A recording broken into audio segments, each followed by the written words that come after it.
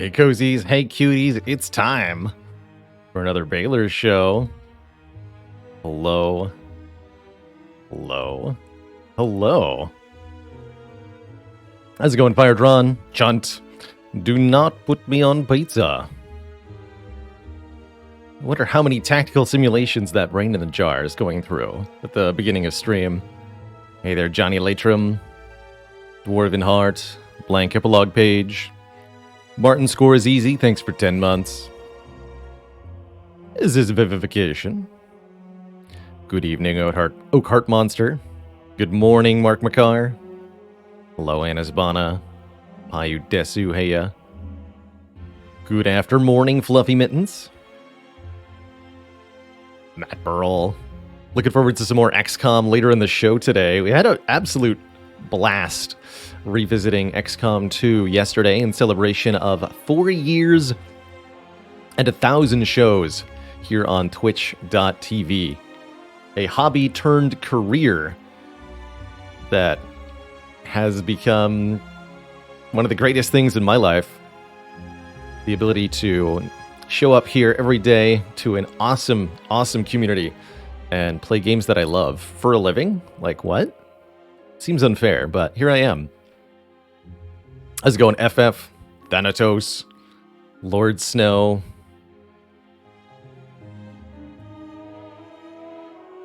Mudveg? Aloha. Centeneer, how's it going?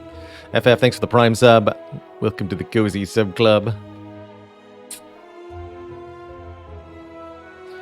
Welcome to stream 1001, where the heart will obliterate us. Yes, perfect. What would 2 termites ask for at a restaurant? A table for 2. I don't know, Zizzy. I think your delivery was a little wooden there.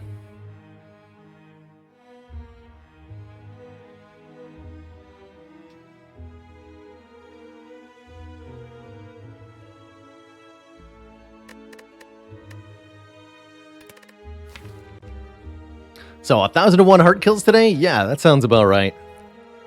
In celebration of 1,001 shows. Tomorrow we'll do 1,002.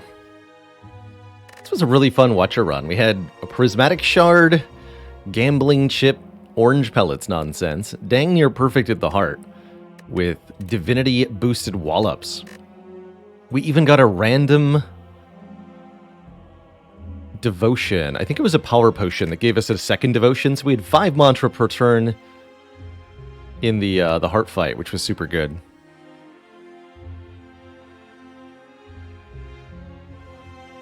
How's it going, Grease Piglet? It's dang good to be here.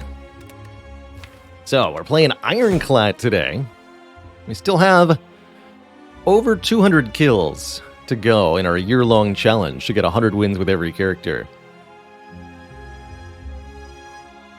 13 out of 10, that's quite the high praise. I had a really, really good time revisiting XCOM 2, and I can't stress enough how thrilled I am that our early game went well and smoothly.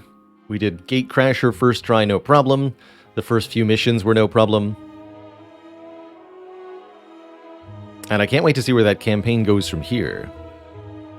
Yeah, 1 minor rollback, and that was not even in a combat situation.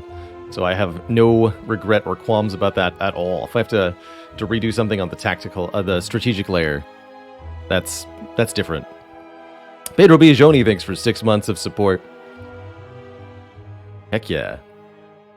Heck yeah.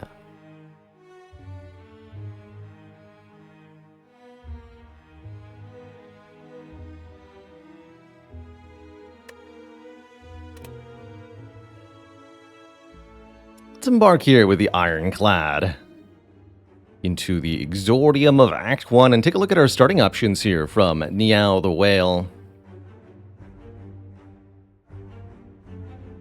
Timbro307, thanks for the Prime sub. Welcome to the Cozy Sub Club.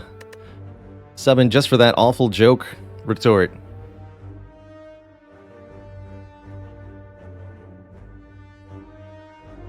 Yeah, Clean Gatecrasher, I didn't personally see any way out of the situation. Maybe what I could have done is have one of the other soldiers make a move action and take a low percentage shot at the sectoid before I committed to the grenade, and then maybe there was a chance to get a loot drop from the sectoid or something. But easy solve with the grenade there. I'll take it. If you're playing unmodded XCOM, really the opportunity cost of blowing everything up with explosives is really quite low. The loot drops are a minor deal at best. Krogzar, thanks for 35 months. Happy Baylor Day and that tier 2 sub. Chummier Lion, thanks for 4 months as well.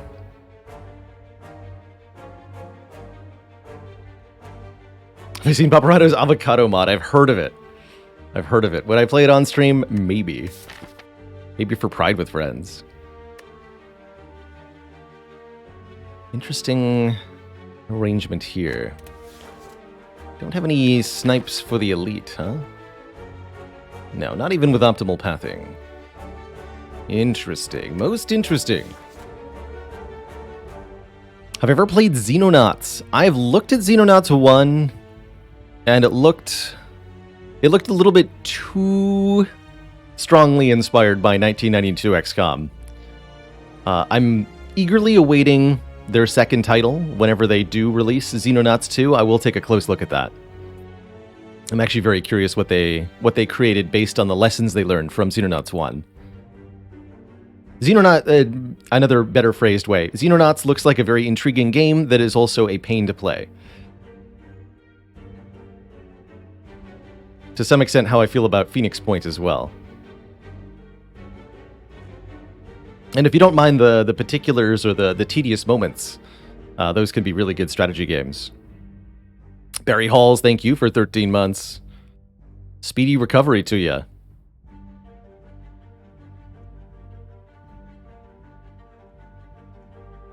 And his bonus says, how much money do you need to take a curse if you know you can't delete it in Act 1? Oof. A lot. More than 250, although taking 250 and going to this shop is not unreasonable, actually. Now that I look at a second path here, look at this. Look at this.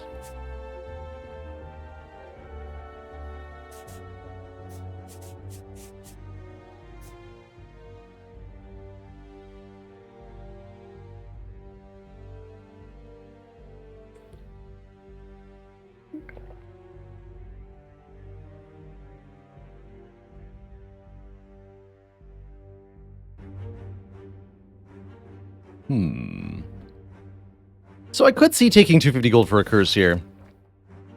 Being able to afford any relic of the shop is quite powerful. Ironclad does tend to like relics, particularly rare relics. But there's also a few good cards we could pick up early there.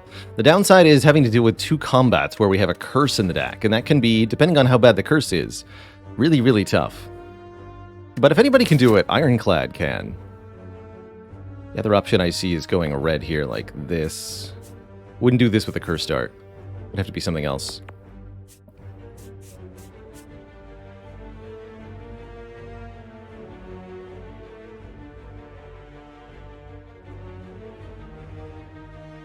Hope you have a speedy recovery too, Krogzar, no matter what you've got. I hope you don't have it no more. Pretty soon. Maybe even 3 combats. That's right, the first event could be a combat, although if we're lucky, it'll be a card removal.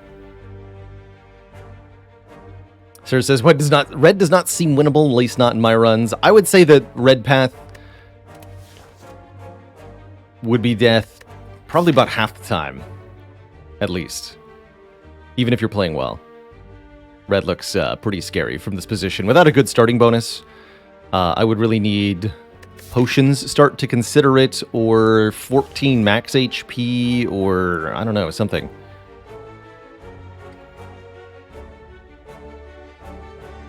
And I believe I do owe the chat a dad joke. Well, the brain spins up here.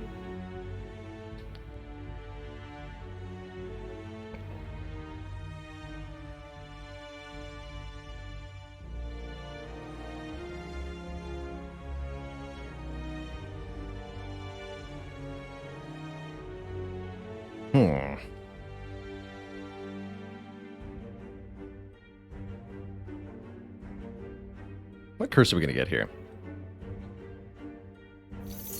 Normality. It's actually not bad at all, because the Ironclad can't play more than 3 cards per turn at the start anyhow. So this is essentially an injury for us.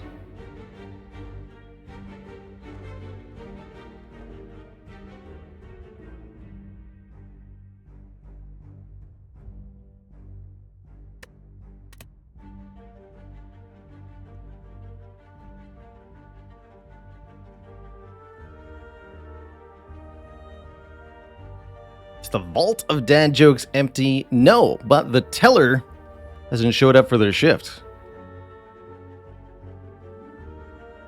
There's nobody to tell the jokes. Brain.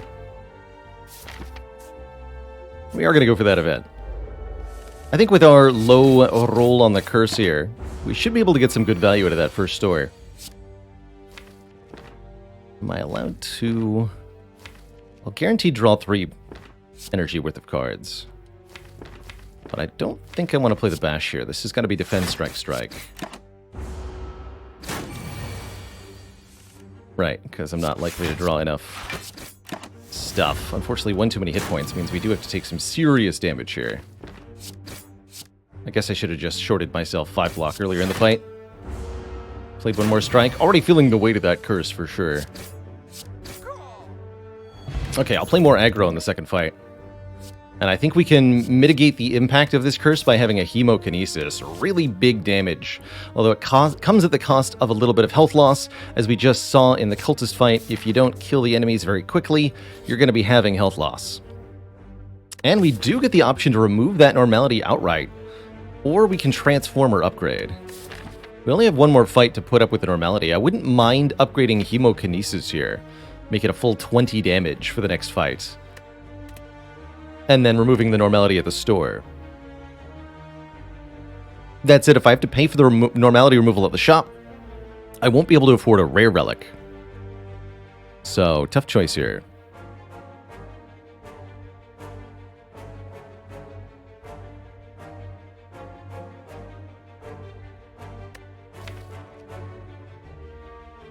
Fluctuation says, how rare to have an actual event after Cultist Floor 1? Base 10% chance of seeing the cultist... it's a 10% chance when you start your run that the first question mark is a... No, sorry, 10% chance of being a combat, 2% chance of being a shop, 2% of being a chest. So it should be 84% to see, or 86% to see an event from the first question mark room. And then... if you were seeing a cultist, it means you might have that 10%. Cultist means you're in the bottom 25% of the RNG, so you've got like 10% combat, 2% shop, 2% chest, 11% event, and then normalize those percentages to 100. It's like 40%. Very weird. Shop is 3%, now 2%. Okay. I might also have a couple of numbers off a little bit there. So that would be equal odds then, right? It'd be 10%, 40% combat, 40% event, 10%, no, not 8%, chest, 12% shop, something like that. Excuse me. Those are weird numbers. Let's just go for the outright remove here.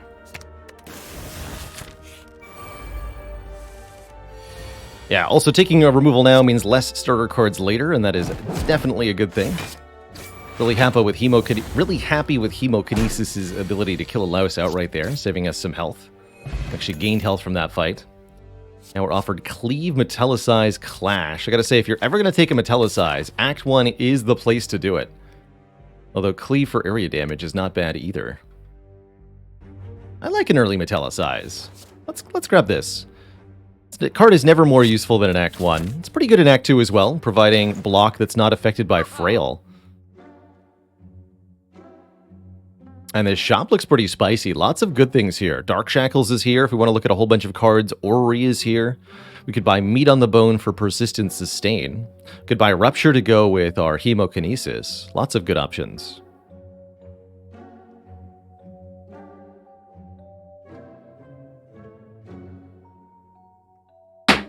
Oops. Pardon my French. I rather like armaments and dark shackles. In particular. I'm rather curious what the Ori could do for us. Our rest of Act Path mean we could go to one more shop, but I'm unlikely to want to do so. Really like Dark Shackles on Ironclad. It's essentially a zero-cost block card that also says Exhaust. Very, very useful for this character. Lots of good interactions with it. Wouldn't mind a headbutt either, but I don't feel the need to pay for it.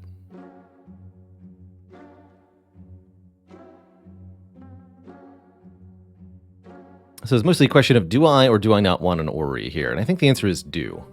Do want an Ori. Can Ori have feed inside it? Yes. It can even have multiple feeds. Pretty decent chance we'll see a rare card here. Ooh, Inflame. Shrug. Bloodletting and Rampage are here. That Rupture looking pretty good. Another Inflame. Impervious and Trench. Where's the Barricade? Shrug. Okay, well, Impervious seems like an easy pick.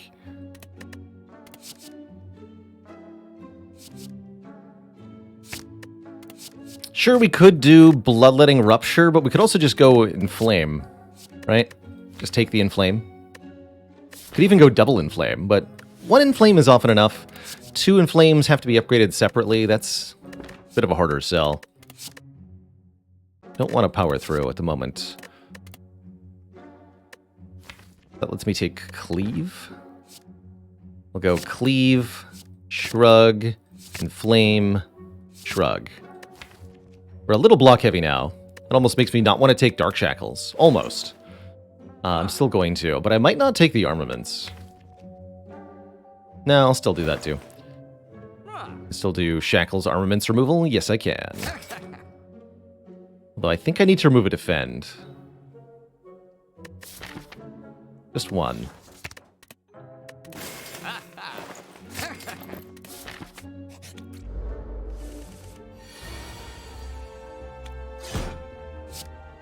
Two higher base damage on Cleave, really making it a convenient difference there.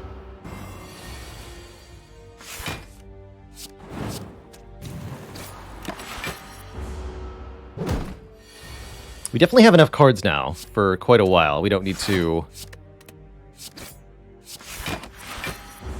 Don't need to change anything. Don't need to add more.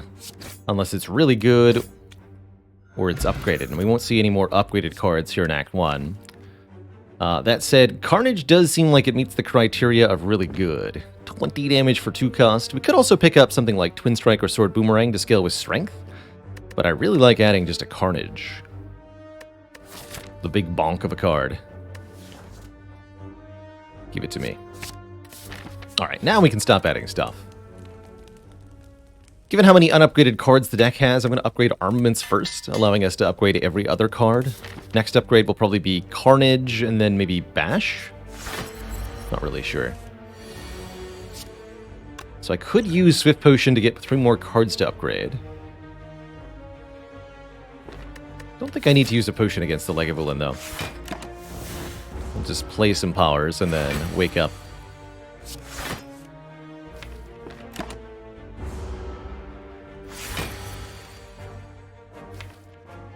Works for me.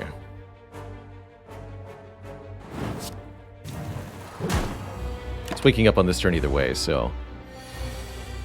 Doesn't matter that I do the damage. Perfect draw of the Dark Shackles.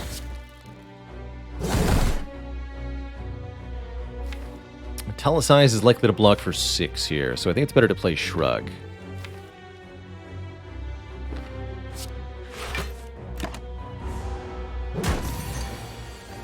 Also shows me another card, which is nice. Here I feel like I need to upgrade and play the Bash. Although Armaments Defend Strike is nice. We really want to end the fight shortly here. I need the Vulnerable to do that.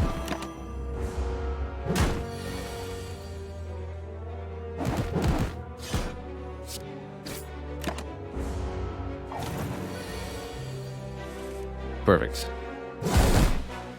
Okay, we took some damage to do that, but now we have a tiny chess. Every 4th question mark room is a treasure room. If we want to make this deck feel smaller, we could add a Burning Pact, allowing us to exhaust a targeted card in hand and draw more cards. Currently, we don't have enough energy to make that feel very good, but I think it's nice with the armaments.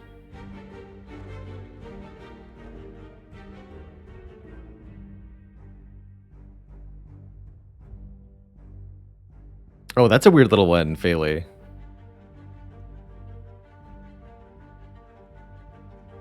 Porting a game onto a different console is always a real challenge. Sometimes it's well done, sometimes not so much. Is Tiny Chest considered good? I would not say so. So, what are problems with Tiny Chest? Problem 1 is that Tiny Chest is, at best, simply changing the outcome of a room from one to another. Now, treasure rooms are pretty good, but they're not necessarily better than what you would have gotten in the room otherwise. So you're not getting any direct benefit from the Tiny Chest. You're just kind of changing your map choices. Can be useful if you are getting bonus gold for any reason, or if you get extra relics out of that chest, it can be rather nice. But a lot of the time, you'd rather just have a different relic. The other problem with Tiny Chest is that making treasure rooms more likely to be encountered makes the Cursed Key boss relic disadvantageous to pick up. So it limits our boss relic selection a little bit in a way that we're not very happy about.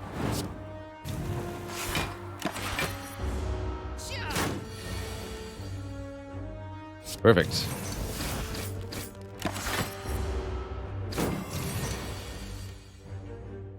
Easy game.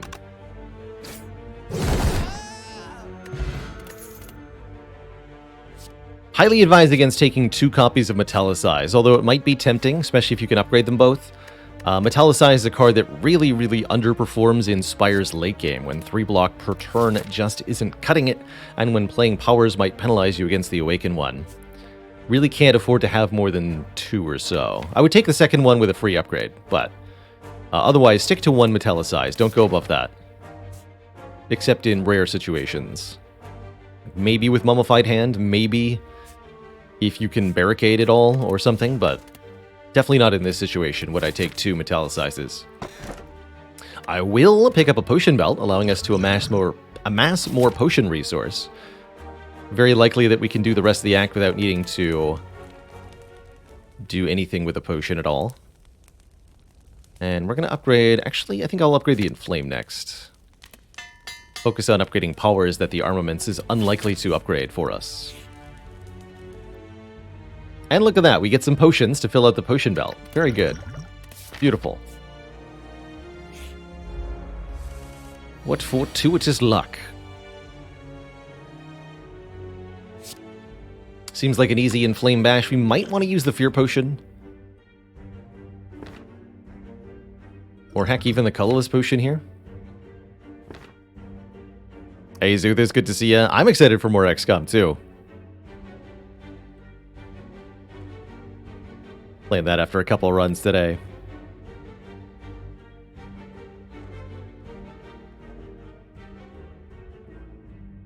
Playing through XCOM 2 with the War of the Chosen expansion. Am I worried about losing HP here versus Hexaghost? I don't want to on purpose. Like, we have a reasonable chance of negating the attack entirely with Dark Shackles, for example. So I think I'd rather just have more health versus our boss.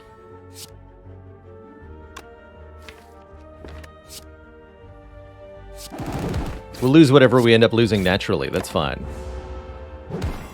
But I don't feel compelled to lose some on purpose. Ah, here's where the Fear Potion comes in, or I can Swift Potion. Either of these two will help here. Because we don't quite have a kill. 23, we only have 20 damage in hand. Fear Potion makes it guaranteed. Swift Potion is almost guaranteed. But we could draw a Sender's Bane, Shrug, Metallicize. Let's just use the guaranteed.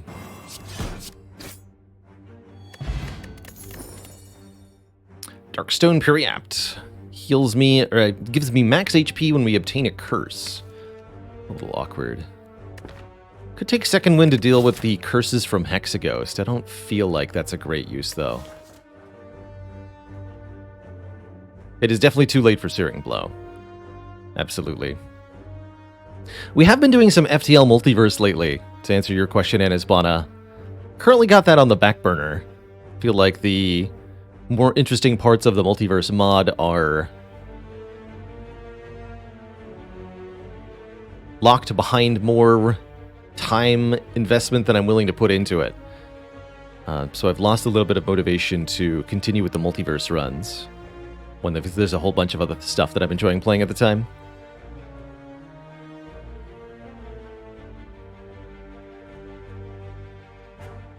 That guy says, how early do you need to see Searing Blow to be happy with taking it? I'm exceptionally happy with a Searing Blow within the first few floors when I know I can upgrade it 4 or more times in Act 1. That's usually my personal threshold. You can be successful with it taking it later than that. I think you could reasonably... Well, maybe not reasonably. You could take Searing Blow here and make it work, but you'd have to really make it work. It wouldn't be the easiest path. Lost too much to the Beam Master. Now my pride is injured, along with my shields. I'm not going to take any of these cards. We got one more elite to kill this act. I'm doing it.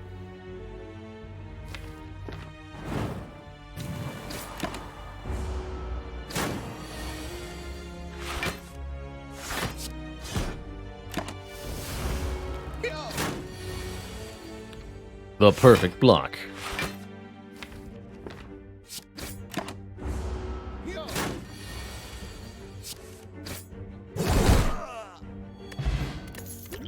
Easy 6 health and a potion and a demon form. Pretty good demon form, actually. I don't usually like demon form, but this does seem like a situation where it might be warranted. Start of your turn, gain 2 strength. Demon form is a slow but inevitable way to scale through enemy encounters. And it's a perfect answer for us against Hexaghost. Can become a really, really useful card later on, too, serving help against Heart, against something like Champ. Any boss fight, basically, Demon Form can be exceptional against.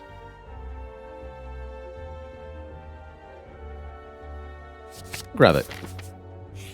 It's also very good in this fight, particularly if we draw it on turn 2. Yeah.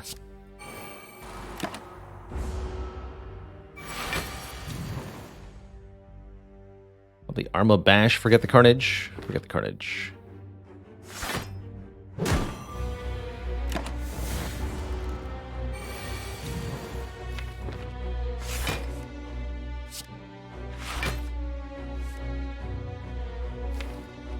Go and flame here. We'd like to win.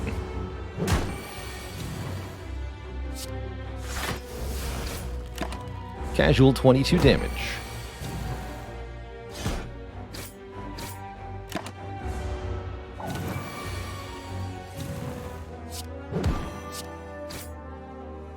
Clean. Get the blue candle. Oh, I should have taken the ruptures after all. How funny. Very funny. I wonder what kind of curse opportunities we're going to be offered from here. Maybe I do take the cursed key on purpose? Question mark? Very interesting here. Blue candle allows us to play curses to exhaust them at the cost of 1 hit point. Ironclad, out of all the characters, is actually in a position to make that a good thing. Able to gain strength from or draw cards from self-damage with the right combination of abilities. Dex Potion's actually pretty good for this character, for this run. But so is Flex Potion. I'll lose the Dex spot. All of these potions are valuable. Evolve could help with Hexaghost, but we already took a Demon Form to deal with Hexaghost. I am going to upgrade that Demon Form.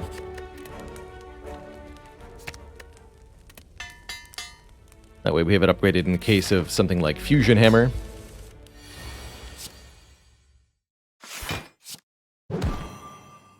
Unless we draw Dark Shackles or Impervious, we're likely to take a lot of damage here. We did not draw either. Is that a good use case for the Swift Potion?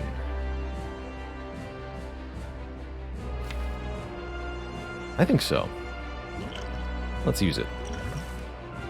Okay, we got the Impervious. We also drew Demon Form, but I'll play the Impervious here. Go Impervious and Flame.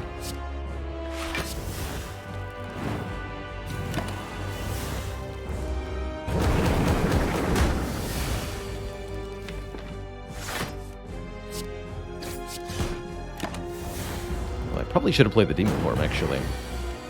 There's a card you sometimes just have to put in play.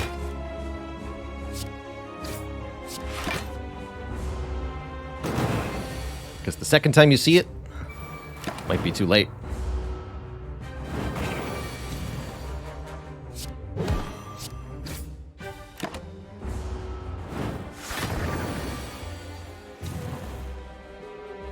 Okay, Mild Agony.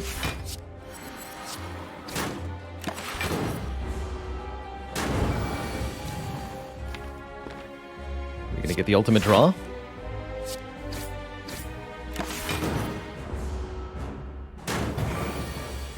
Aha!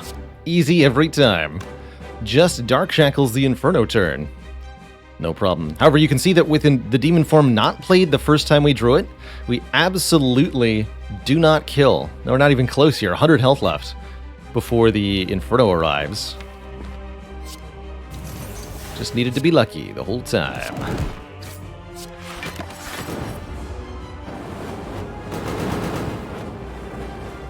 But with the Demon Form in play, 100 health is actually just a couple of turns.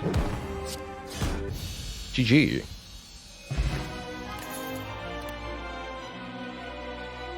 We've had first Demon Form, yes, but what about second Demon Form? No, we're not going to take 2 Demon Forms. That's kind of insane. Much rather have our first, well, not first, another area damage card here, the Immolate. For big upfront damage to all enemies. A good way to deal with the elite threats of Act 2 in particular.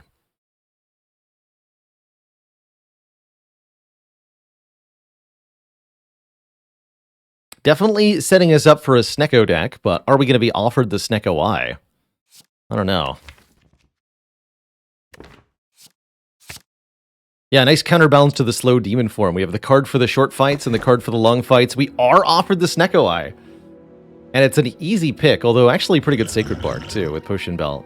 But Black Blood, Sacred Bark, or Snecko Eye, easy Snecko Eye for me. And we're already really well set up here with some very high-cost cards.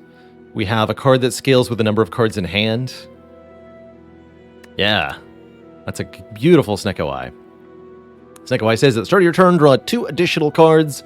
Start each combat confused, meaning all of our cards are randomly costed. 0, 1, 2, or 3 with equal probability. I'll take it.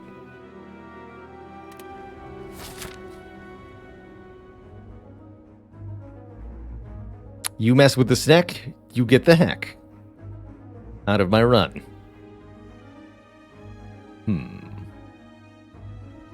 Now, we're strong, but we're not invincible. We're absolutely vulnerable to Snecko Eye saying, hey, you aren't allowed to play any of your cards this turn. Sometimes that happens, and you just have to pay the Snecko tax. It is the way of things.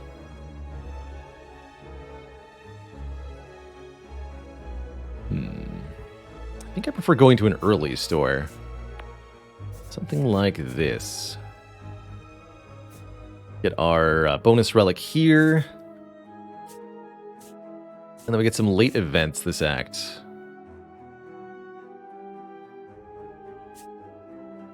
Guess I'm also technically allowed to do that. These are equivalents. This gets us 2 elites, 2 rest sites, 1 shop, and a goodly number of events here.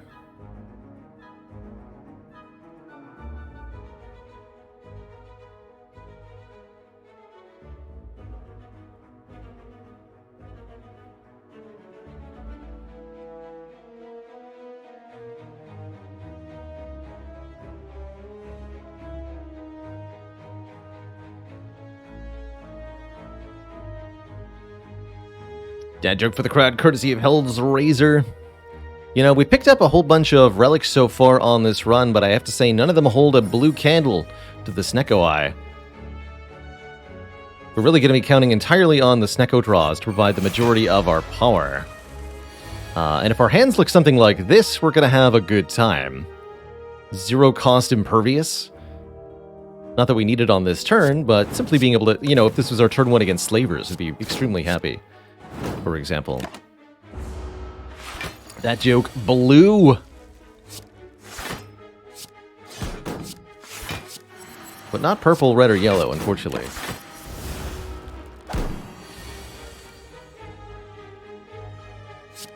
Bonk. 25 damage to kill? It's only 23. If Shrug draws 0 cost strike, we can kill. Otherwise, I would have to use the explosive potion.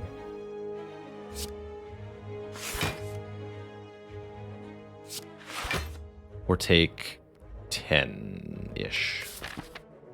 I think I'd rather keep the potion. We block 13, which means we're only taking 9.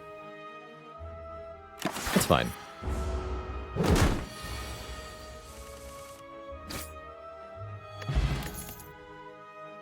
Boomerang more tempting with the strength, but now that we have Snecko Eye, we want Heavy Blade? We want Heavy Blade. Oh, man. Heavy Blade. Ooh, Purple Fire Spirits allow us to donate a card. Can donate a rare card to gain 10 max health, or an uncommon card to gain a full heal. Don't really want to give up Impervious, Demon Form, or Immolate, though. So I might simply toss a strike here. We're not missing that much health. Could also donate Hemokinesis for the heal. Or it could be time to get rid of Metallicize.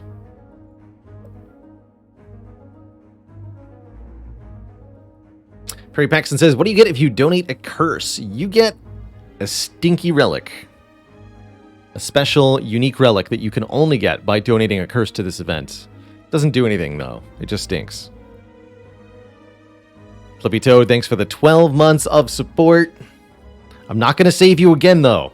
If you get in trouble. It's Falco's turn.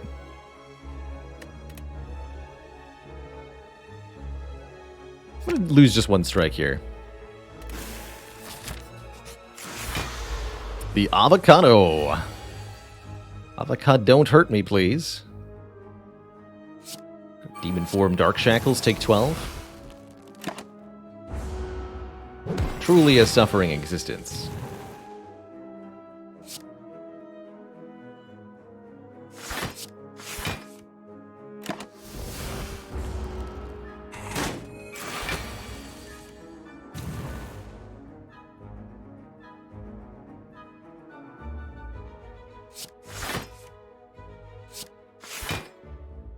Keep that oblivious.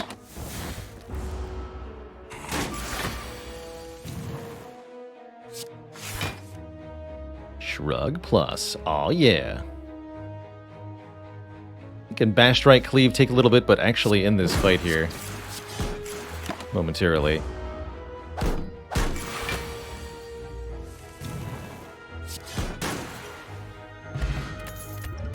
Back to 4 potions. Dual Wield with Snecko Eye, one of my favorite cards. Dual Wield says choose an attack or power card and add a copy of that card to our hand. The upgraded Dual Wield makes 2 copies, and with Snecko Eye, the cards are duplicated at their current cost, which makes Dual Wield an exceptionally powerful way to get more stuff into your hand. Oh man. Moshio, thank you so much for 3 months of keeping it cozy. Much love back at ya to Italy.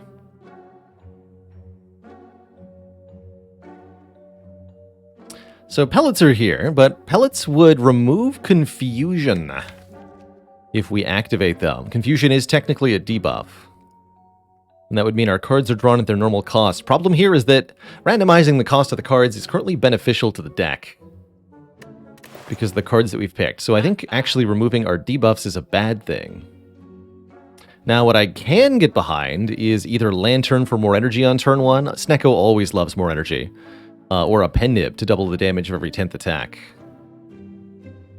I could also get behind removing a strike card. That's right, if you remove Confusion with Snecko Eye, your cards end up stuck at whatever the cost they were the last time you saw them. That can lock things into being 3 cost. They don't get reset back to their normal cost. It's a bit weird. I really like this uppercut. Another way to apply weak and vulnerable. And a good Snecko card in general. I'm thinking uppercut lantern currently. Can't quite do lantern card removal. So let's go lantern uppercut. And then get ready for our first elite. This is going to be a guaranteed treasure chest. Containing the oddly smooth stone, making all of our blocks block for 1 more. I think we have enough blocks. That's a reasonable acquisition here. And our first opponent is, in fact, the 3 slavers. And we do, in fact, draw pretty miserably here. I'm thinking Swift Potion right away. Demon Form. Not sure I'll play that. I might do Armaments, Shrug, Defend, Metallicize, Bash. Although it really depends on what the Shrug draws. I could Shrug before Arma, but then I lose out on 3 block.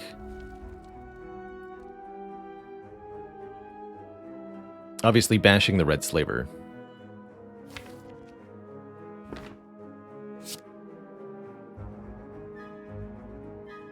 If I draw Immolate, I'm going to be so upset, though. Okay, let's Shrug first. Sender's Bane. I could also play Demon Form instead of the Armaments.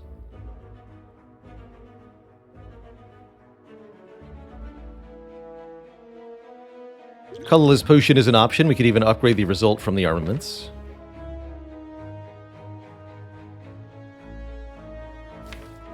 Actually, the more I think about it, the more I should play Demon Form Defend instead of Armaments.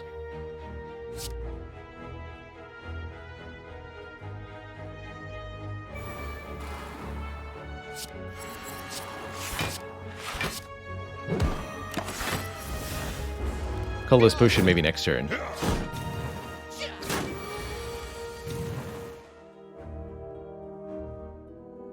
Actually, I think we're fine now.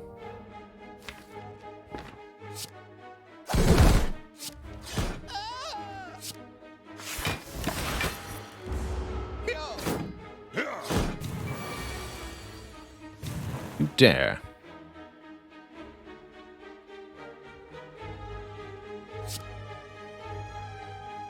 Could will the strike. That'd be weird, though.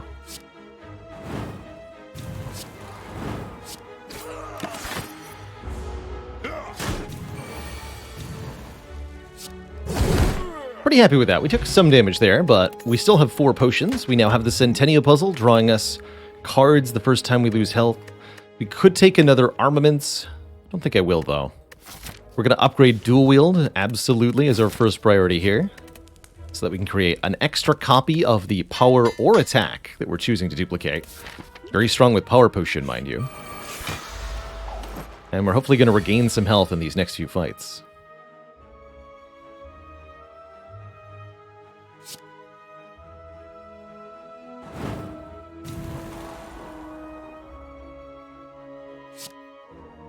Kill the sentry first.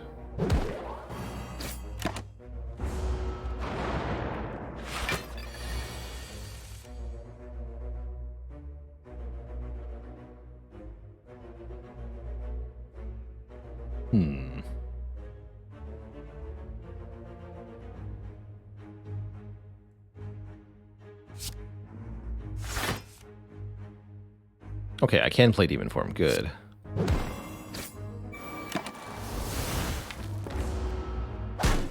This turn could be awkward, though. It sure is.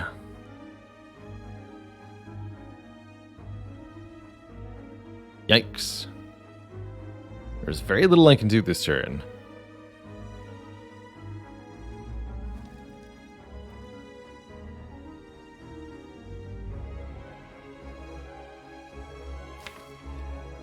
I was hoping we'd redraw into Impervious, but that wasn't particularly likely. I was really hoping we could do something with the Dual Wield. That's also not really likely. Everything's 3 or 2 cost, except this one Lonely Strike. Dark Shackles is fine, right? Unfortunately not, as the artifact charge of the Spheric Guardian will prevent the Dark Shackles card from doing anything. I also can't use the Colorless Potion until I play a card, because note that there are 10 cards in my hand. So I'm going to go Strike, Colorless Potion.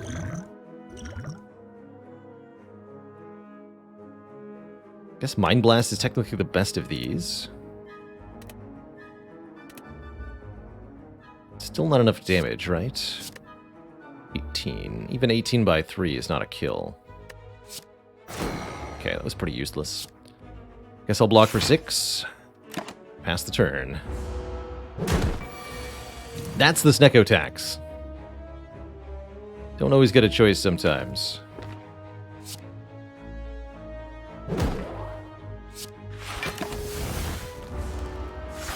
Might not be done with the Snecko tax either. Correct. It's still happening.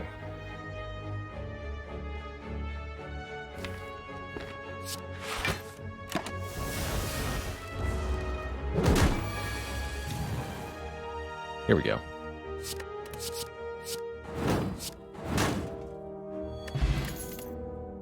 Clothesline with an upgrade on it already. Looks pretty juicy. Sure. And the ceramic fish gives me 9 gold per card we add. We're late enough in the run. I'm going to take the sapphire key over the fish. And I'm no longer sure about my current pathing. Tori. Whenever we would receive 5 or less unblocked attack damage, reduce it to 1. Note that that was a totally random treasure chest.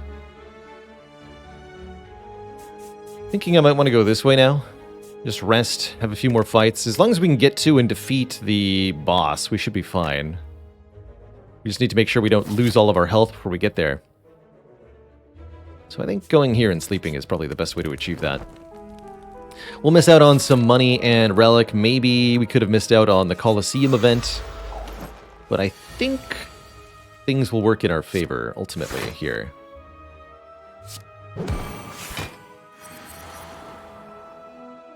That is enough, yeah? Okay, good.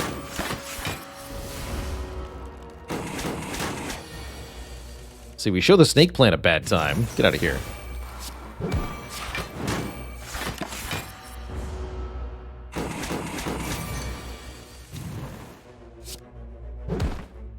Easy 6 health. No, no, and no. Keep going.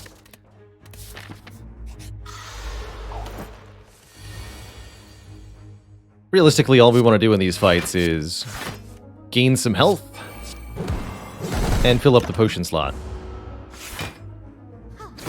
These guys are going to get destroyed too. And this is the Snecko, right? Sometimes it goes really, really easily. Sometimes it goes really, really hard. We could have actually had the same result going through the elite path, but I wasn't sure, so I didn't commit. Didn't want to risk it.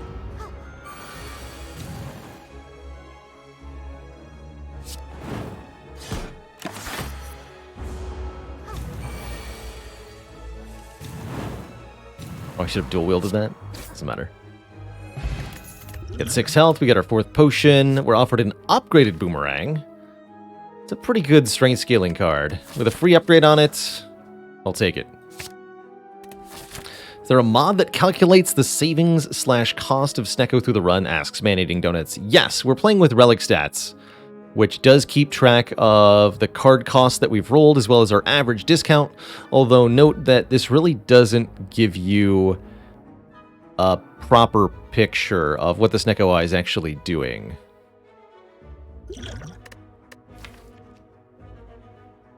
For example, we can draw the Dark Shackles with a 3 cost one time, and the Demon Form with a 0 cost one time. That averages out to be the exact...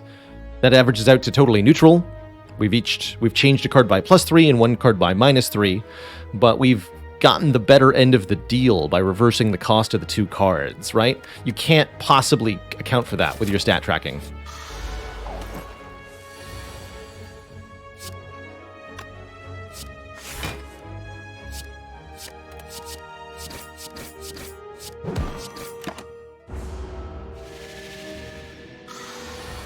So I don't put a lot of value in it.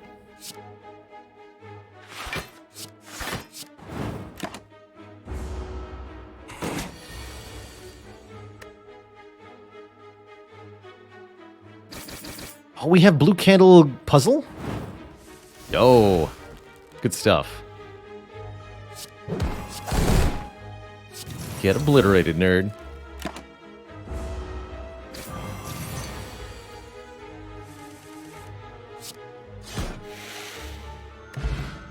Average discount of played cards. Oh, that's going to be even more skewed because you're only going to play the cards that have discounts, usually.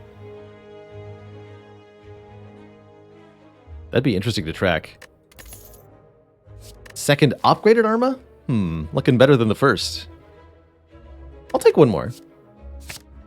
Berserk was actually almost reasonable too, although the fact that Berserk has an upfront initially randomized cost, definitely a bit of a problem.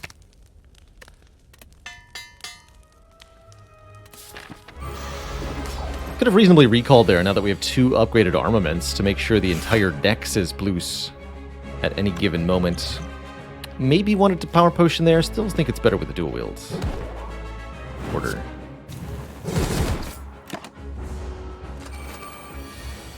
Let's see here.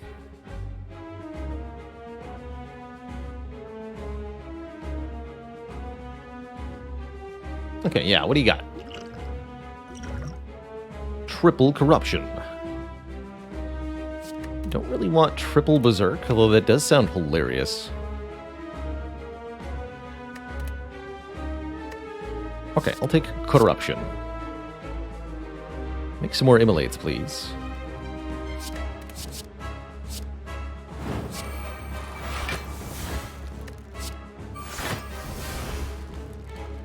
And I'll take one on purpose. That sounds good as well.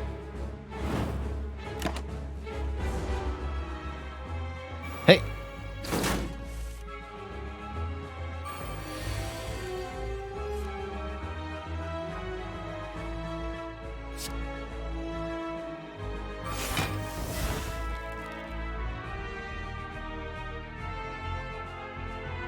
Can't play the demon form now. I guess I could explosive potion clothesline to get demon form in play. That feels necessary.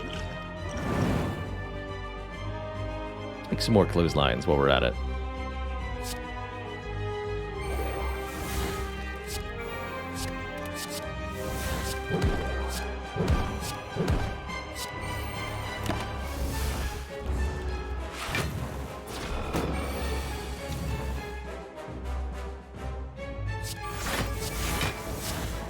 And we just want to win before the hyper beams, so let's go for the kill here.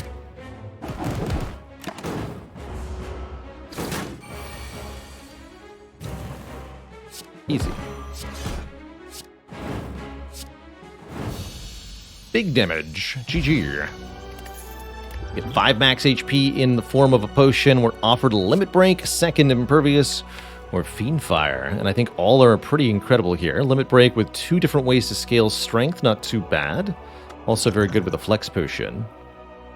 But I think the bonus block from impervious is also very, very good.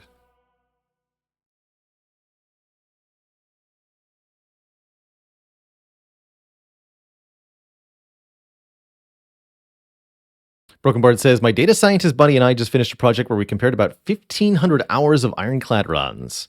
Used Python to sort the data. He made an interface with tooltips, and it shows so many cool little idiosyncrasies and trends between the two of us. Really fun project. That sounds super cool. So many little things that you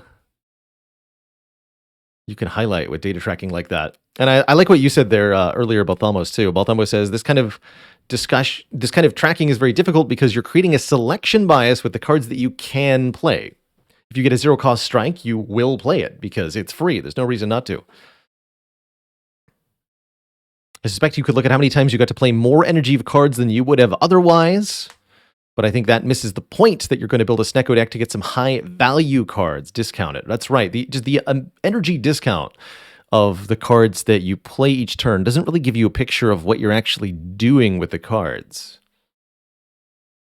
And that's what really matters in Slay the Spire. What are you actually accomplishing with the cards that you played?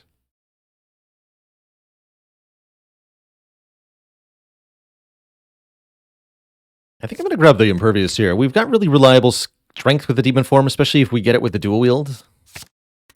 I want to improve my block consistency, and there's that Fusion Hammer I thought we might see. Gain an energy at the start of our turn, but we can no longer rest at rest sites. Well, guess what? This deck has 2 Armaments Plus, and quite a few upgraded cards already. And we don't have our red key, so I certainly don't mind losing out on upgrades for Act 3 and 4 here. I think Snecko Eye is generally quite dependent on getting a 4th energy in order to feel reliable. I wouldn't say that the Velvet Choker is a bad idea even. With Demon Form and Imperviouses, we can absolutely have a successful run with 6 cards per turn. But the Dual Wield Plus really wants us to be able to play more, if possible. So I'd rather take the Fusion Hammer here. Probably my last pick would be Astrolabe. Transform and upgrade 3 cards could be pretty sweet, but we're not that likely to see the really high-cost cards that would be necessary for that to be really good. You know, if we got Astrolabe, Corruption, Barricade, Feel No Pain, that'd be great, but we're very unlikely to see that. Let's take the Hammer.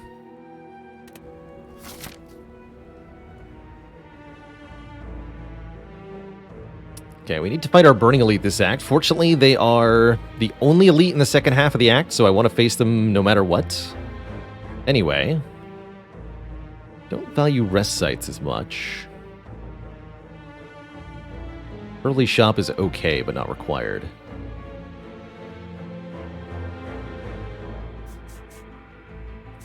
Probably something like this. That feels fine. Definitely would like to dunk a strike.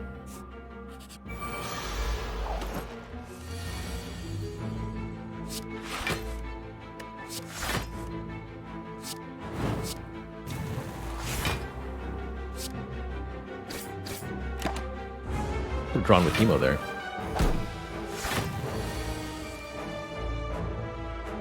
Kaboom time!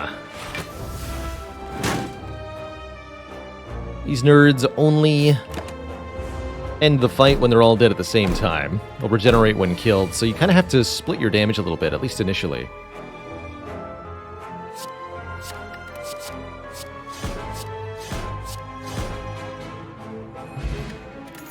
That works too.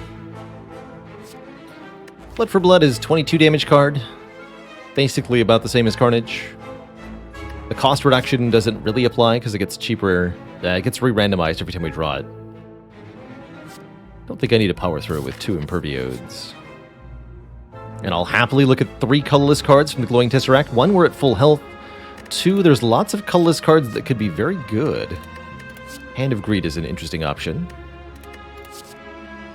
Bomb with Snecko Eye is also an interesting option. Another Dark Shackles. Also intriguing. I think this is the kind of deck that wants 2 Dark Shackles. Do I take Hand of Greed? Hand of Greed can earn me money. Hand of Greed does good damage. Hand of Greed works with Snecko Eye. Let's take it. For free? Sure, why not? Can easily earn me some fat stacks of cash for the final shop this run. I'm not going to stall in every fight to try to land it, but it will get a lot of use.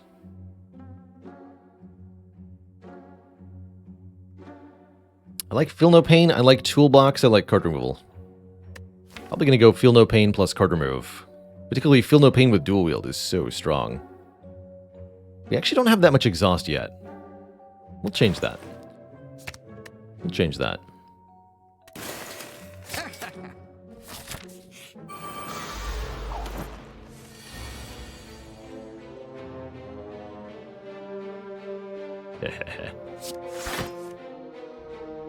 More greed. Maximum overgreed.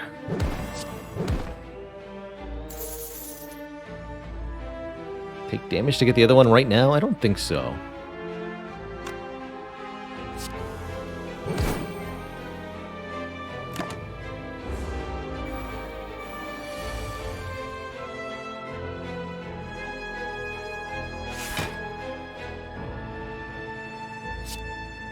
Still taking damage here. No, do this, actually.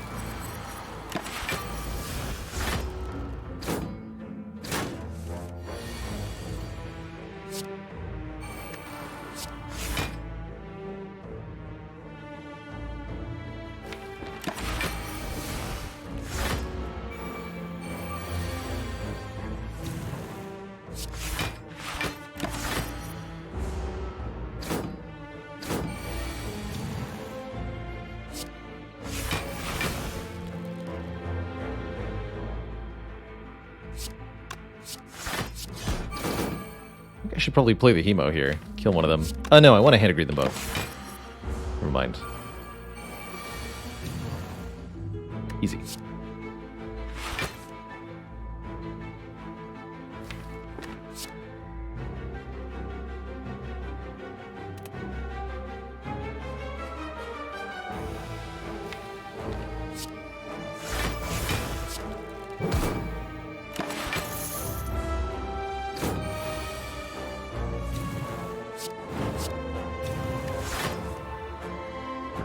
Perfect. I'll take a little bit. Give me the money. We got 60 gold from that fight. It's not my dream card, but I am going to take one here. Thanks to Feel No Pain. Don't want madnesses. Wait a minute.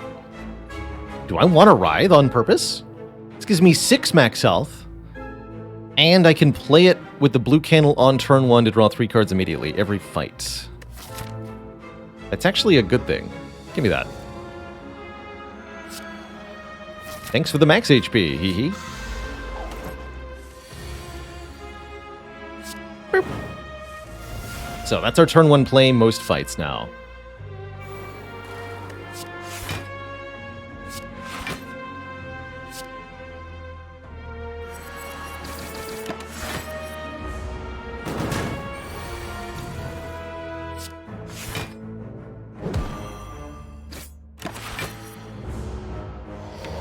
Be an awkward fight depending on the draws here.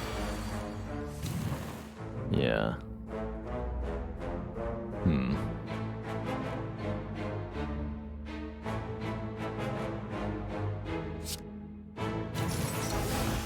Don't feel no pain yet.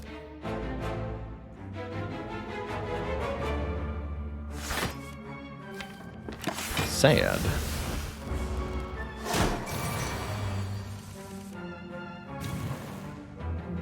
Good. Dual wield the bash too. That seems ridiculous comparatively.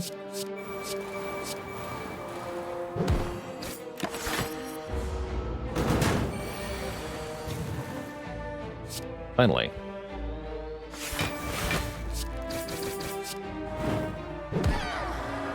Not bad. Molten Egg upgrades Heavy Blade. Let's go, chat. Heavy Blade Plus. Card we wanted for quite a while.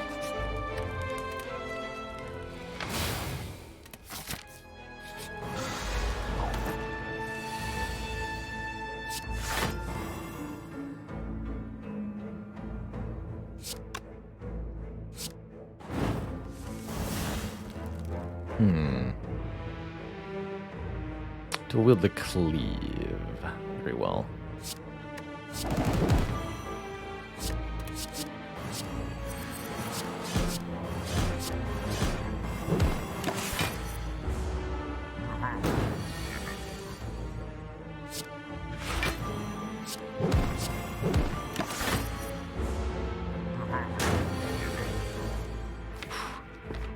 Demon form on the bottom. It's a bit tough.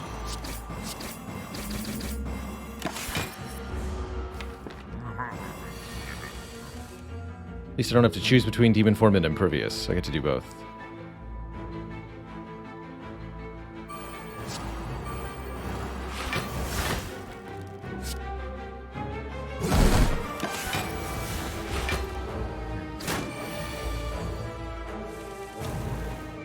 Good.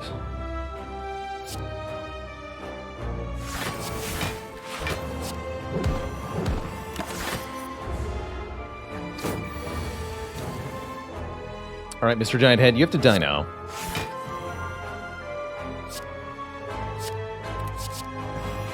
Please do that for me.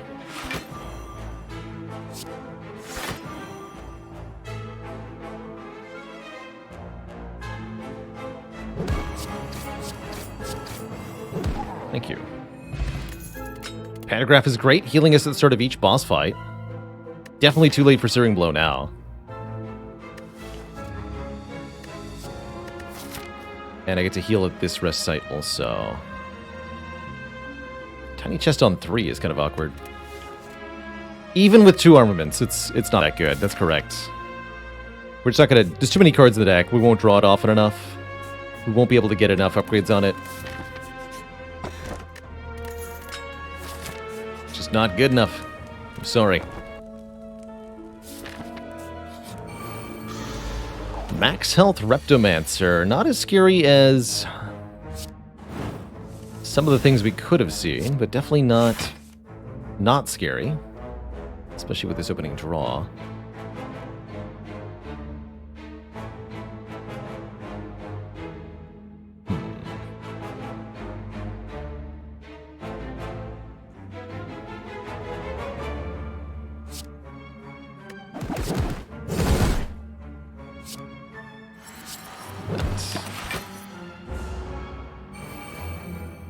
Definitely concerned here. No longer concerned here. Good talk. Wish I could do Armaments Dark Shackles. That would make it minus 15 by 2, but then I can't play the Immolate. So it's going to be Immolate, Demon Form, Dark Shackles. And let's Weak Potion to bring this into Torii range. Let's do that.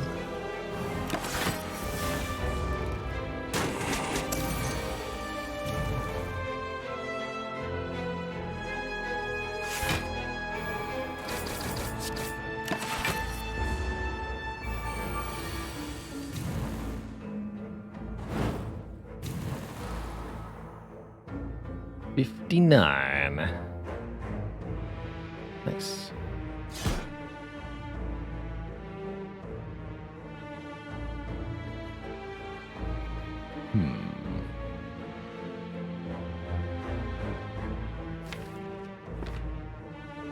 I think we need to lower her health.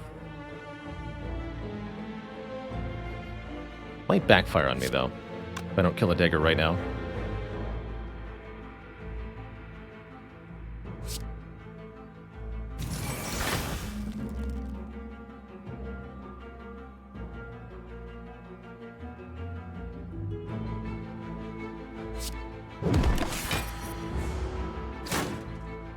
Made a terrible choice. I didn't make a terrible choice. Huzzah!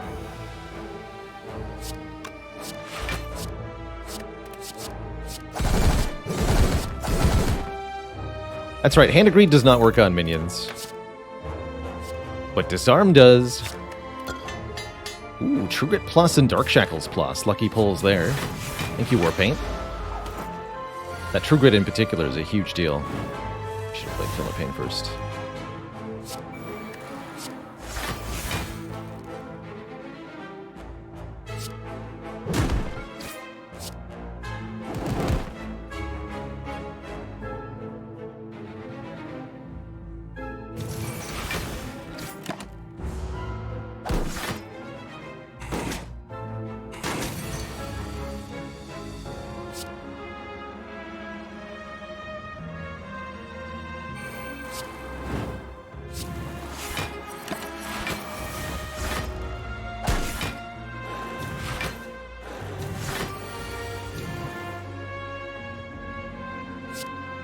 Hand of Greed. Hand of Greed.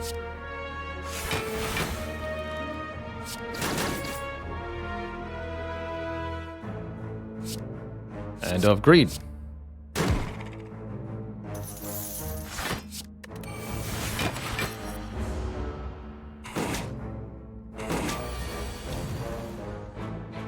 Alright, I have to kill one of them here. Looks like.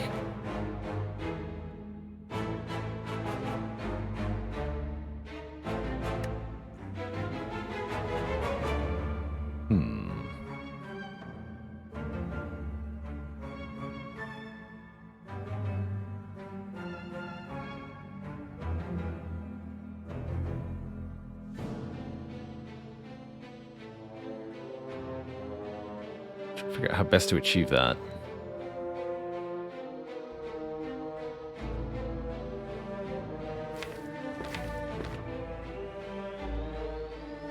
Don't have to hand agree to any of them, actually. Although we are healing a lot with the pentagraphs, so there's currently incentive to trade a little bit of health for some money.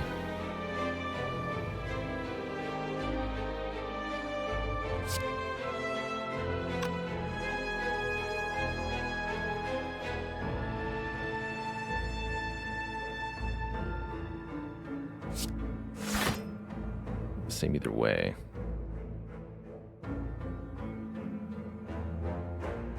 Can't quite kill now. Could go immolate, though. I want to kill this one, but I can't with the energy we have. That's the problem. So I think we just do this. Yeah, whatever. Take a bit.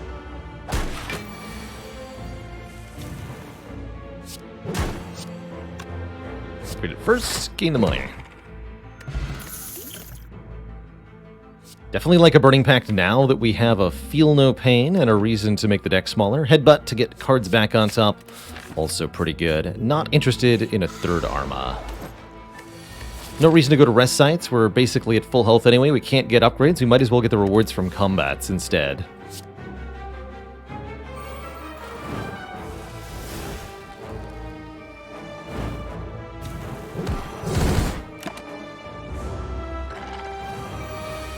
How dare you?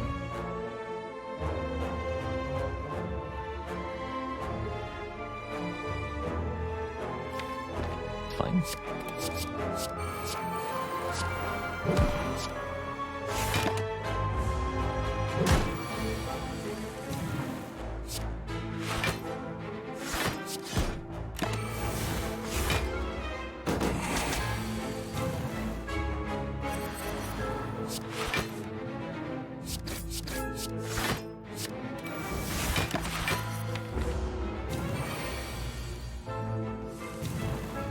Womp womp.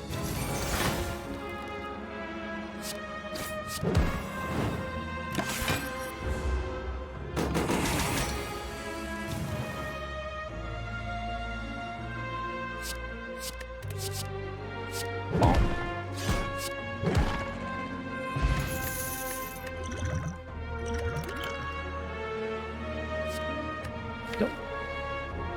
Body Slam's a little unreliable. If we had Dark Embrace, it'd be very good. And if it was unupgraded, it'd be better. Because we could use the armaments to make it free. But already upgraded via Molten Egg. It's going to be random cost every time we draw it. Not interested. Alright, we could end up cursed here. That would be kind of fun. But also kind of not fun. Every time we change attack, every time we hit this enemy with unblocked damage, we change its attack intent. I'm gonna risk it here, if you don't mind a curse. Like I said, we gain 6 max health if we get cursed. Not something I want to necessarily seek out on purpose, but if it happens, I won't be upset.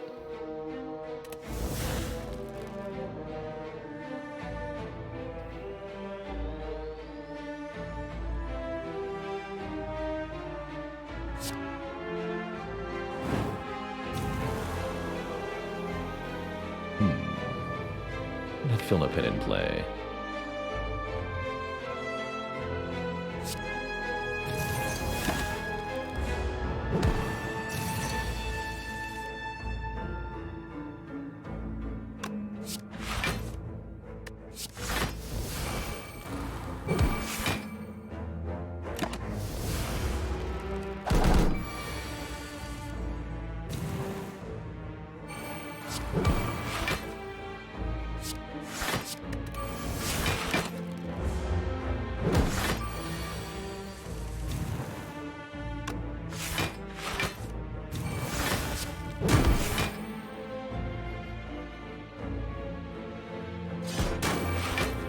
This is a kill. And I get a True Grit Plus to go with my Feel No Pain and to let us exhaust unwanted cards. That's perfect. We could also take Double Tap to duplicate an attack in hand. I want this True Grit. And I think I also want to lose the Dex Potion for the Colorless Potion. I'm hoping we can find an artifact source in the final shop. We could do some really silly stuff with it. Ancient Potion in particular would be a huge deal. Our first unfortunate obstacle, the Awakened One, who gains power for every gains strength for every power I play. I don't think I'm going to let that stop me from playing 3 Demon Forms turn 1 here, though, with this opening draw. Who ordered 9 strength per turn?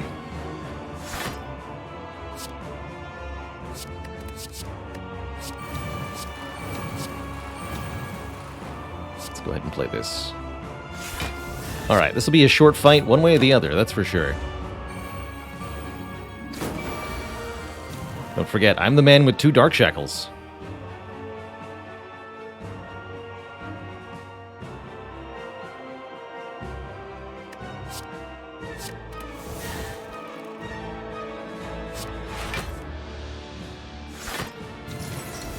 Dory!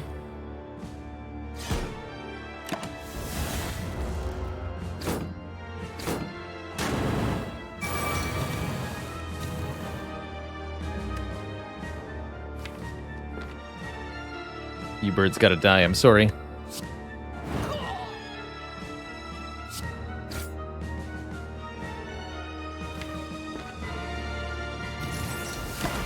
Let's just try to end it quickly from here.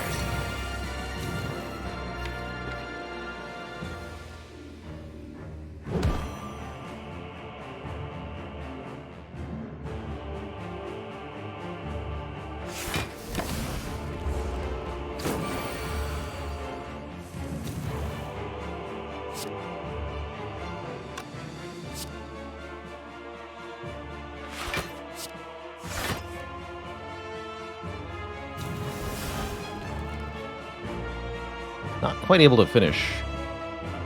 So I'll destroy the metallicized then.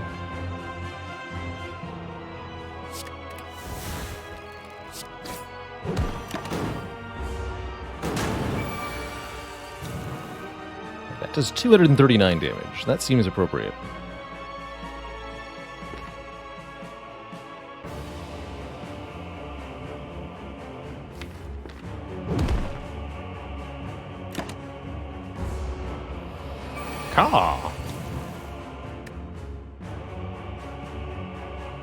Okay, we do have to take some damage here. We'll get Pentagraph, though.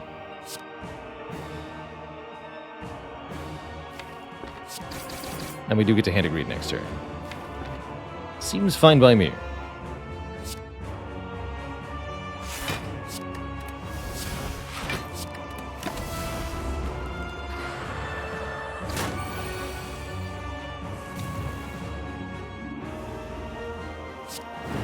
Ka-ching! Alright, we heal 6 there, and then 25 from Pentagraph, which should keep us nice and alive through the Time Eater fight, especially with turn 1 Demon form.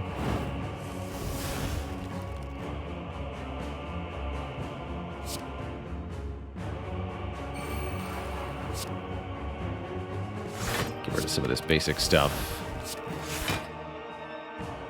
Play the Carnage. These don't do enough damage to be worth playing yet. Every card we play brings the Time Eater closer towards the next strength boost. So ideally we want to prevent too much strength boosting from happening. Is this dual wield uppercut, uppercut, uppercut, or just Arma uppercut?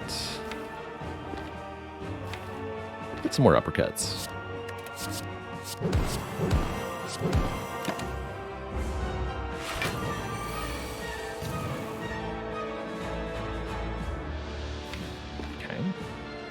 A little bit uncomfortable. Keep up the Vulner of the Weekend. Feels like the weekend. Take some big damage here.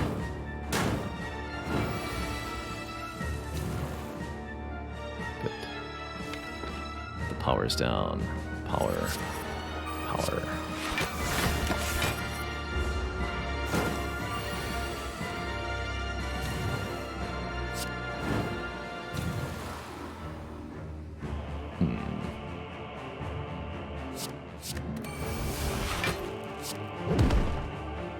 Good start, but not good enough. Might need to use a potion next turn, depending on the exact draw here. Yep, that's a potion draw. Purity is decent.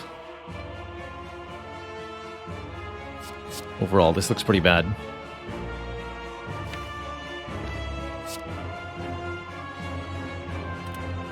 Pretty bad indeed.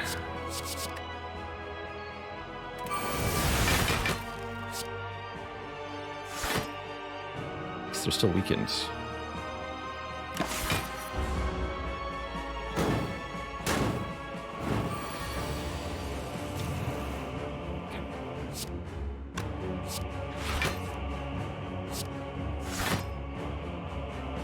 Should be fine. I think it's bashing time. Hell, it even might be bash clothesline time. Bring time meter below half here. Take a little bit on purpose, and we can try to accelerate the end of this fight. That seems like a good idea. Take one. And I might be able to kill on this turn with a decent draw. Wouldn't say that we got the decent draw we needed.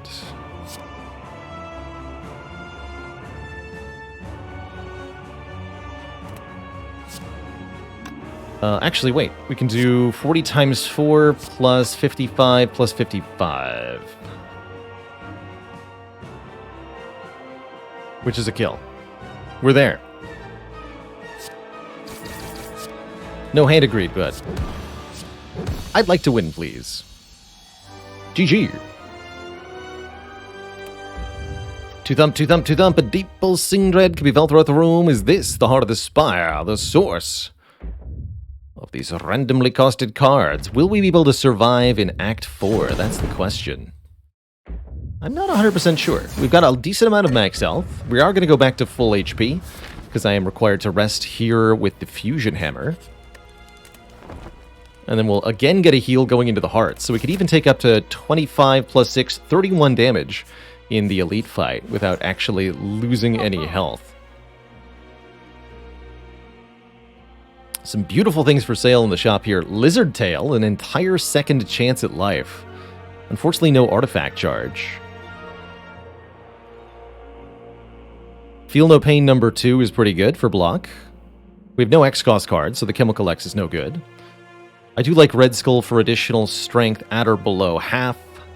I do like the Blessing of the Forge to upgrade everything in our hand, or maybe the Thorns Potion. Can I do Lizard Tail, Feel No Pain, Blessing of the Forge? That's my question. And I believe the answer is yes. Let me quickly verify.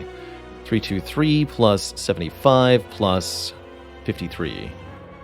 451. Yes, we can afford all of that.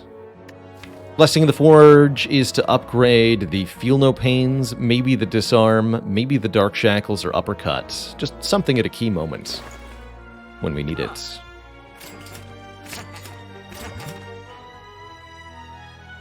Again, shame about not having anything to use with these speed potions, but they're still potentially useful in and of themselves. Really happy to see Demon Form for free on turn 1 here. Do I Feel No Pain first? Nah.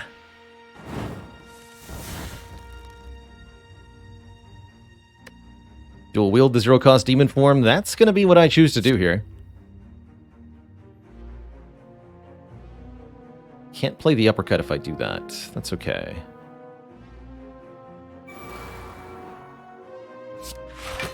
Get rid of this.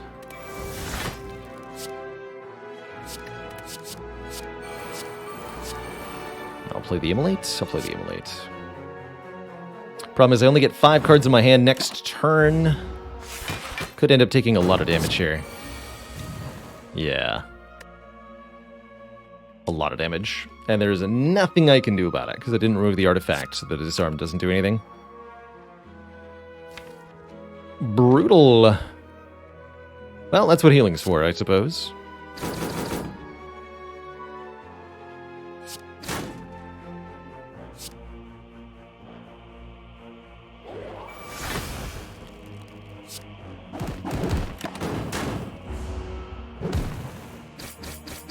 Why we also bought the Lizard Tail. I'm not too worried yet. Not too worried yet.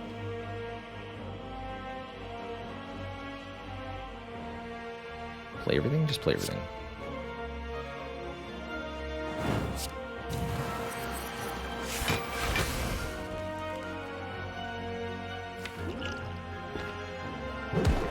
Better turn around here, though. Where's Heavy Blade? Show me the Heavy Blade. There it is. 159 damage. Bomb.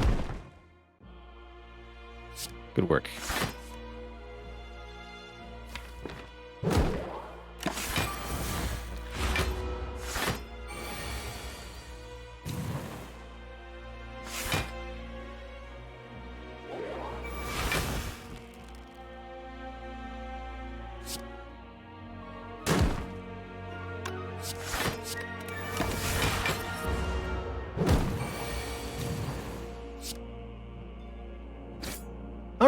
So, we get to keep all of our potions. We still have the Lizard Tail. We get a whole bunch of healing. I think we'll be okay here.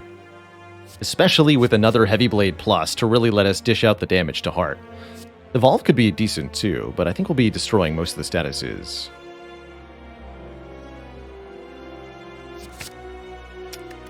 Orichalcum is a nice little...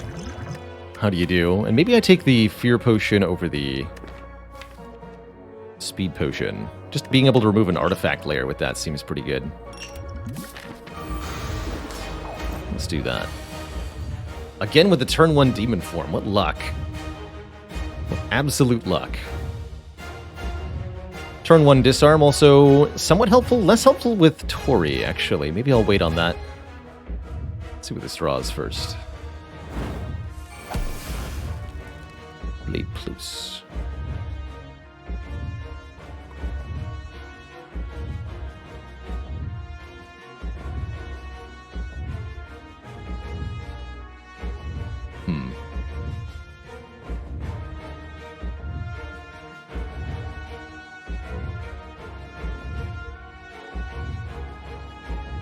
I'm just gonna do Demon Form, Feel No Pain. Doesn't feel like a upgrade potion to me. Shrug into Dual Wield, I like that line.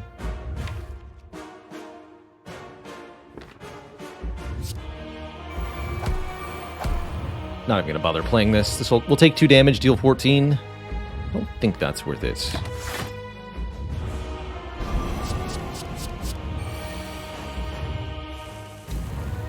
Nice. This is a better upgrade potion. Upgrade the Impervious, the Burning Pact, the Shrug. Probably gonna Burning Pact the 3-cost defend.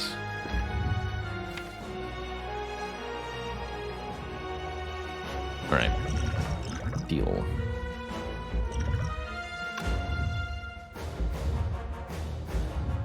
This could also be Speed Potion turn. Slightly reduced value out of it this turn.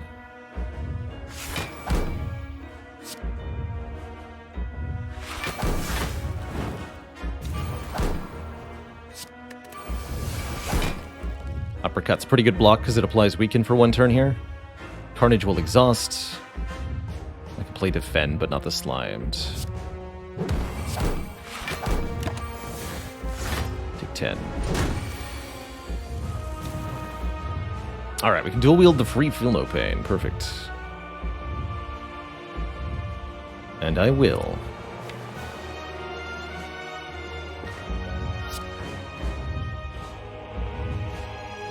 Take a lot of Beat of Death if I don't Impervious here. Okay.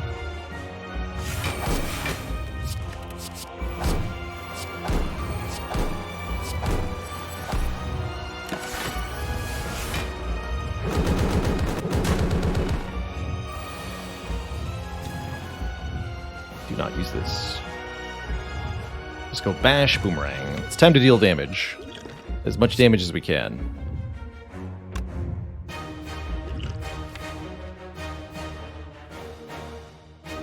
Feels like I want the Fear Potion for later.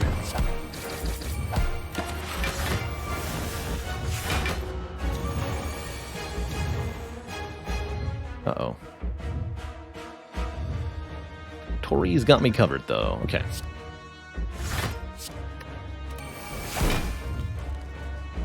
We're not dying.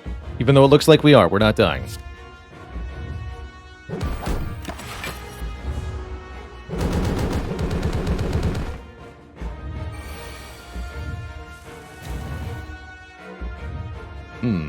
Now we are, but now we have Fairy in a Bottle to save Lizard in a...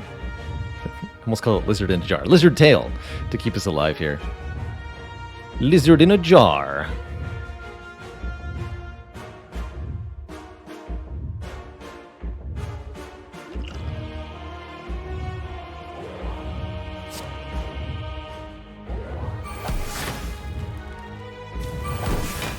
I'll really reduce that strength a bit. She almost survived this turn. Thank you, Lizard Tail. I'll never forget your noble sacrifice on this day.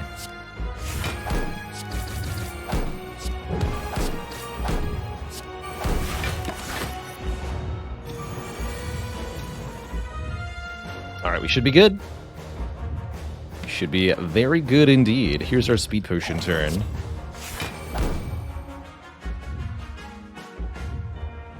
I need to play that. Should have been True Grit, not Shrug there.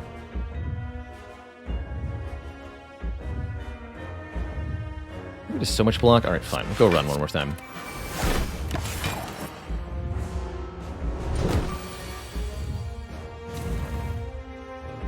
Yes!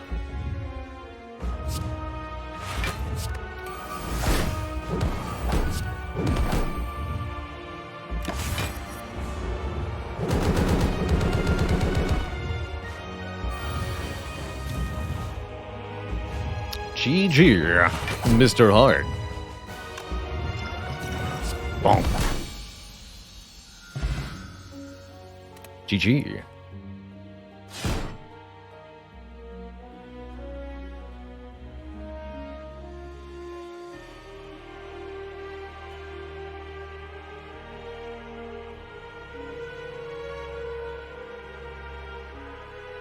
GG.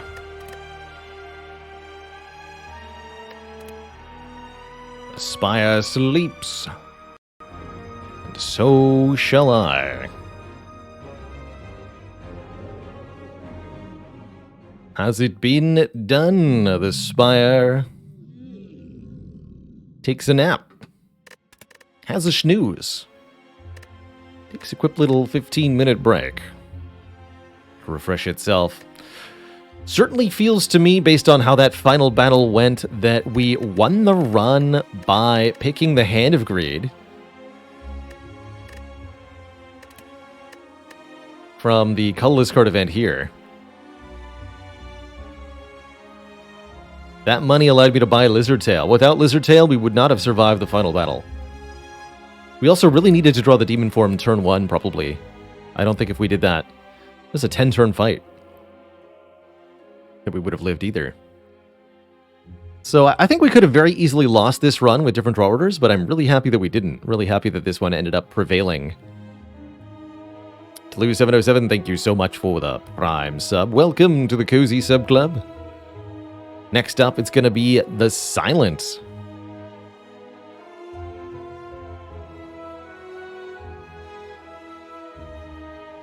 That's true, we could have and maybe should have flexed a little earlier in the fight.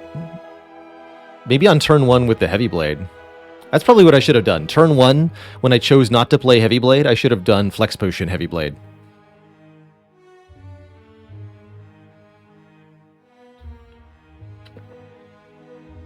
And maybe that would have made it a 9-turn hard fight. But I don't think it would have made the difference. So we were 130 short or something. Either way, this was a fantastic run, and I can't wait to see what we followed up with. Just a quick correction there, by the way. Failey, our rotating streak is at 2. I'm not sure how we got off, but the Watcher Watcher is at 1, and rotating is at 2. I think that the Watcher got double counted there somehow.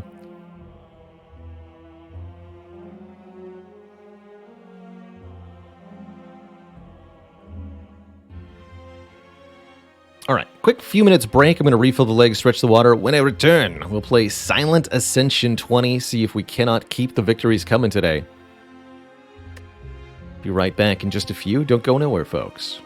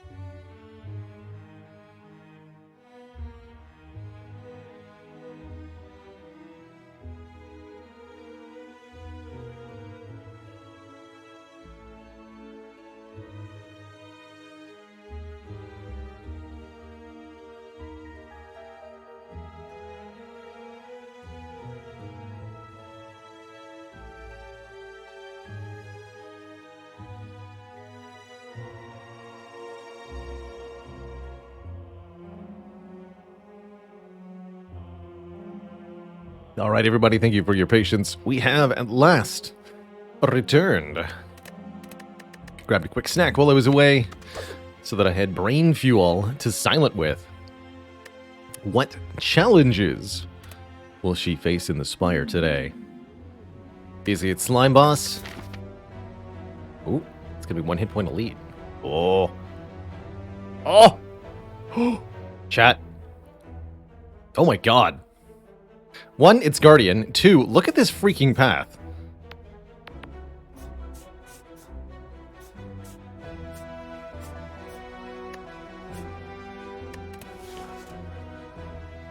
Transform 2 cards also very good.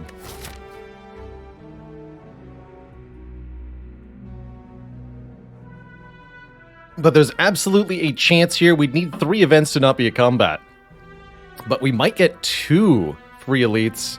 And worst case scenario, I could do this. We can go 1 free elite, upgrade, upgrade, upgrade, to fight this elite normally after the shop.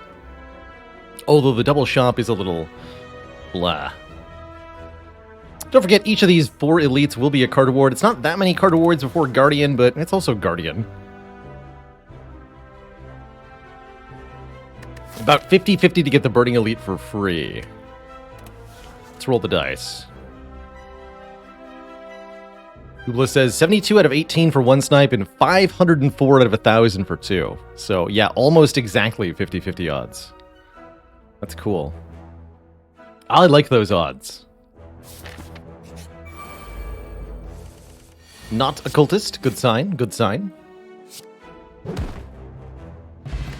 Good money and... Speculative Catalyst? Question mark?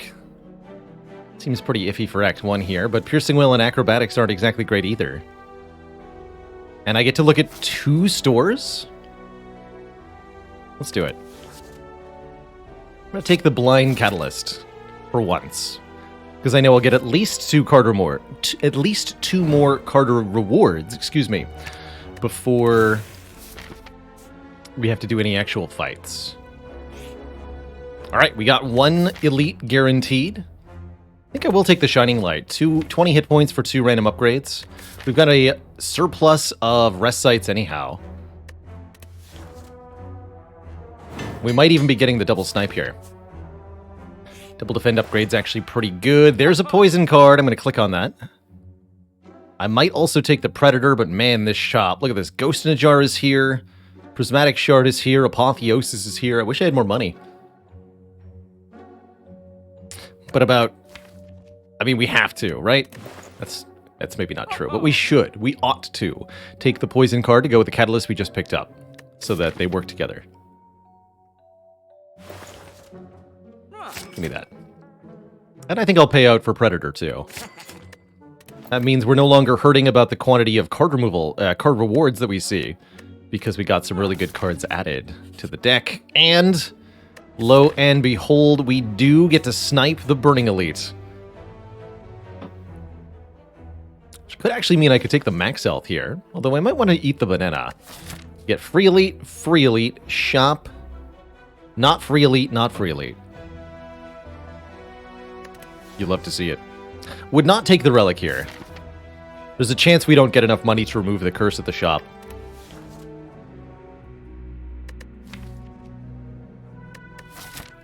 I'm just going to take the 22.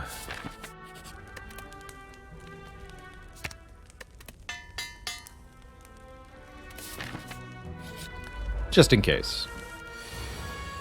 Beep. Happy Flower is great. Energy every third turn, and I'll probably take an all-out attack here. Although this Fléchettes actually looks really good. Scaling damage with the number of attacks that number of skills in our hand. Predator makes it easier to draw bigger hands, and so far the deck is mostly skills. So I do like this. Or again, all-out attack to deal with multiple enemies. Let's try the Fléchettes out today. Damage per skill in my hand. We are going to upgrade the Predator first. For more damage here and here. 24 gold in the bag of preparation. 2 more cards on turn 1. You'd love to see it. Now Fléchettes is very spicy on turn 1. Was that a first card? Catalyst and Prey. It sure was. I want to kill them next turn. For Happy Flower.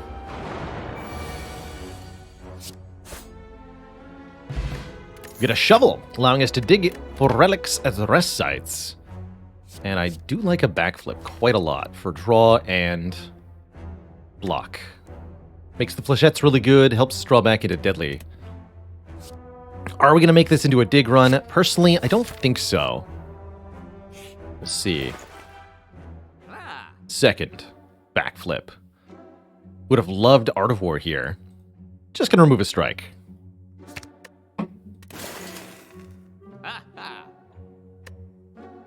Potions would have been nice, but I think we're okay.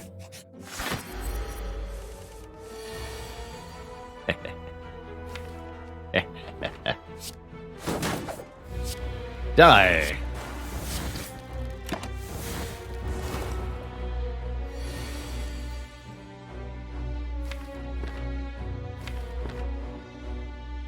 So I can do backflip, neutralize Predator, or defend, survivor, take 0. Next turn, back, defend, neutralize.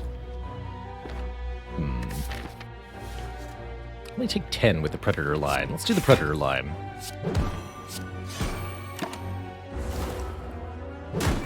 Much more likely to have a successful turn here, yeah. GG.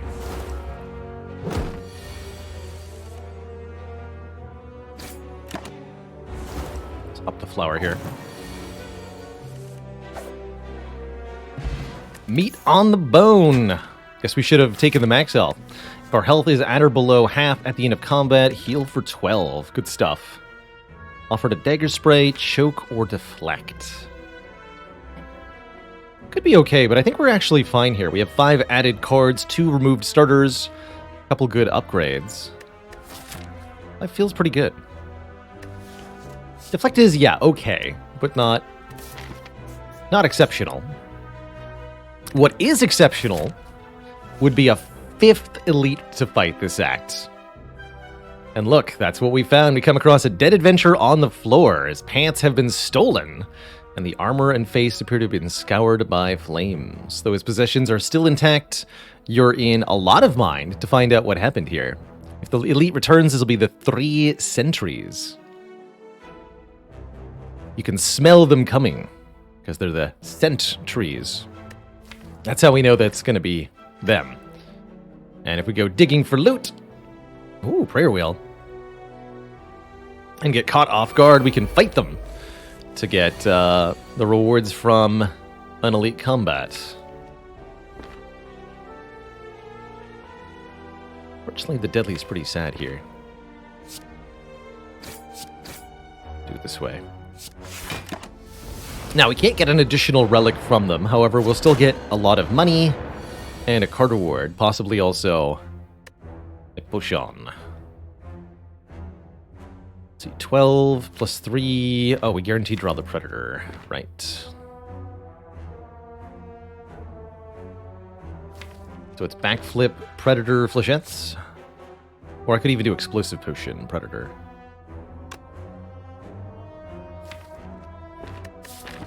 Sure.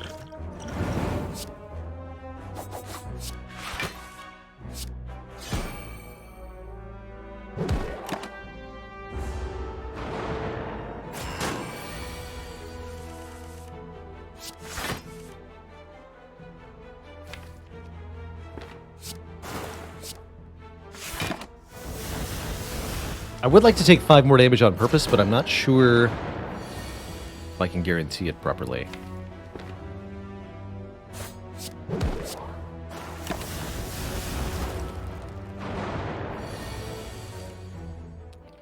Okay, perfect.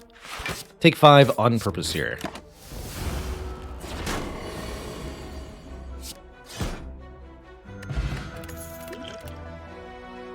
Lava Crippling Cloud. It's another way to apply poison that we can multiply with Catalyst. Poison to all enemies as well as weakness to all enemies. We'll upgrade the Crippling Cloud and then we'll upgrade the Catalyst later. I'd also like to get Flechettes upgraded, but we don't have that many upgrades at the moment. Gremlin Knob, the rematch. Look at this Flechettes. 4 times 4, turn 1 here. Next turn we should be able to Deadly Poison, Crippling Cloud, and Catalyst. Or something similar.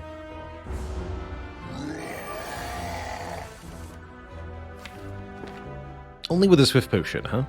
I think that means it's Crippling Cloud to weaken. Deadly Poison to poison. We'll do 11 damage this turn, 20 damage next turn. So 49 minus 31, 18. We're a lot more likely to do that if I strike than we are if I defend here. So we're just over the threshold for meat on the bone, unfortunately.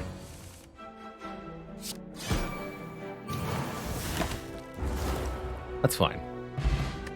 We get Calipers, letting us retain block from turn to turn. Look at this relic bar. It's pretty impressive for Act 1. And I think our set of cards is even better. We've down 2 strikes, many upgrades, and a great set of poison synergy. Really, really like our start here. Especially if I upgrade the Crippling Cloud. I am not going to be digging for relics, not yet. I think, especially with the deck as small as it is, we dramatically benefit from upgrades a lot more than random relics. I could go Crippling Catalyst or just play Predator. I think we want to go Crippling Catalyst. That'll be 14 damage this turn. We have to add to it next turn.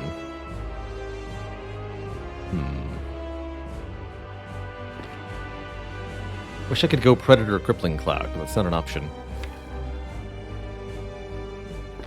Okay. You have 4 energy on this turn.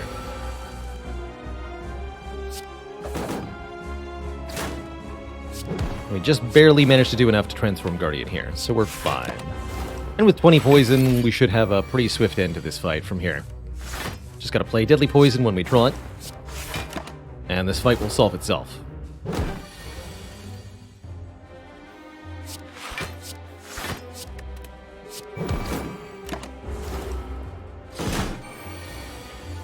Brian says, does anybody know how many Baylor hours I have in Spire? I'm at a little over 5,000 hours of Slay the Spire streamed. So I've played, at this point, over 5,000 hours of Spire. More than I've ever played any other video game, for sure.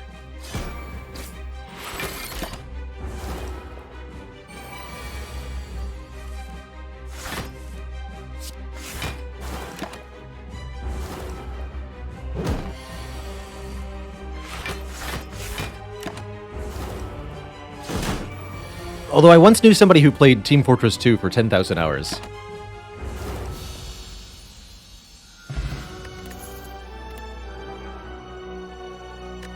Easy fight. What, in a row? Hey, try not to play any Team Fortress 2 on your way out of the parking lot.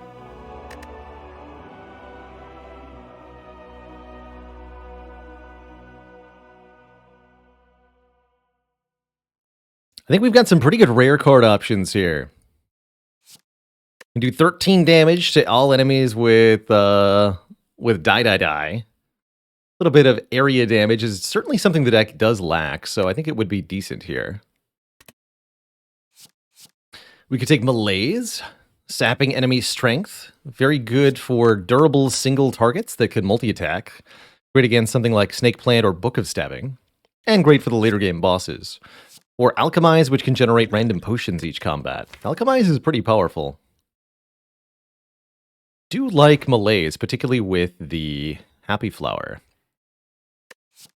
I think either of these two are very good. Die would be better than skipping. But I'm personally of the mind to take the Malaise here. I really love this card. So many threats in Act 2 that it's excellent against, and oh my, we have some great relic choices. 3 very good options, although I usually value Astrolabe over Empty Cage. And this is one of those situations. Astrolabe would let us transform and upgrade 3 cards. I would absolutely just transform 3 strikes into 3 new cards, and I think that could be very good.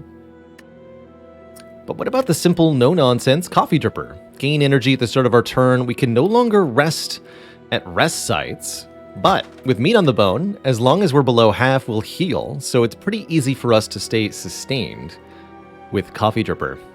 Coffee Dripper is one of my favorite boss energy relics, because I tend to feel like you only need 1 good healing relic in order to completely negate the downside of the Coffee Dripper. And that's certainly where we're at. Coffee Dripper, Meat on the Bone, Shovel is a fun one. We could even end up taking Fusion Hammer from the second boss because of the Shovel.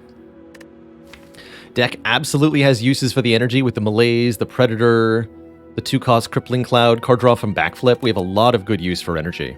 So I really like the Dripper here, and that's what I'm going to choose. Back to almost full HP, feels good. Alright, Act 2.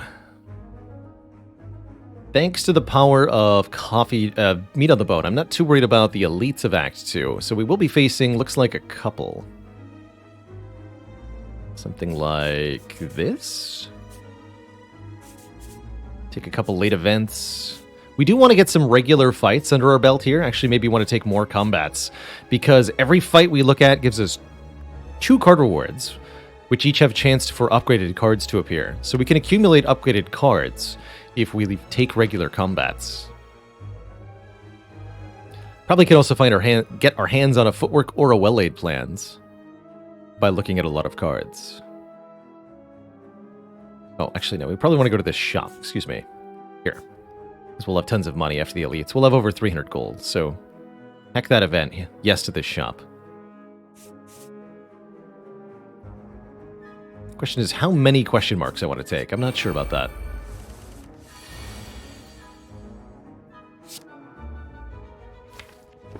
Defend Crippling? Yeah. Could also be Defend Predator.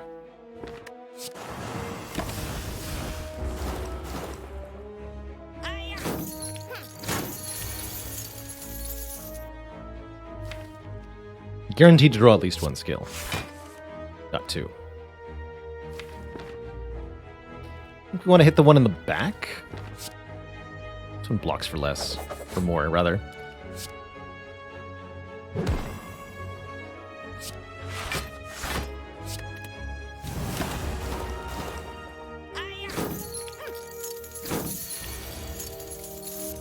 Ha.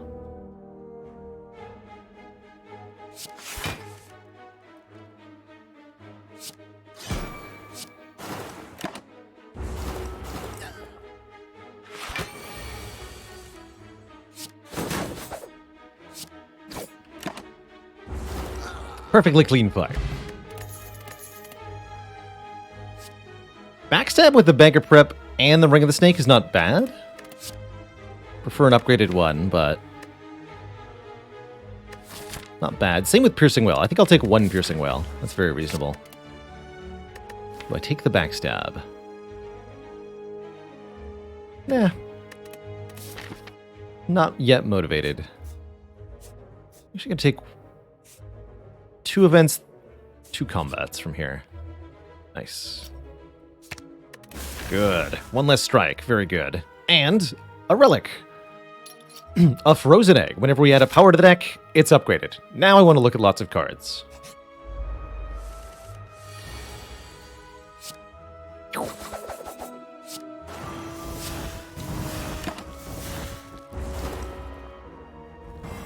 Also want to upgrade Catalyst.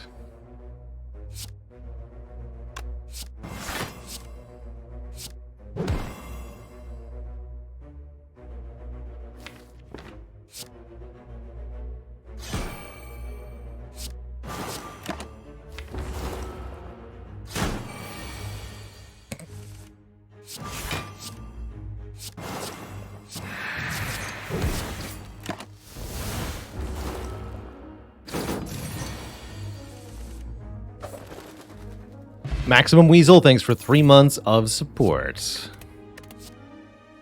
Can I have upgraded stuff, please? Hello?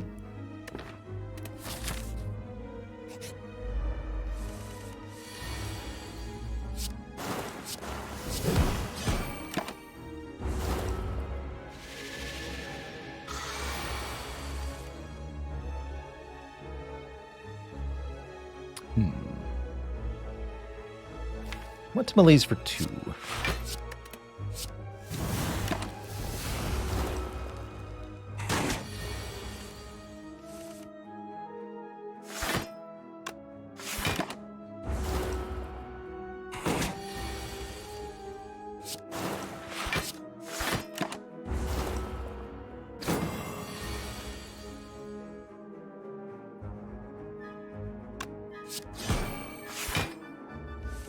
Ha! That's why you play Predator before the backflip. Redraw it, easy like. Second piercing whale. Where's the upgraded stuff? Hello? Could maybe take an acrobatics. I was really hoping for things that said plus on them, though.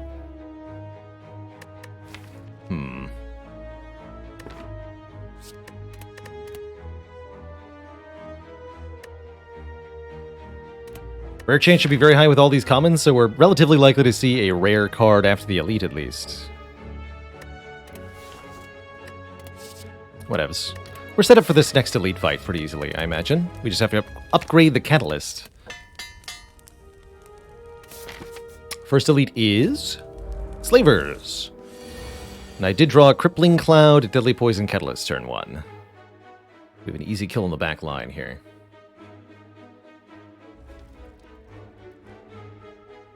This is 24 damage.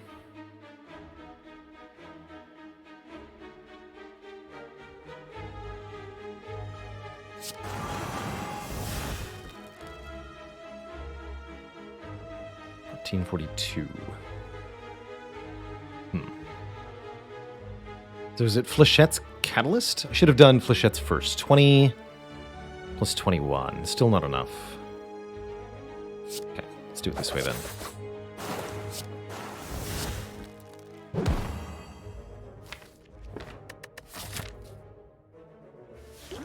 Fine with the current potions. Virtual256, thank you so much for 11 months of support. Very much love to you. Get him, Crippling Cloud.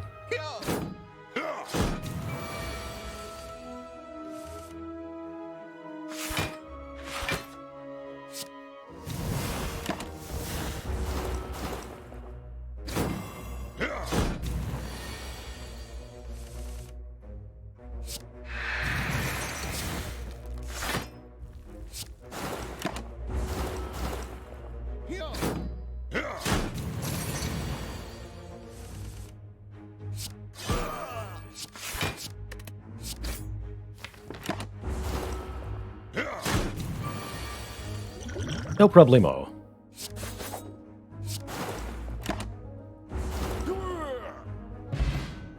An excellent reward. A Gremlin Horn is going to help us a lot if we run into the... There we go. If we run into the Gremlin Leader Elite. And Footwork Plus is exactly the sort of card I wanted to make these defends now block for 11, to make the backflip block for 8. Jamat, thanks for 5 months of support. Keep on keeping on. Finally, a card that says plus.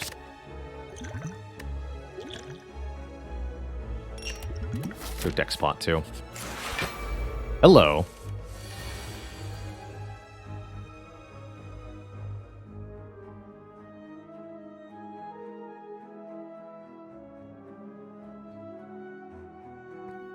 This is probably where I use the potion. Yeah.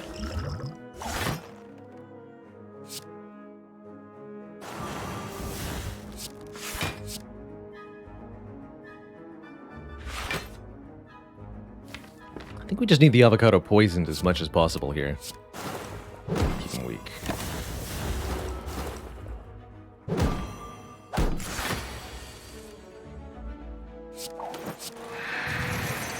Easy.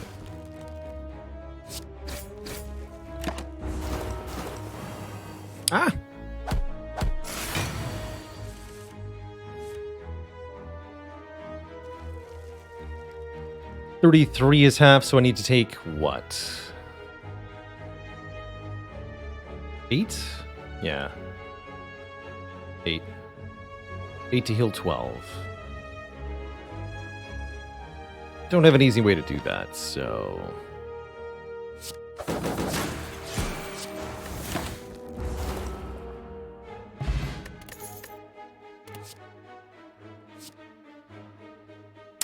Well, there's the rare card. Wraithform Plus is offered to us. Pretty hard to turn down a card like that.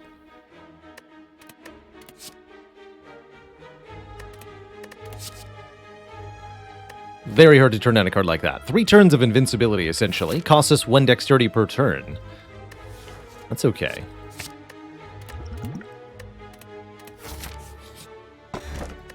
And a Bottled Tornado, allowing us to have a power in the opening hand.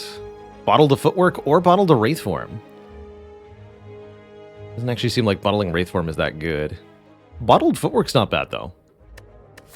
Helps with the early game blocking really well. Or I could take the blue key so I can get a different relic later. Considering the relative small size of the deck and how many cards we see on turn 1, giving innate to any power is not necessarily that helpful. Let's skip it.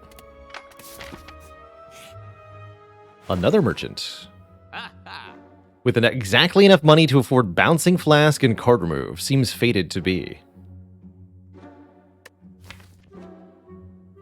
Seems truly fated to be.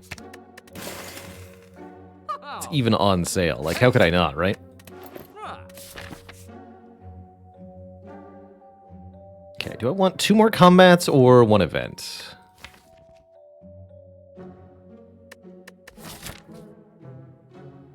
So I can either go this way now or this way. This could be the Thwack event. Or a bunch of other bad things. Or card removal. Well, let's do it.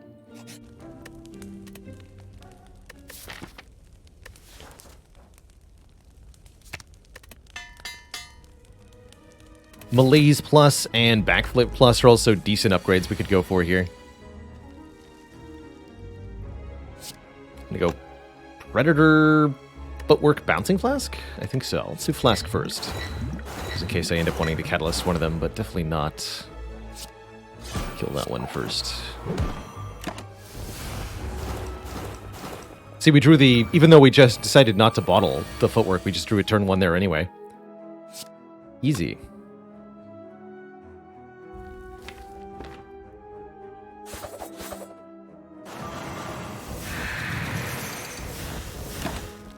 Get rid of a few cards I don't want to see again.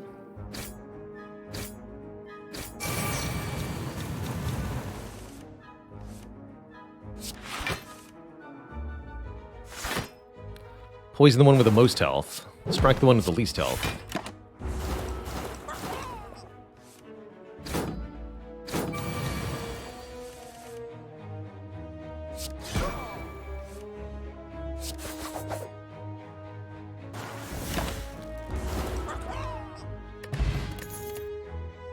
No. Yes. Upgraded backflip, 100%.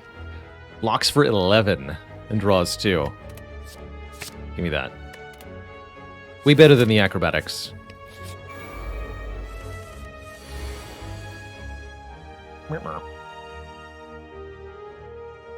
Lots of fun options for what to do against this opponent. Thinking Defend Malaise. -3 brings him to 4. 4 goes to 3. 3 by 2.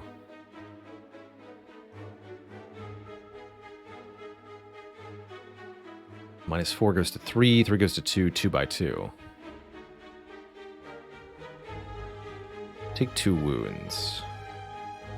Could also go Piercing Whale Malaise. I think I'll just play Malaise here. Use the meat on the bone on purpose.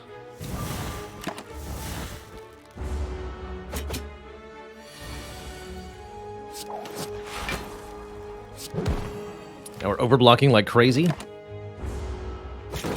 Happens to the best of us. Poison first. Oh yeah, we've got calipers. Oh, that's right. Good call. Something to think about.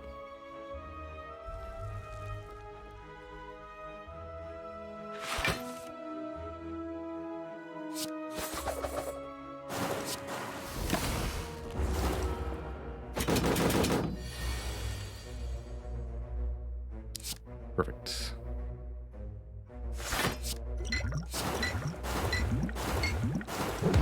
Intentionally not playing these cards to get beat on the bone.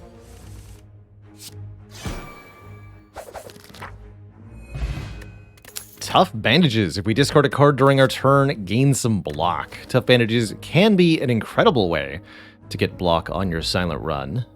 Currently only works with the Survivor, but if we can find a Calculated Gamble or Acrobatics or something, it'll become very good. Don't think we want any of these cards. Glass Knife is the closest to being good, but still isn't. And I will not take a Relic for a Writhe Curse, because I have no way to get rid of that Writhe. No Blue Candle Centennial Puzzle like last run. I think we're getting very close to wanting to dig, although I do like the Flechettes upgrade quite a bit. Probably going to be digging in Act 3 or 4 for a couple of relics.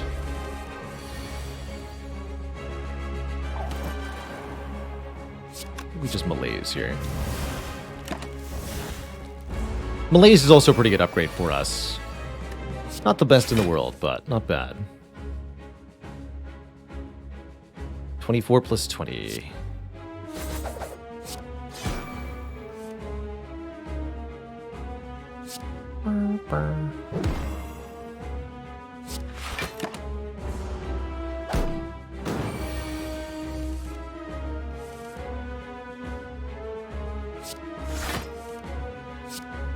You want to put the poison on the collector themselves.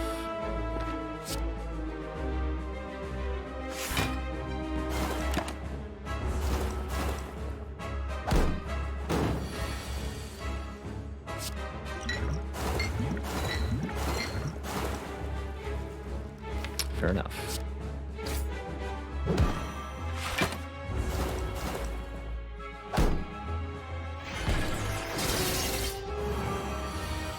And there's the resummon, just in the perfect timing to be annoying to me. Decent timing for a Swift Potion. I think we're okay, though. We'll just play Wraith Form when we see it this time through the deck, and that should keep us alive until the poison kills Collector. Yeah, I'm just gonna play this now.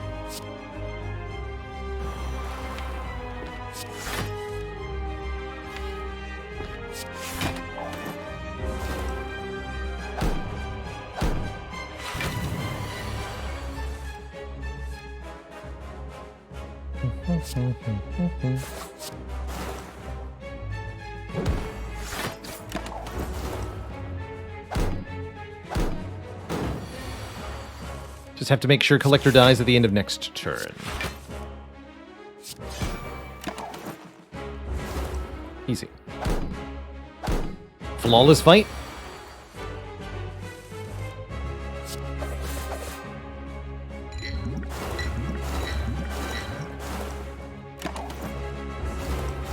Bouncy, bouncy. GG. Get offered another Wraith Form Plus. Pretty tempting. Although 2 seems redundant at the moment. I actually don't mind Doppelganger giving us X cards and X energy on the next turn. Nor do I necessarily mind an Alchemize. I think I'm going to try out Doppelganger here. We have enough energy per turn. This card seems pretty decent. That's not a bad Snecko Deco. Snecko Eye says, start of your turn, draw 2 more cards, but start each combat confused. All of our cards are a random cost. The bonus draw is very good for cards like Wraith Form and Bouncing Flask. But I also really like Slaver's Collar here, just giving us more energy. 1 extra energy during boss and elite fights is pretty good. 11 cards on turn 1, it's true. I think with double backflip and the double, I really like the extra energy. Does Clockwork Souvenir stop Snecko Eye from making you confused? No, there's no way to prevent the confusion. The only thing you can do is remove the confusion after the fact with the Orange Pellets Relic.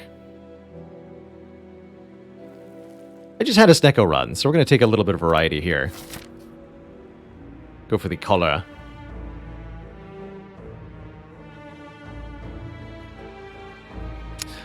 How do the slavers know who they've enslaved and who they have yet to capture? It's very simple. Caller ID.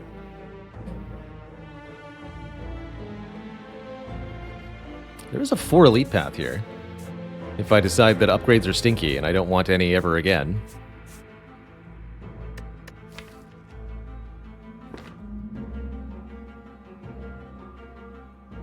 There's also an upgrade path if I decide that upgrades aren't stinky and I want them forever.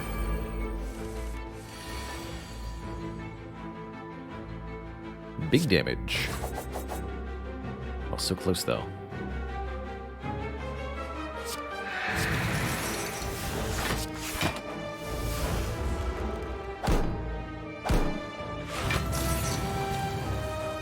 Gah.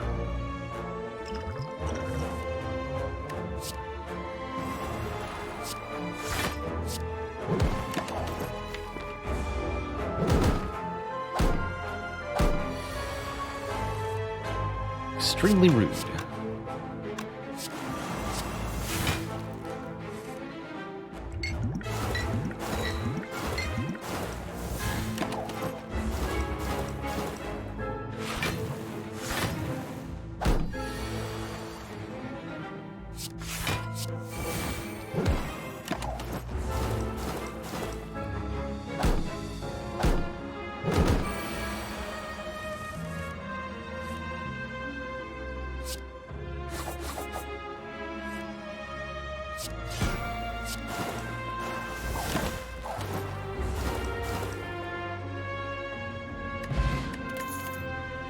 Second footwork plus. Prepared and reflex. Deck definitely wants another footwork. Got the calipers after all. It's why I didn't take the second Wraith form. I really don't think we're going to need two, as we're going to have a very reliable, more conventional block strategy here.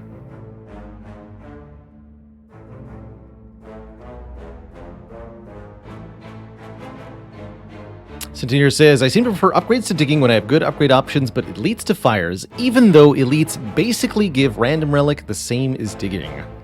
Just because elites also give cards? Not just because elites also give cards, but because elites give cards, money, and potions. 3 things. And those 3 things combined tend to be about this value of a relic on average. So I personally consider the reward from elites to be 2 relics. 1 relic plus other stuff that equals 1 relic in power combined.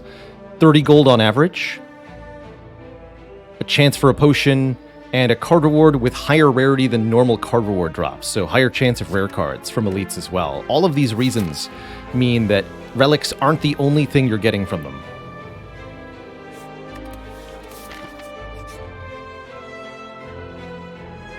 Lose neutralize? Not often I get to do that. Could lose one of the upgraded defends, but let's lose neutralize. That'll be fine. Probably. And the last strike is gone, thanks to the Shrine, the Purifier. We have no strikes remaining in the deck. That's usually a very, very good sign on a silent run. Beautiful. Tonks, thank you so much for 2 months. And the Prime sub, you keep watching, I'll keep streaming.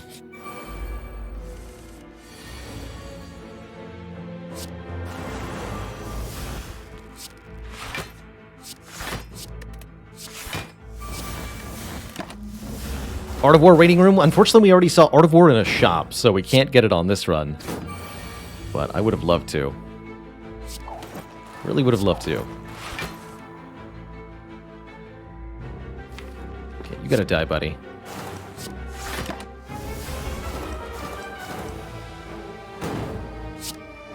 Calipers did something. Huzzah.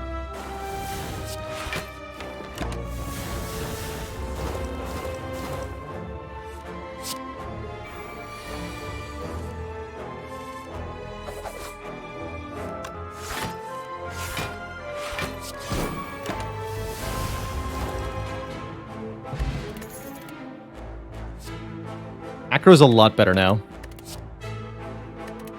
I'm going to take this unupgraded acrobatics. This is also probably a very good upgrade. Draw 3 cards, discard 1, gaining 3 block. Just helps us get back to the cards we really value, helps us increase the number of cards in our hand. Pretty broadly useful. Oh, and we do get offered upgrade all. Fight a boss. Most of the important cards are already upgraded. We've got 1, 2, 3, 4, 5, 6, 7, 8-ish cards that really benefit from an upgrade. I like this with 15 or more upgrades. Here I'll just happily take a boss fight for a rare relic. Can't afford dealing with 2 normalities. There's no shops coming up, so the 999 gold is not a good deal. Makes it a pretty easy choice to fight a boss. I used to have the most beautiful Twitch clip of Bouncing Flask bouncing like 20 times in one turn. Xdov Geese, thanks for that. It's half year of support. Keep them coming.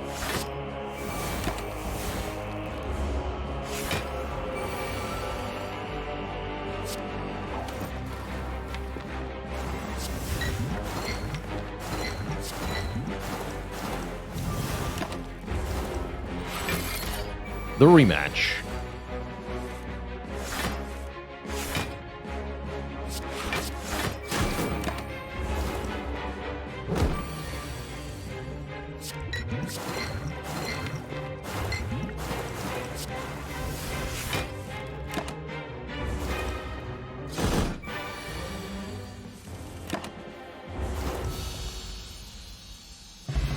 And now we have ice cream. Ice cream plus calipers. Do I play cards? Do I not play cards? No one knows.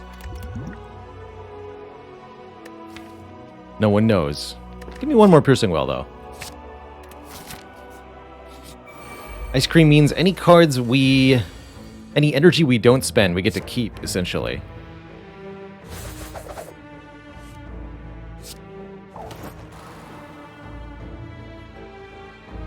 It's a really good doppelganger in that case, because we get to keep... essentially, doppelganger with ice cream is one of my favorite things.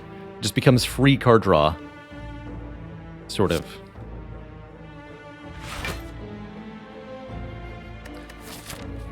Contemplating using this regeneration potion here. Let's do it.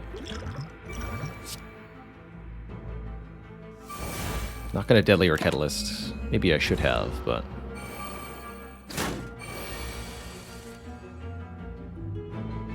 I shall not.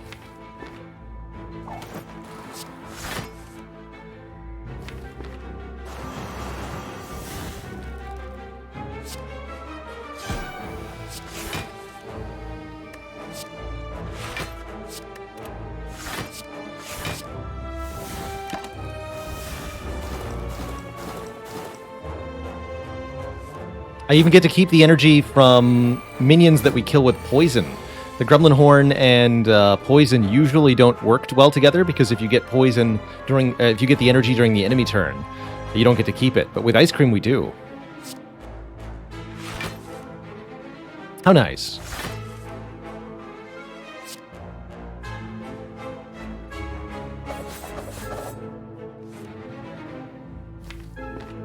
How nice.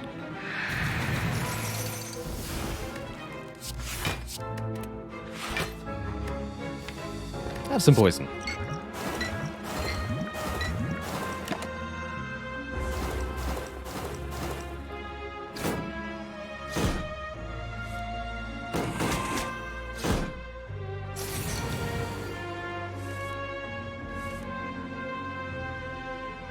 I'm a ghost now. Should have predatored the dagger. This is fine though.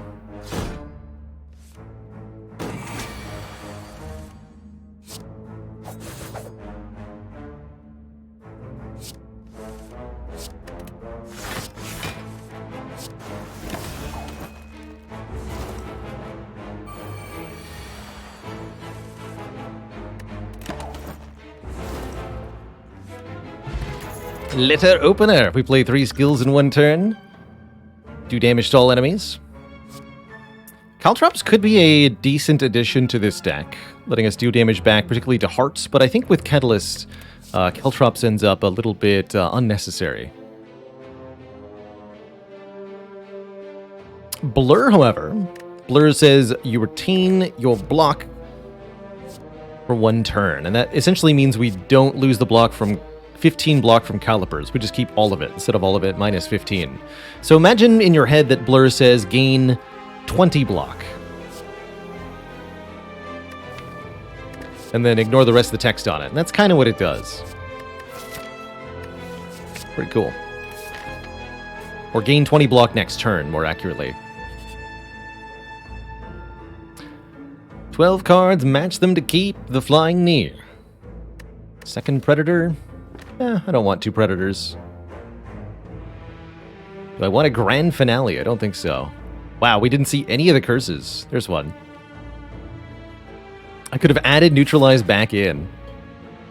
It's also a fun option. So currently I'm thinking of this.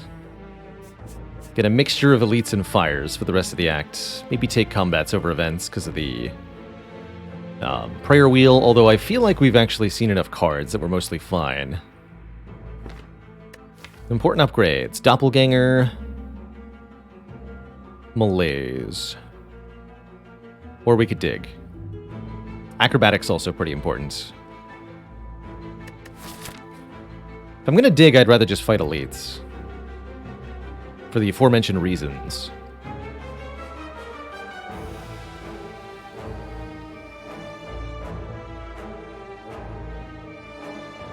Still would like a well-laid plans, don't necessarily need one because of how much card draw we have access to.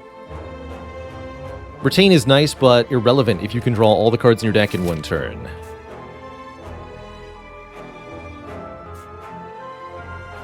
Okay, I'm going to go the green way.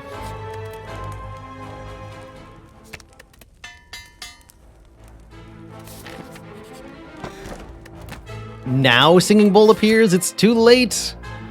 It's too late!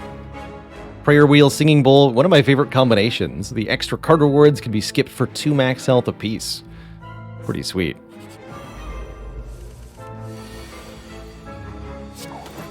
Pretty sweet indeed.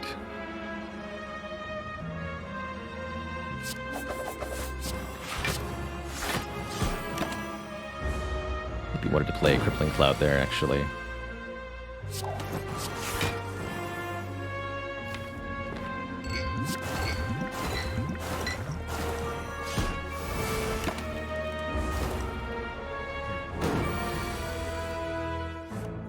Yeah.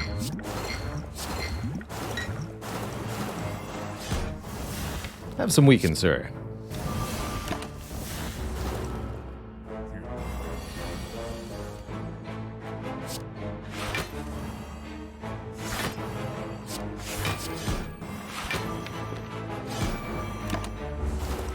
Five energy per turn sure is a ton. For example, we can draw back into that blur repeatedly to really accumulate block in the proper style.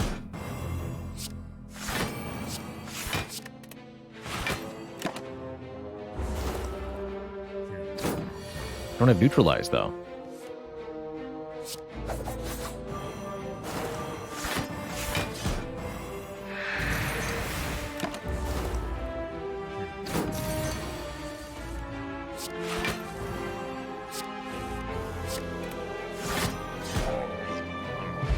Toxic Egg upgrades all skills we would see from here on out, such as Nightmare and Corpse Explosion. What? Okay. I must choose. Honestly, the Corpse Explosion seems like an easy answer to the Donu and Deka fight in particular. Also the Spear and Shield fight, which we need help with. Nightmare could copy Footworks, which is kind of absurd with the calipers, right? We could easily get to 999 block with Nightmare Footwork. Or we could Nightmare Catalyst. Or the Wraith form, of course. I'm gonna go with the Corpse Explosion, though. And we're going to swap out a strength potion, because I don't have really that many attacks. Not enough attacks. Nightmare a little bit win more. I think I agree with that. Just a little bit.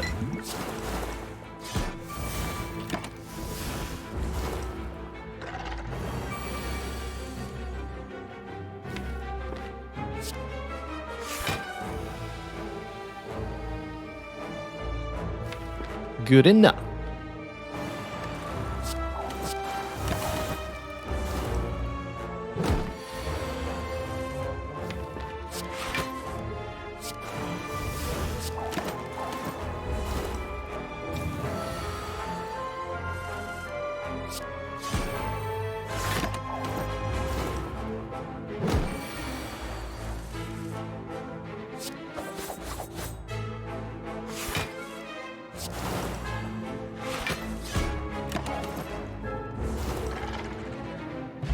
Damage output looking pretty good. We got another poison plus. I actually think I want the prepared plus because of the tough bandages. Yeah, I'll take 2 of them. Double prepared plus. 6 block each. Perfect. The double raid, Zeknar and Merle coming in with the double dose of folks to watch this frankly ridiculous silent run. Get to the end. Quick shout out to both twitch.tv/Merle61 and twitch.tv/Zeknar. Both very, very talented members of the Spire community. Zeknar in particular has been tearing it up with Silent on Ascension 20 lately. I'm going to go for one more fight now that we have Singing Bowl. Tearing it up on Ascension 20 with the Silent. Really showing everybody how it's all done. In a truly impressive style.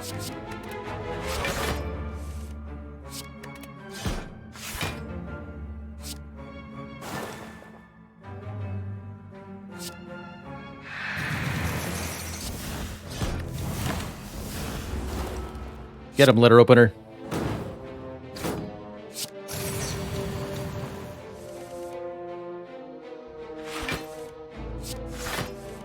Get him, letter opener. Yeah.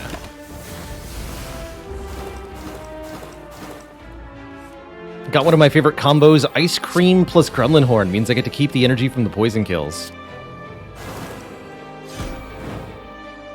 Beautiful. Our third Wraith form plus of the run. Honestly, I really don't want more copies of this card. It's really funny to say that. Maybe one more Deadly Poison plus? Or another Prepared plus. I'm actually okay with Deflect plus. But I think we should probably just skip. 2 max HP here. 2 max HP over Wraithform plus. Am I insane? This feels like it's a crazy choice. It's completely unnecessary. So completely unnecessary. Take this and this.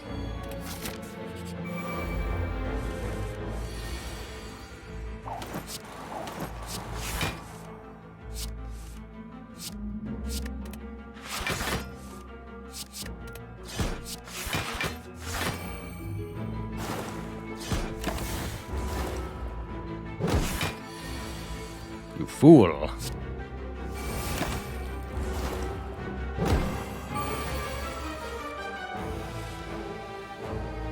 You have 7 skills.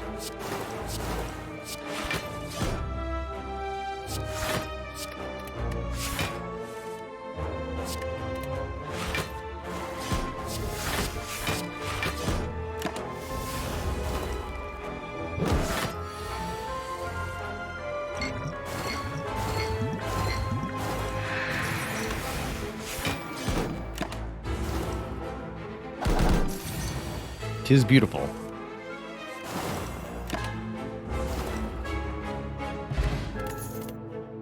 The third footwork arrives. Tactician plus also very spicy, letting us generate way more energy by discarding it.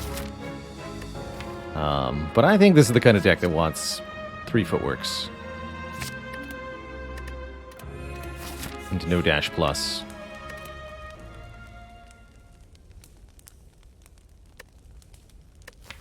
And it also wants to upgrade acrobatics to draw one more. More than it wants to dig. Donut and Deckard. Got Corpse Explosion turn 1 here, but to what extent will I actually use it?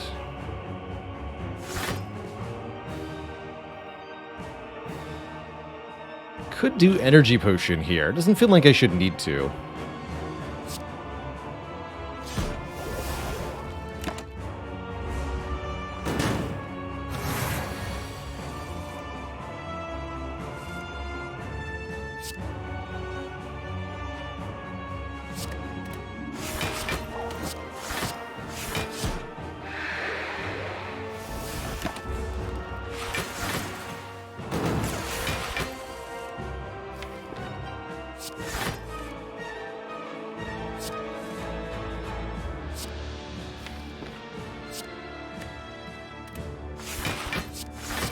This for a moment.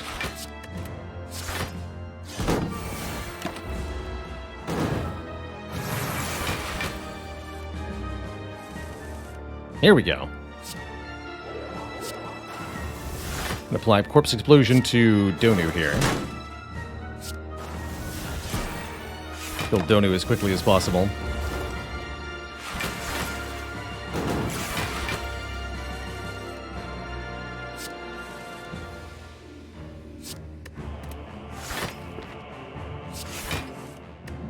Eight skills. Yeah.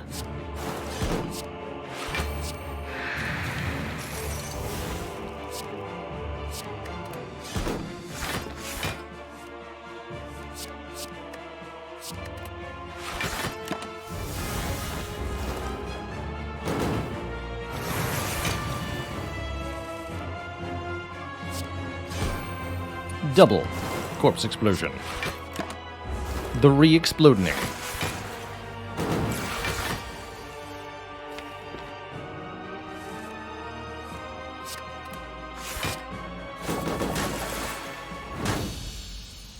Satisfying. GG.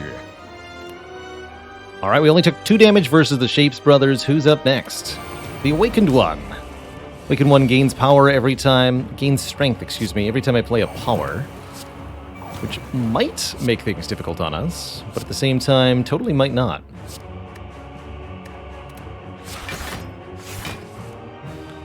Especially if I use a significant amount of energy to malaise the Awakened One. Heck, we could just use Ice Cream Malaise to really solve this fight.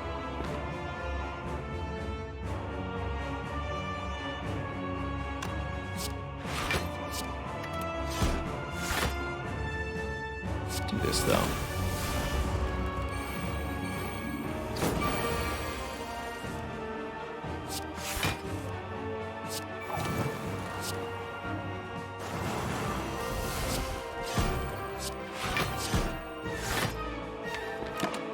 Corpse Explosion can kill the birds next turn.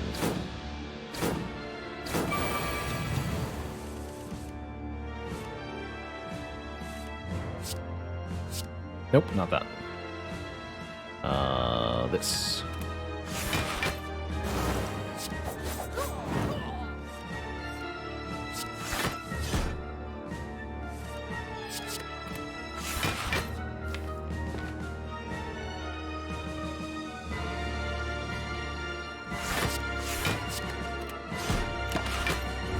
I'll be back with some energy. I noticed that you are not weakened anymore. Because all of my weaken exhausts.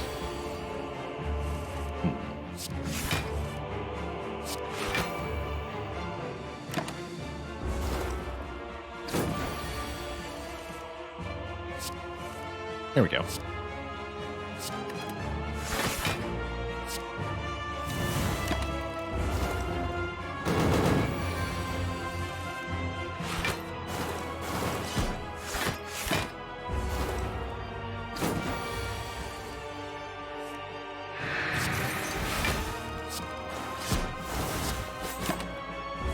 World's Worst Order. We're just kind of exhausting all the exhausting cards in the deck now, so that we'll have some block when we enter phase 2.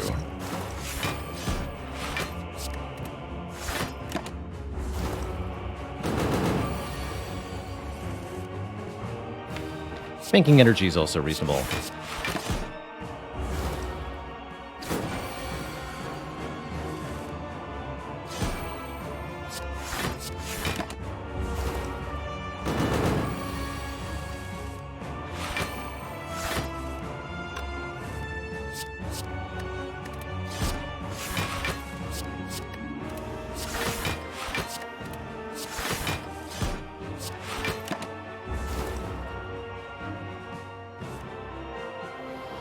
Casual, 188 block retained. Easy.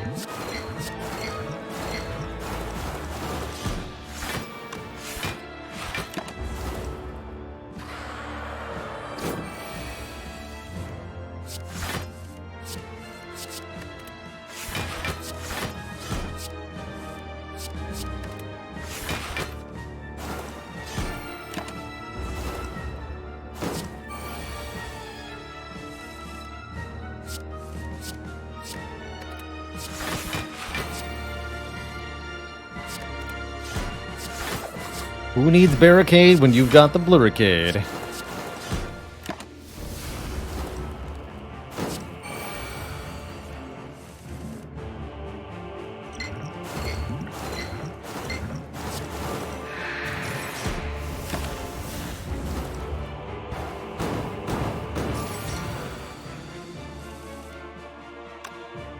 Press E to E. GG. GG. Perfect fight. And I think we showed off what we're planning on doing in Act 4 here. We've got the Corpse Explosion to help with the elites, Catalyst and Malaise and Wraith Form to deal with hearts. Thorn's Potion should help too. Two thump, two thump, two thump. Is this the heart of the Spire, the source? All these green cards. Double Eggs plus Prayer Wheel has definitely resulted in a lot of good cards in this deck. Alright. For good luck, I'm gonna dig here. Receiving? Right. Good, good, yep, good choice. Classic. Classic.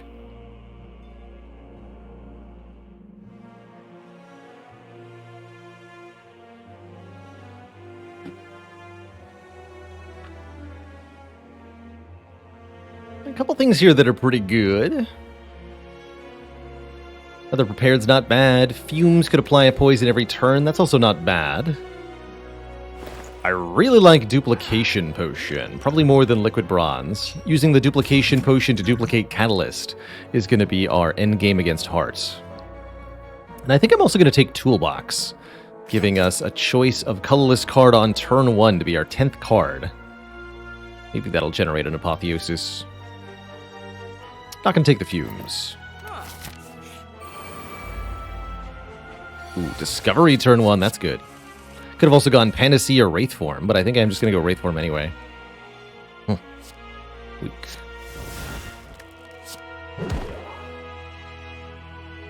Yeah, I'm just going to Wraith Form anyway.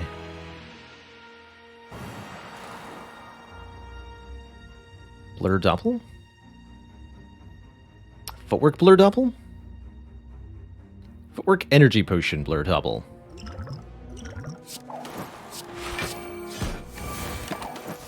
Gets me 2 more cards next turn.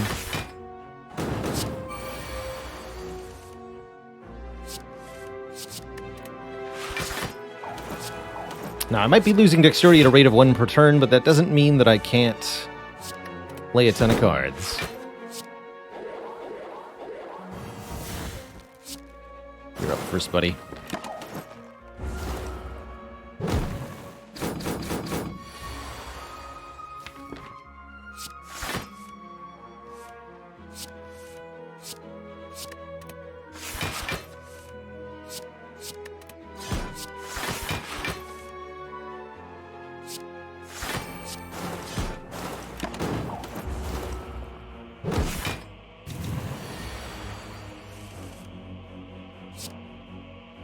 Catalyst means we win next turn.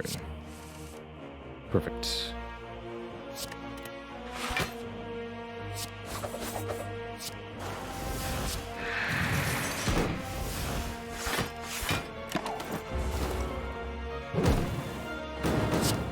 Yes, you can stack Corpse Explosion to deal more damage. It's only a couple fights where this can be useful, but you can, for example, play Corpse Explosion on the shield twice to kill the spear. Storm of Steel Plus. No thank you. Not even with tough bandages.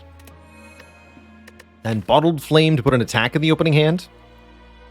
I guess Bottled Predator is not the worst thing in the world. Bottled Flechette's also kind of funny. It's Bottled Predator. So our main goal in this fight... There's not a lot of attacks, huh? There's only 2? I'm not going to take Secret Weapon. Let's take Jack of all trades. Main goal in this fight is dupe pot the Catalyst early. That's probably what I'm going to do with turn 1 here.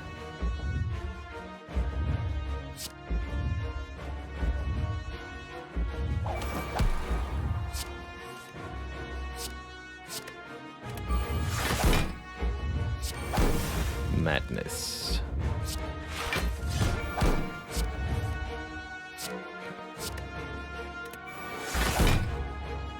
So that'd be like 60 poison starting right now. That's probably good enough.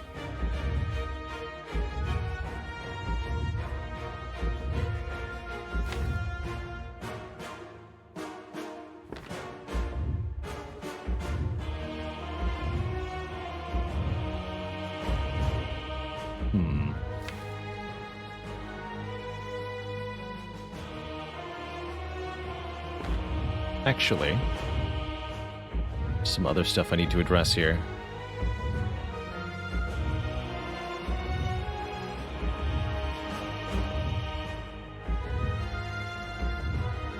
Yeah, I think we should save it for the second draw through. I'm going to go Madness, Malaise Double.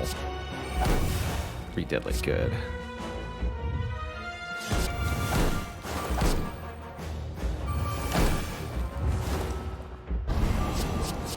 Maybe we should have Malaise for 3, actually. Looks like it worked out either way. This turn hurts a lot. This is bad. But this should be the only turn where we really suffer. By the time this happens again, we'll have accumulated block with the calipers.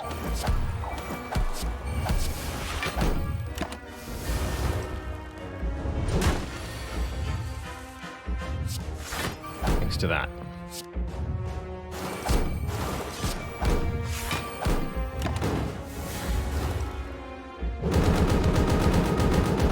One more turn to make block happen. Good. Reapply weak kinetic key moment. Oh my. Let's lose bouncing.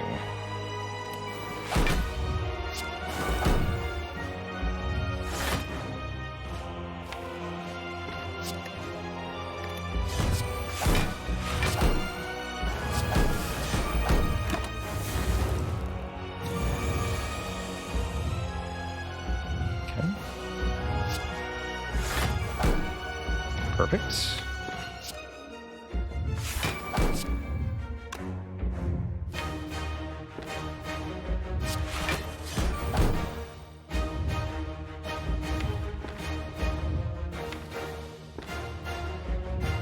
This would be a somewhat appropriate time to use Wraith Form. It's going to be a full 6x15 next turn. I can't play the Corpse Explosion if I do that. That defeats the purpose. Let's do it this way.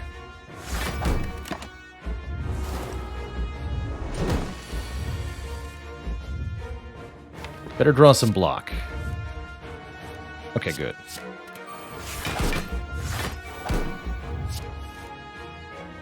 Even better.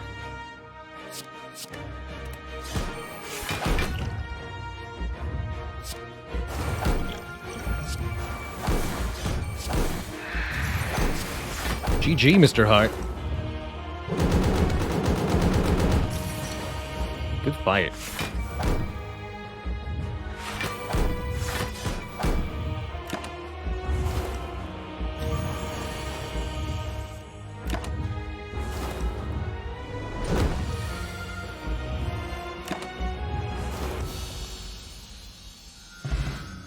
GG.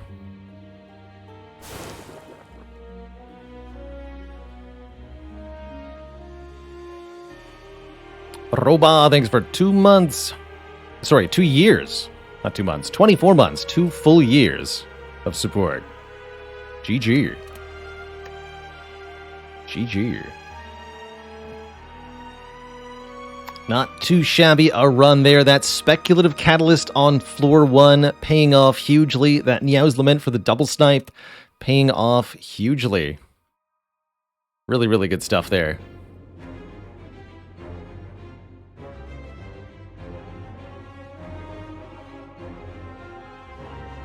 Really, really good stuff there.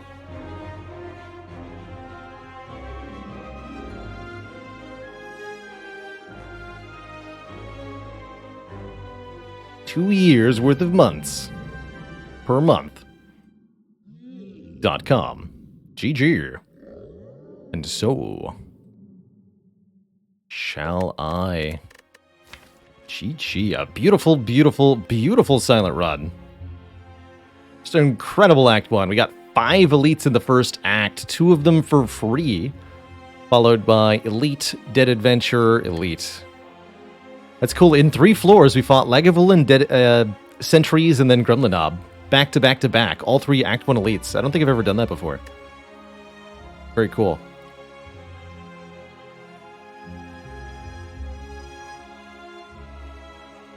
And proved that the deck could beat all 3 of them.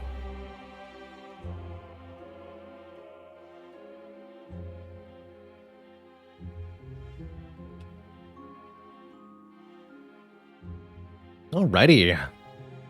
Couple of really, really successful runs in Spire. I'm in the mood to switch things up here. I want to continue our XCOM campaign that we started yesterday during show number 1000.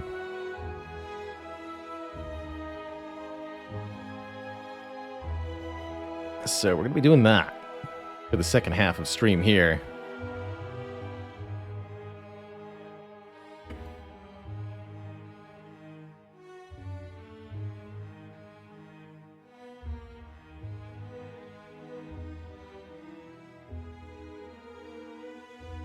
Is it time for Advent Burgers?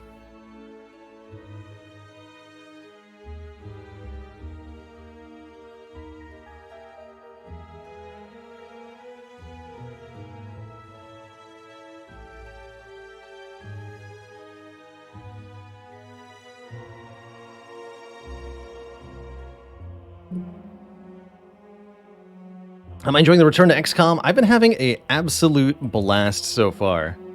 Here, let me get things booted up. If you're headed out as we switch games here, no worries, by the way. I know not every title is for everybody. And don't forget, you can be notified when we're live or when we change games by following me on the Discord, !Discord. It's got a link to that there. Or by following me on Twitch, as so many of you choose to do every single dang day. We started a playthrough on Legendary difficulty. That's the hardest difficulty in XCOM yesterday, and I'm really very much looking forward to jumping back into that here. Yeah. I'm going to be playing XCOM 2 with the War of the Chosen DLC installed.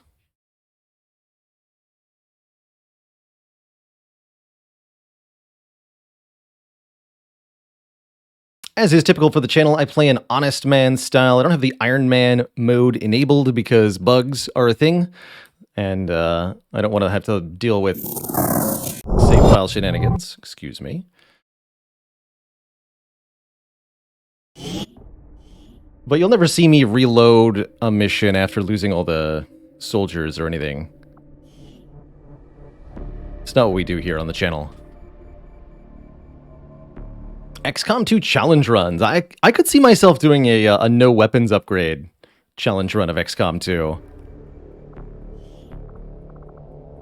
I'm going to be switching to the XCOM 2 soundtrack for today's playthrough as well. So, XCOM 2, War of the Chosen. This game came out back in 2016, and I think still stands as one of the best strategy games released in the last decade. A really good follow-up to the 2012 XCOM Enemy Unknown, which is also one of my favorite games. Let's load up into the Geoscape and talk about where we're at and what's going on.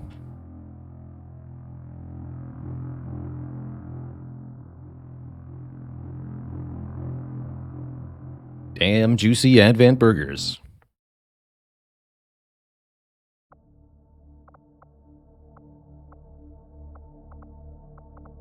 So here's the state of the base. We've got our Guerrilla Tactics School and the Resistance Ring going.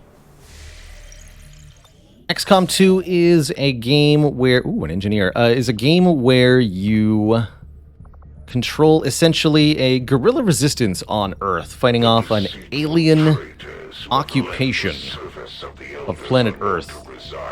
They've got control of all the major cities and are herding huge amounts of the human population into gene therapy clinics. Just finished a new facility tied to the Avatar project, Commander. Hello. If we can make contact with resistance forces in the region, we could move. Base Cannon, thanks for 3 months. Set back the aliens' work.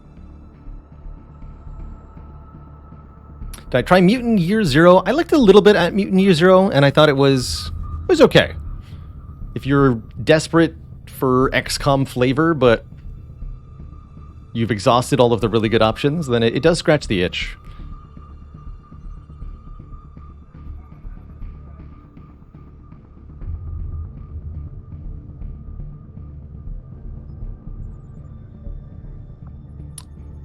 So, the aliens have constructed a facility deep in the Russian wilderness. It is fueling progress towards their Avatar project. And that pushes us closer towards the doom. So time is passing here, okay. So we were getting rookies at the abandoned colony. Is that where we are right now? No, we're currently here, so we should head to the supply drop and scan. So in XCOM 2, you have 2 different layers of gameplay. Here, the strategic layer is where you make all of the kind of regional decisions, choose what missions to go on, choose to promote soldiers, choose where to spend resources, all that stuff. And then in the actual missions, there's tactical turn-based combat, which is the heart and soul of the XCOM games.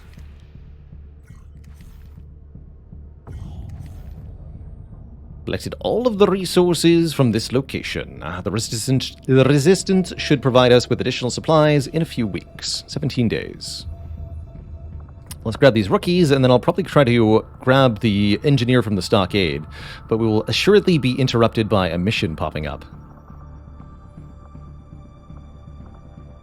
Rainmard says, can you play this in multiplayer? There is a multiplayer mode for XCOM 2, but it's a head-to-head one-on-one battle style, kind of a... You could call it an arena mode. It's not linked to the campaign in any way and doesn't involve the overarching strategy layer in any way. But it is a thing. Okay, our people are going to come back from the covert ops shortly. We have lots of intel too, so we should consider going to the black market. 4 days to find. So many choices as to what to do. Get the rookies first. Avenger plotting new course.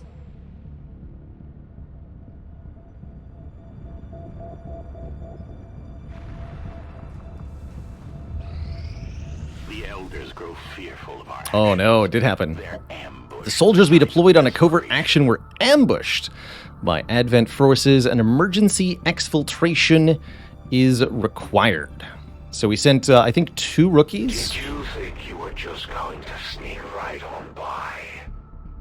Not likely. Yeah, 2 rookies were deployed over here. And now they're going to be in a mission where they are surrounded by Lost. Blank epilogue page. I thought I disabled that. What? Dang it. Every damn time.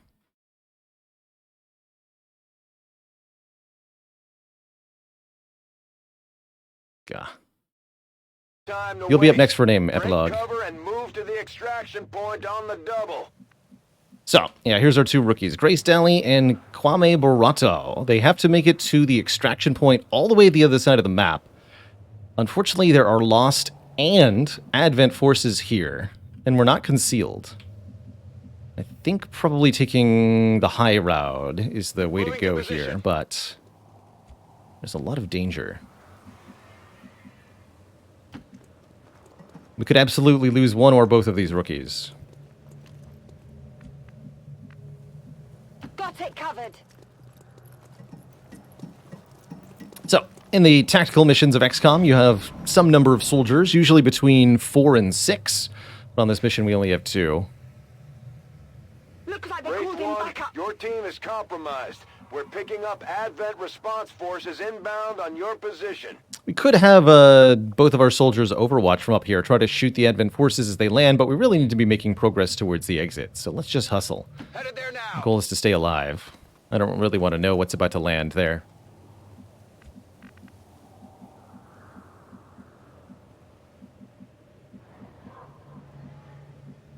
Here. Good to go.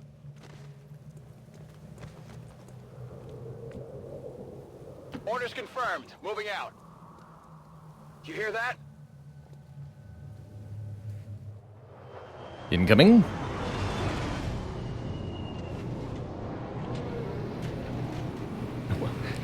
I wondered if it was going to do that.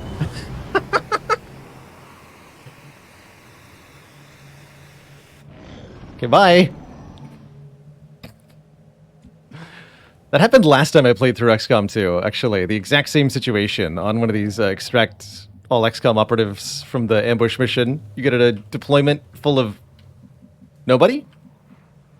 Nobody arrived, seemingly. And you know what? I like it that way. Moving out.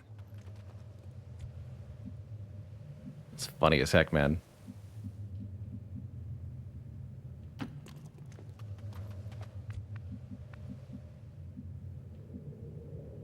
Stepping off. There's something out there. But nobody came. Would I be interested in a heavily modded run in the future? No. I think XCOM 2, especially with War of the Chosen, is really well... One, really well balanced without mods. Two, about 2/3 of the entire mod base for XCOM 2 were created before the War of the Chosen expansion. Most of them were never updated to work with it, and the ones that were designed around the gameplay of the base game, not around the gameplay of War of the Chosen. So many of them make modifications or changes that are no longer even relevant or helpful. Really don't think the mods of XCOM 2 ended up in a very good place. On my way.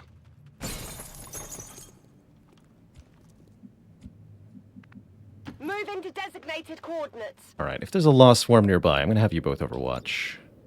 2 rookies should be able to deal with a Lost Swarm, On thankfully. Overwatch.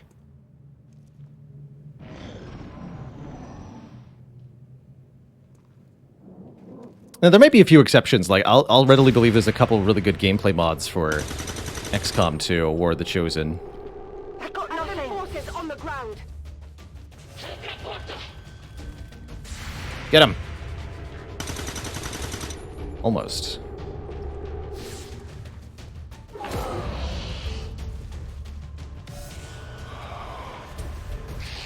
Long War of the Chosen? Quintessential example of a mod that was designed without War of the Chosen and was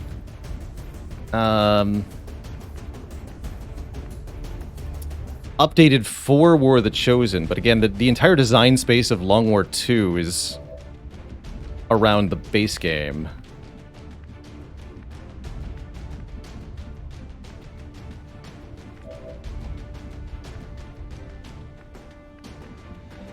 I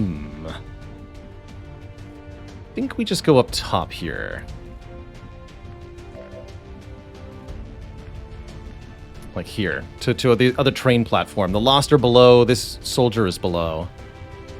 Let's go here. Go here, actually. No need to ask twice.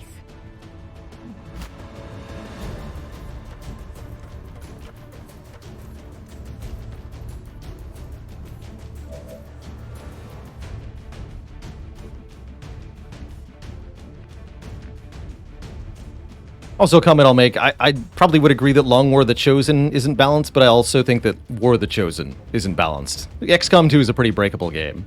That's not necessarily a bad thing.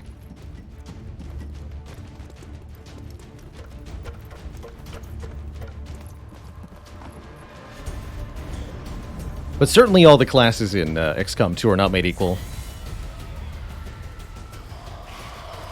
Oh no, they come! They knew where we were! Hopefully they can't get into melee range. How embarrassing that would be. Good. Alright, unfortunately our 2 hits are pretty bad here. We might be able to gun down all these Lost, but we also totally might not be able to. I could try running for it, but given that there's an XCOM troop, an Advent trooper down there, I think we're just going to try to gun them down. Hostile neutralized. Enemy down. Burning through ammo fast. Well, that got him a promotion too. Kill confirmed. No rounds.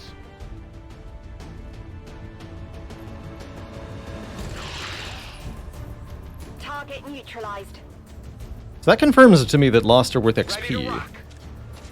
Good to know.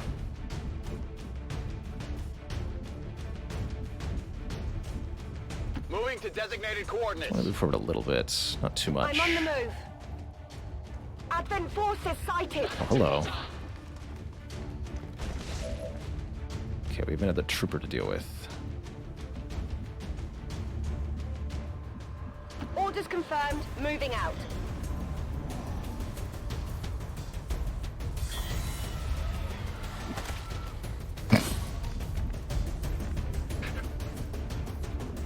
Yeah, get him. Roger that.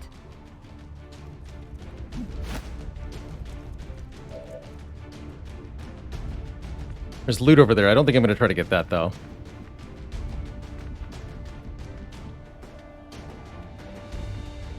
Rolling. Let's just flank this guy. Maybe kill him with a grenade.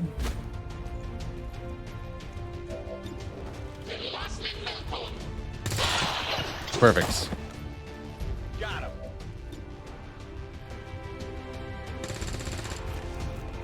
Target disabled.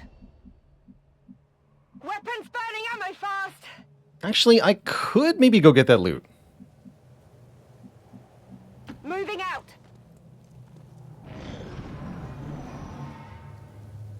Sounds like the Lost are getting a lot closer to our position, Commander. Prepare for more incoming. Scope and a hair trigger. Okay, really well done. Got the goods. The hair trigger does. Rolling. It's killing time. Got it covered.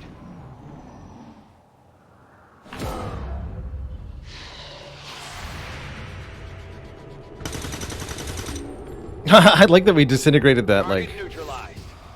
dust one there.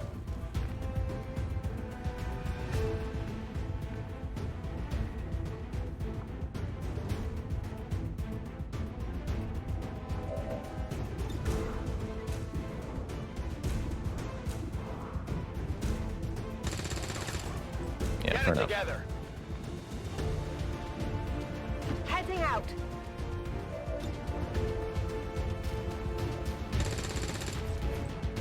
I'll get him next time. Might have to just run past That's them. it. I'm out.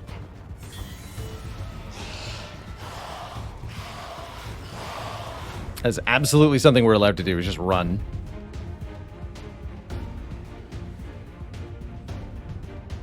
Well, they might be able to reach me. We could use our grenades. Double grenade would kill them all. That'll also give us some good XP. Let's do that, actually. Let's move and grenade Position confirmed. with both of them.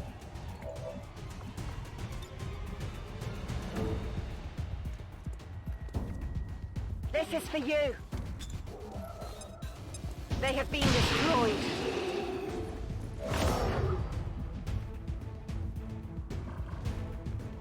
Don't stand next to the car, On the move. as it may explode. Get ready for a surprise. Target's clear.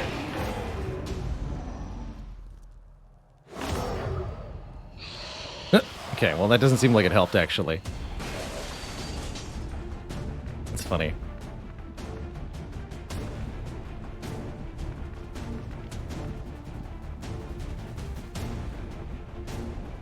I forget if that's a legal move. Matter.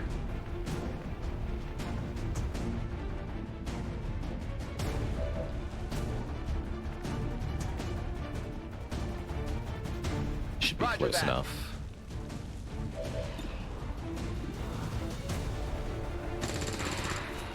Target neutralized. Running dry. Enemies down. Ready to engage. Guns dry. Heading there now. Back online. Reload, rookies. That's right, Heptipus. I think if I blocked the ladder, they wouldn't be able to reach me. However, I couldn't get both of my soldiers up the ladder. Got it. I've got eyes on an advent position.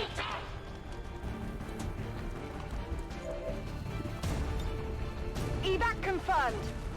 Be gone. Already there. Cool, the ambush actually ended up being a good thing. Both these rookies got thoroughly promoted. Getting out of here.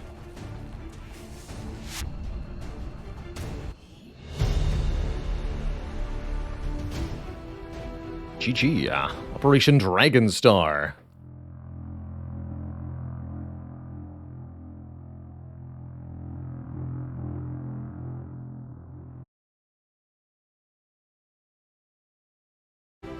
Excellent work, Commander. Your efforts in the field have certainly encouraged the crew. Huzzah. Alright, and these rookies are going to need names, so... blank epilogue page. You're up first with squad side. Can I configure you from here? No, I can't. Okay. Both got turned into sharpshooters. I'll take it. We get a 5% aim scope and a hair trigger. When firing, the soldier has a 5% chance that the shot does not cost an action that turn. Pretty decent upgrade. Together, we have succeeded in our task.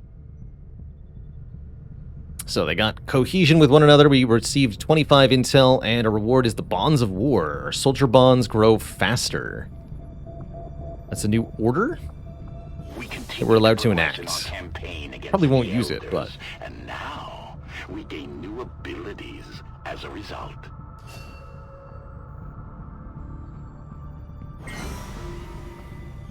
And I think that soldier leveled up twice. Once from the mission and once from the reward for the covert operation.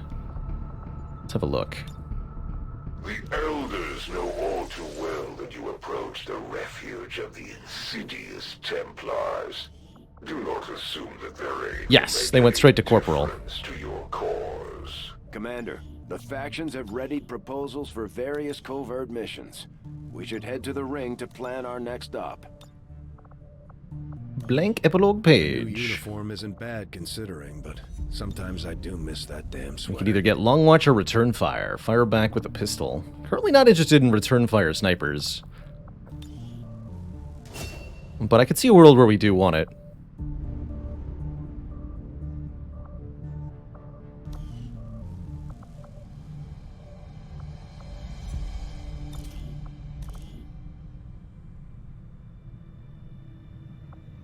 Moving even further with proximity to targets. So I probably want the laser sight on the Ranger. Let's go scope here. That per person? Deeply unclear.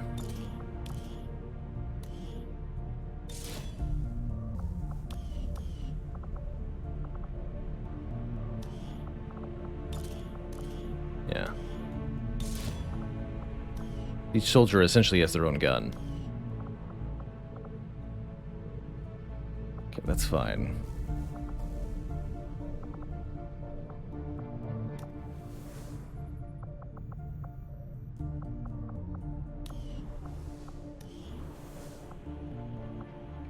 So we can do a new covert A new action chance here. to disrupt the Elders' plans has presented itself, and my followers are eager to proceed. Finding the Reapers seems like a good idea. I would get a soldier promotion pretty easily, and there's no risk here.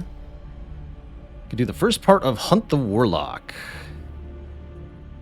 Requires at least 2 soldiers. That'll further our relationship with the skirmishers. Recruit engineer. Oh, I want to do that.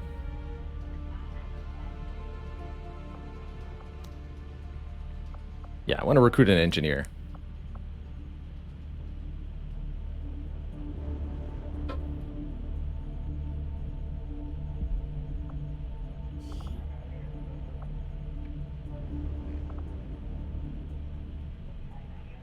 So Valor and Enigma Engine are bonded. Let's look at Adonis Incarnate in Hyrule here.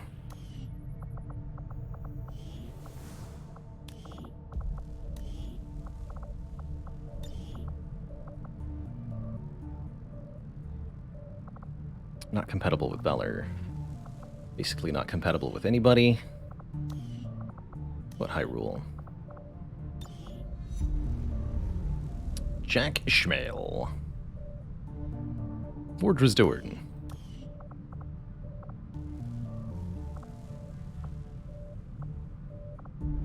Both wounded.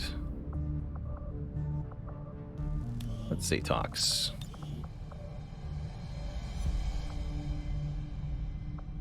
Animal Barca. 9 days wounded. Anybody else?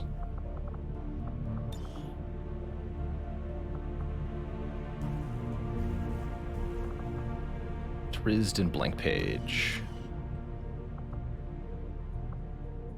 Alright, we'll send Zatox and Blank Blank Page. Although I don't like not having Zatox available for a bit.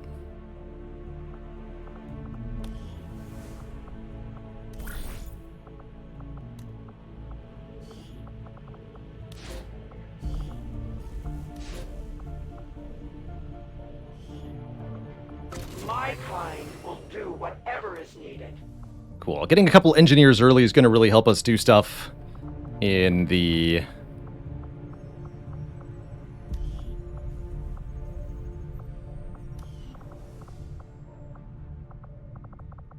grid area. We'll be able to start clearing the alien machinery and debris more easily. And be able to man the buildings that we create.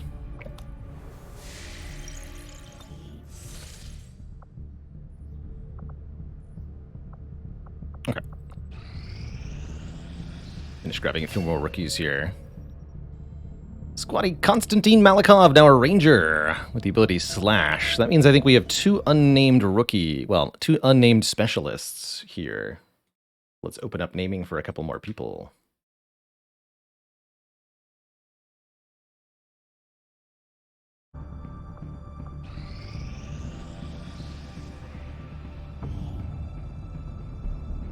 We get 2 new rookies, James Wood and Cesar Garza.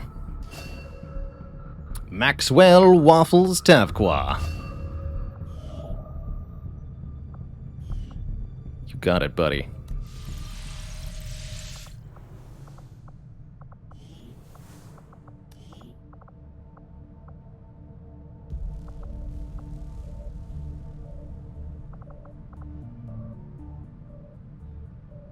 I think Jack Ishmael is a named person. But Konstantin Malika, these 2 aren't.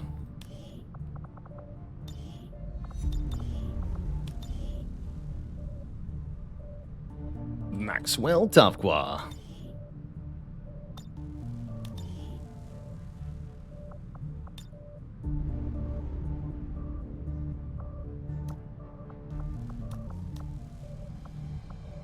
And the other one is... Yep.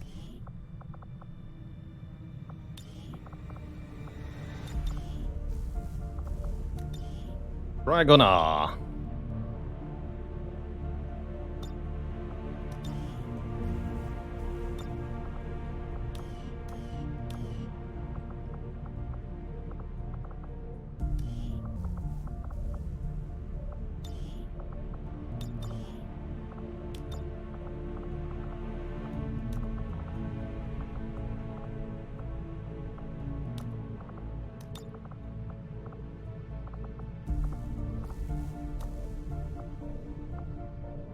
Perfect.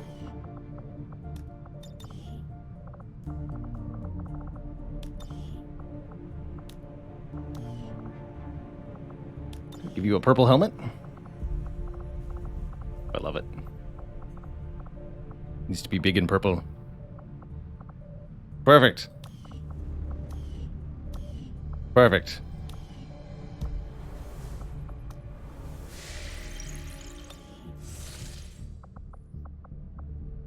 Okay, our next thing is, should we grab an engineer or take this 207 intel to the black market? I think we'll grab the engineer first. Not sure if the market will disappear at the end of the month, but we should be fine. Avenger plotting new course. Once we have our soldiers prepared, we'll do the black site mission. We're not quite ready yet. A new guerrilla op. With the number of contacts we've established, we're getting requests for support from multiple sites around the world. Get a Unfortunately, corporal we only have the specialist. resources to respond to one of them. Operation Laughing Rhyme. Oh, there's two. We only get to choose one. Or Easy 76 Intel. Counters Hidden Dark Event. Specialist is pretty good. I think I want the intel. We're going to go to the black market soon anyway. Let's get a bit more intel. Setting course. This is also for the easier Mexico. mission. Alright, who all is available for this mission?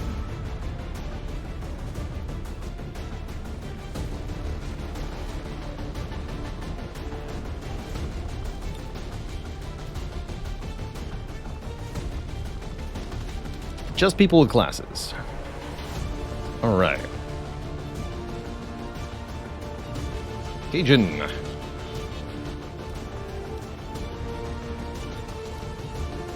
Get telling rounds. Take the gas grenade. Dragonar.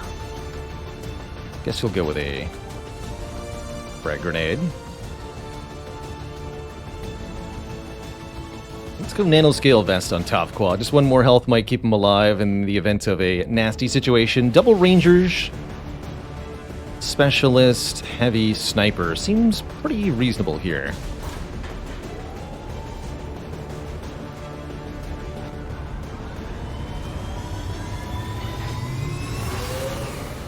And the last time I played War of the Chosen, my personal threat assessment of the Chosen was that the assassin was the nastiest and that the hunter was the easiest. Hunter in particular was frequently, I'm going to call him outright derpy, making nonsensical moves like dashing through fire and letting himself on fire, and generally just using abilities that were entirely easy to avoid.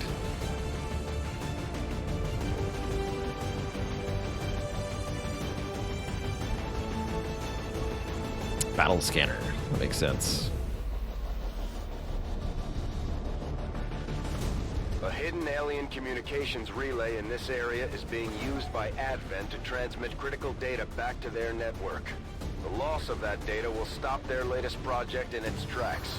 So we're moving in to destroy the relay before they complete the transfer. Yeah, Hunter Grappling Hook then moved back to their starting spot, but also moved through a damage tile during that move. And secure the site. Destroy that relay at all costs. That's the Hunter I know. The communications relay is up ahead. Move in and destroy the target. So you have 7 turns until data transfer completes.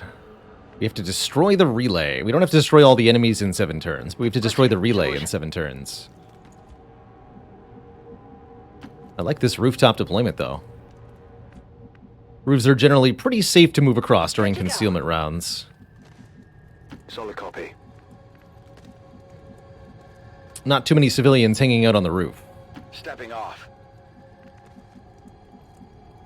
Roger that.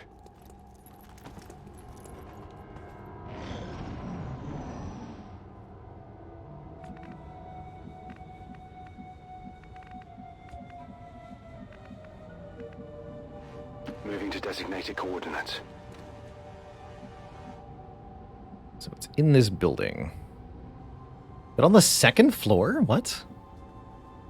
Interesting. Totally is on the 2nd floor.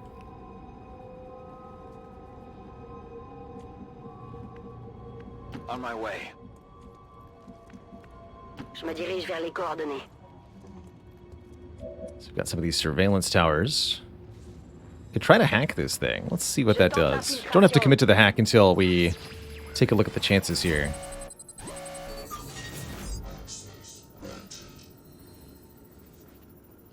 Feedback. So 33% chance to get a lead on an alien facility. Chance to recover all action points already spent this turn. However, the feedback effect is nasty. All enemies gaining a defense and a mobility boost would be disastrous for us. So let's not risk that at all. Double time. So I don't want to die. Oh, son of a... Cover blown. Without the introduction of human DNA, I knew that was risky, but I didn't realize this was going to happen. Now show their true form. A purely Oh, no. species. No reason for them to hide.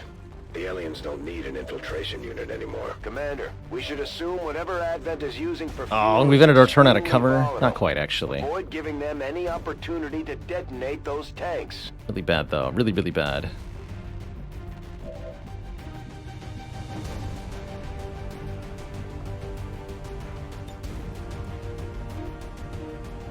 Truly, truly bad. That's why you don't move up to the edge of the... Okay, you still have the thing, though, you can do.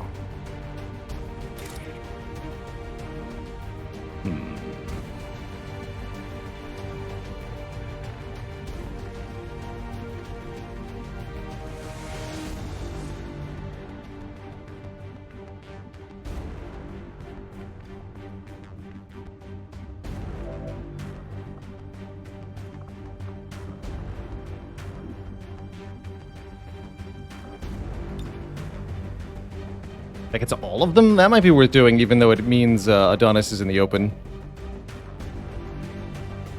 Then I can gas grenade as well, perhaps. Let's start with this move for Tapqua. Roger that.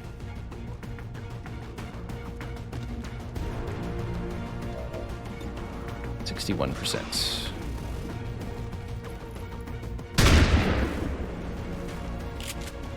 We're in big, big trouble here. I'm gonna flashbang to reduce their aim, but they might still hit me. The snake should take damage from the gas grenade. They won't take the poison, I don't imagine. Since I can't hit everybody, I'm not gonna make that action, though. We're gonna get absolutely roasted on our turn, probably, is what's gonna happen. Heading out. By the flame guy. This is going to be really, really bad. Almost assuredly. Okay.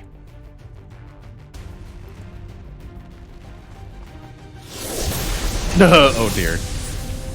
We might need to leave. Gods, elevate me. Because he's back.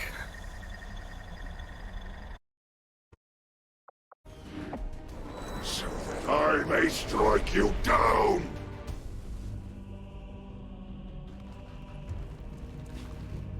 We'll see. Commander, one of the Chosen is here.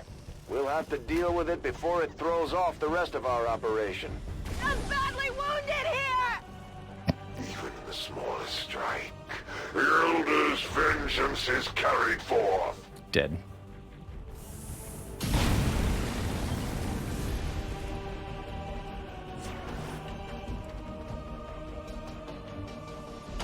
Je vais avoir besoin d'un coup de main là. Their blood is spilled in vain, to the honor of no one. Wow. These minions... World's worthless, most useless flashbang grenade. Just as yours do, Commander. You will make a... Alright, how do I call for evac? sacrifice for the Elders. Here it is. Call Sky Ranger. Can we evac out? Yes. We're gonna need to. That went sufficiently badly. I don't see any reasonable way to escape, but we can call evac onto the roof, which I think means we can evac everybody this turn and just leave. We'll fail the mission, which is bad, but it's not as bad as losing everybody in this mission, so that's what I'm gonna do.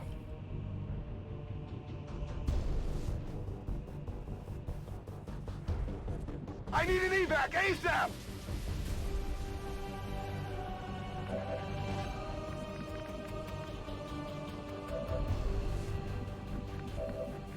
There's one Overwatch. Does not trigger Overwatch fire.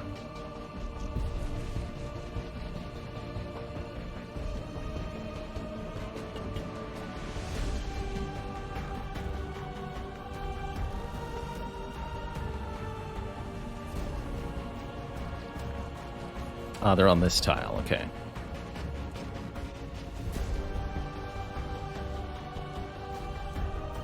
Tired of waiting around. Just a pain in my neck. Can also keep fighting with the units that are not evacing here. Evac these two, and fight on with the others. I'm going.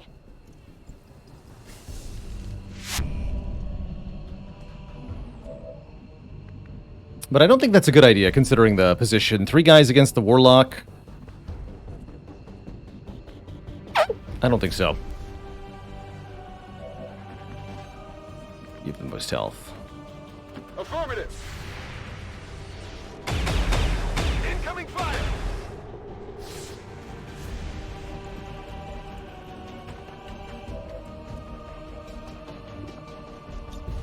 I'm gone! Good copy. Moving on target. Packing it in. Headed there now. Alright. Shame to lose out on this opportunity, but it wasn't the most important mission in the first place. All XCOM operatives are secure. Firebrand is returning to base.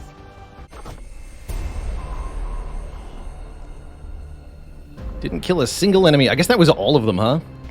That's unfortunate. Just a really, really bad reveal there.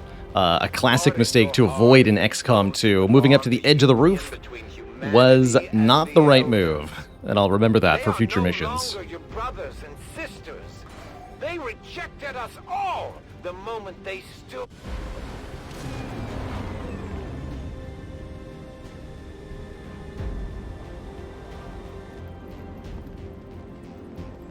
"50 days out for Adonis Incarnate. That hurts too."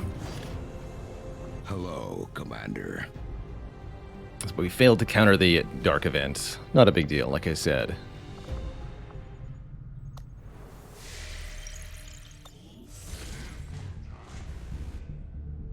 Advanced stun lancers have a chance to move after performing a melee attack. Not the biggest problem. The repercussions of your overwhelming defeat will surely expedite my rise as the Elder's one true successor. Those who have given their lives today Now he's smarter. have done so in defiance of the Elders, whom they will find no mercy in the God's embrace. These Chosen are constantly hunting us to try and recapture you, Commander, and are spreading terror throughout the Resistance as they go. We'll need to pay close attention to each one as they gain more information about our plans.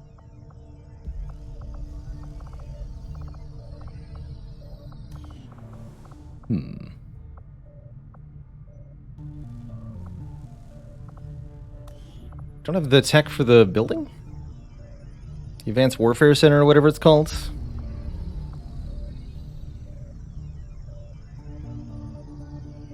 Guess we do need a power relay. Probably want that on exposed power coil.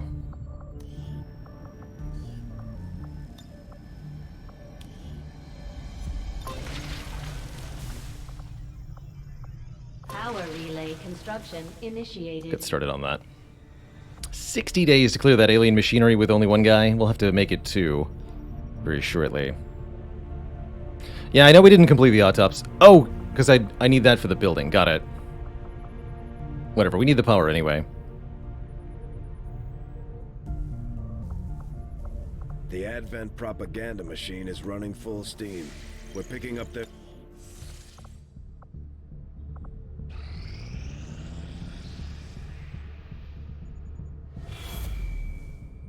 Commander, the aliens continue to make progress on the Avatar project. If we're going to slow them down, we'll need to move fast. Their suffering is needless, but they have spurned the Elder's office. Retaliation For time. the last time. This is good. We get more faceless corpses here. Oh my god, our skirmisher's finally back. Good.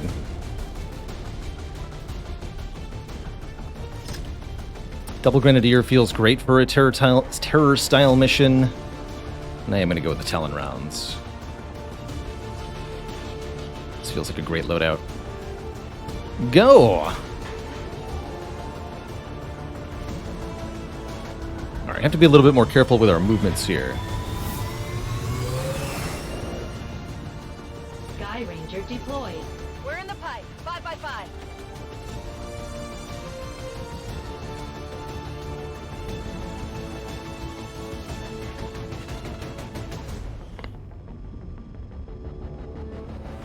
We just got word the aliens are attacking a resistance outpost in this region, and they're not taking any prisoners. These people need our help. Hey, happy to hear it, Brad The Strategy. aliens regret coming after the resistance. Neutralize all Definitely one of my hostile favorite contacts games. in the area and secure the camp. One of those chosen is leading an assault on the resistance encampment in this area. Yeah, I Our definitely people are expect to doing see what the they Chosen can to here. Fight back, but we need to help protect the civilians trapped nearby. There's a group of resistance soldiers hunkered down not far from your position. Good. Move in and help fend off the attacking alien forces. The AI resistance soldiers help make the mission a fair bit easier. Although it might mean there's more enemies on the map. On the move. Heading there now. Roger that.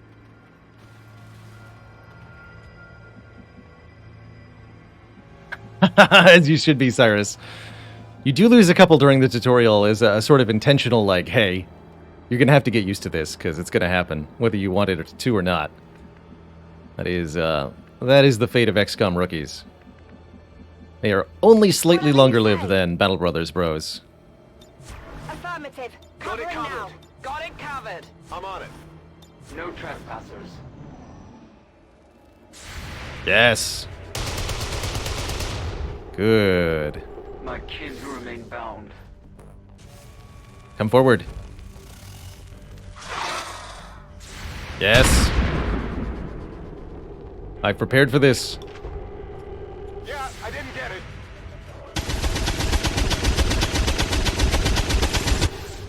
Barely registered.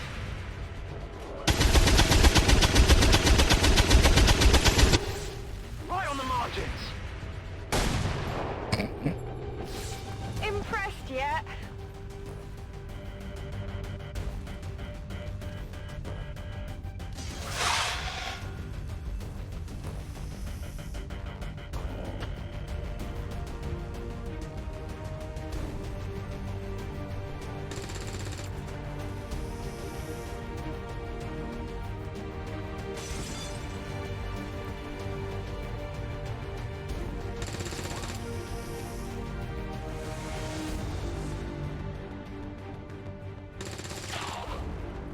Good.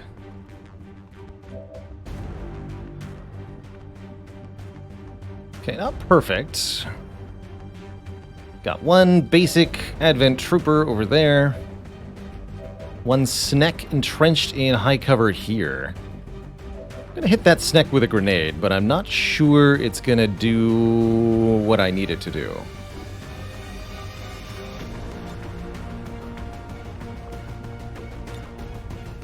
I'm allowed to get up here. Ooh, that sounds fun.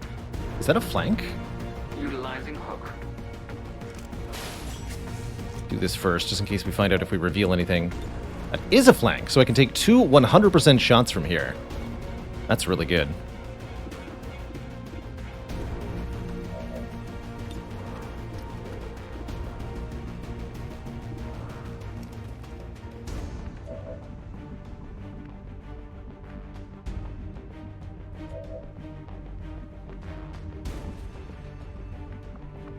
And I think Edible has, yeah, guaranteed 2 damage attacks, too.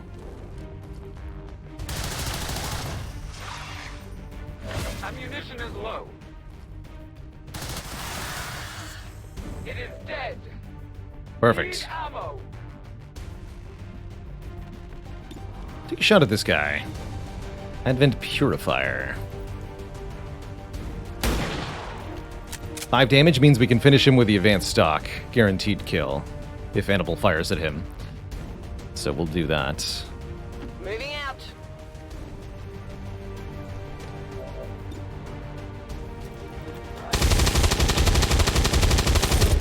Missed! Enemy eliminated. I missed him. Running dry on ammo. Okay, unfortunately that is blanked. So I may need to be a little aggressive here. Confirmed. This guy's a slight problem. On my way.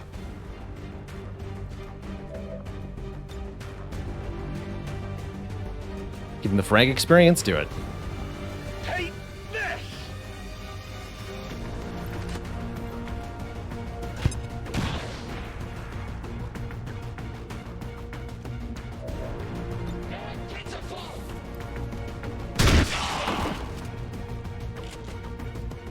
Enemies down!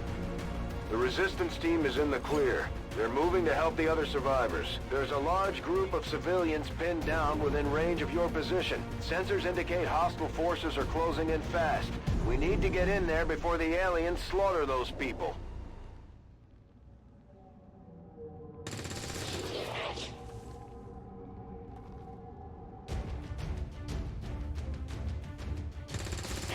Really seems like the aliens are the ones getting slaughtered, though.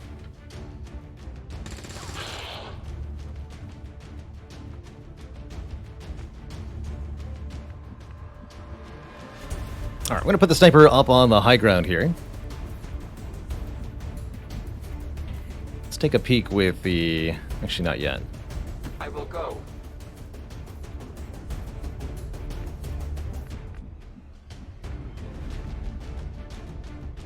Don't want to go too far forward without knowing where the next group of enemies is. That could be really bad for me. On the move. Cover me. Reloading. Running. Rolling out. Oh yeah.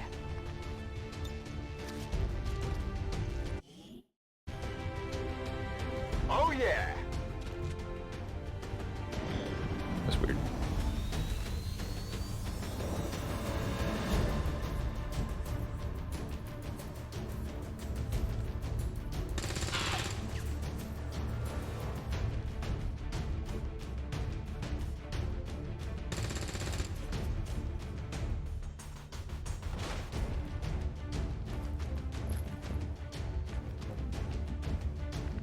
Moving to position. Oh god, I think I glitched the interface by doing that. Okay.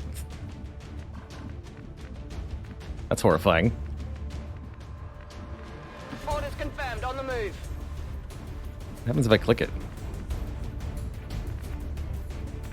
Really wants me to reload. Detectal.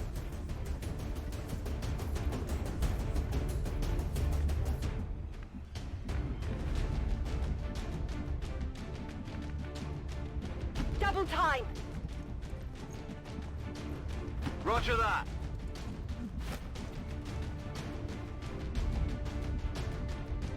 Okay. Running.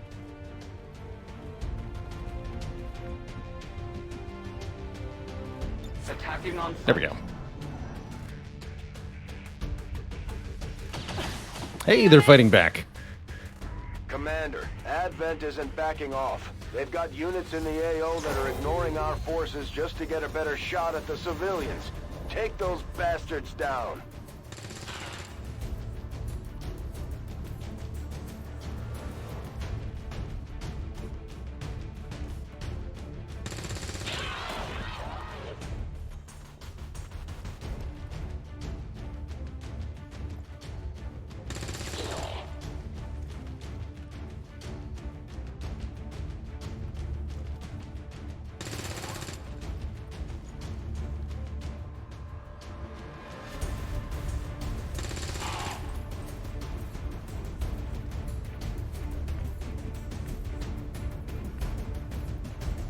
No need to ask twice.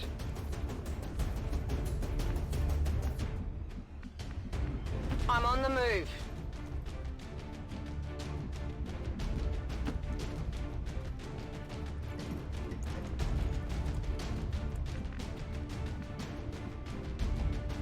Stepping off.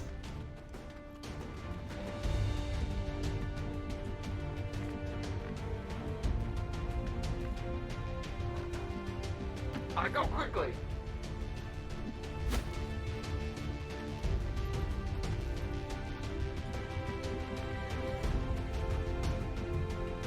The best firing angle possible. Seems doable. Overwatch. Long watch would have also been a good choice there.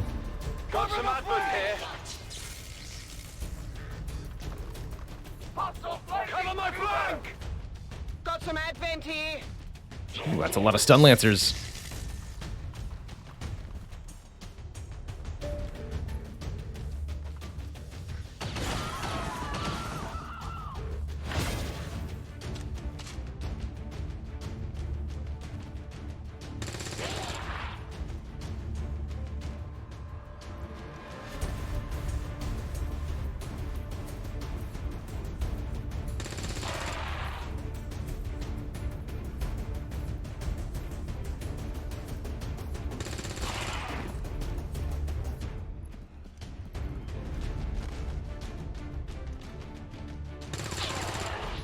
Fireworks asks, do I ever engage or enjoy the roleplay aspect of XCOM, or is it the enjoyment purely mechanical?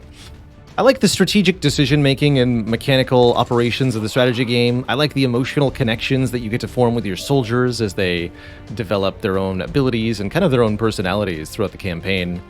And I love the like visual and musical framing of this game. I love the way that kind of the sci-fi vibe of it, really. It's a good time. Alright, can I gas grenade these two nerds? Not from here, but maybe from here. Heading to that location. Advent troops spotted. Okay. Guess he technically wasn't active yet. Yes, I can get them both. Perfect. There, catch!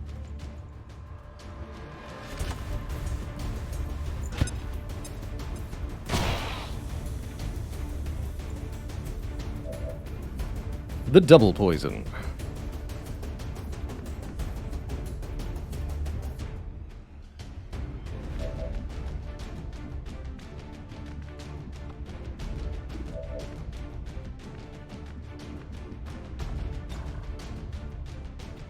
Yeah. Changing position.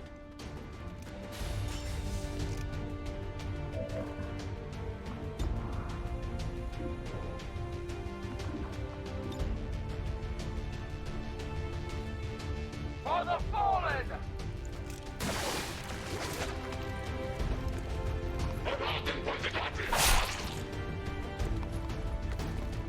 Skirmishers is so cool.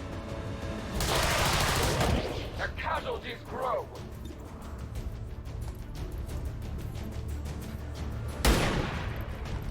'94, by the way.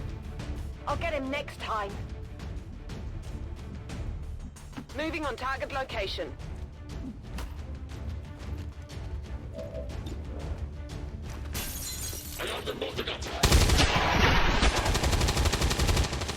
Brutal. Hostiles pacified. Just brutal.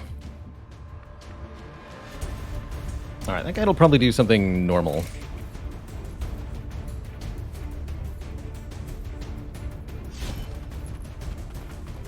This one might be carrying something. Kill confirmed. Got it.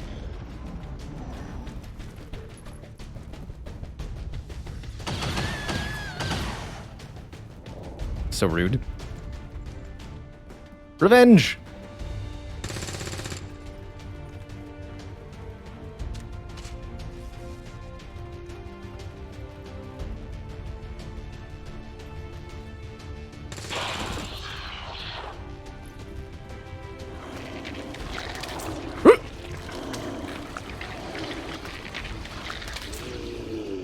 Now, wait just a minute here.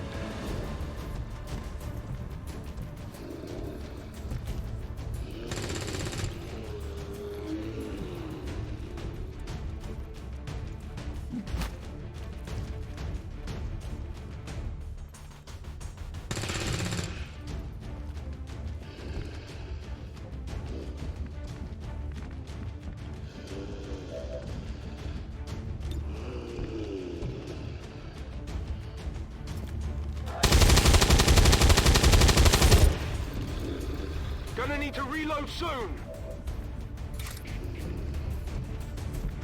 Yeah.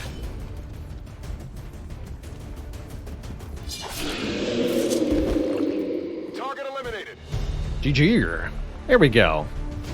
Flawless Haven Assault mission makes me feel a bit better about the previous mission.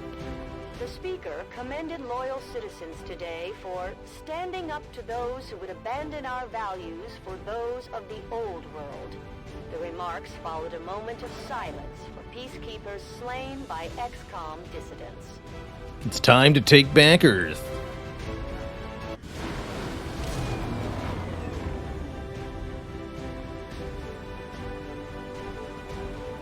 To end the Elder's false vision. That is the purpose Good. of all skirmishers. Until this is done, there can be no other path for us. Civilian rescued times 6. We got one faceless corpse. Is that enough to make a mimic beacon? I'm not sure. Considering the limited resources available to you, Commander, you have still managed to exceed my expectations. Excellent work. Beautiful. The bond between these soldiers continues to grow.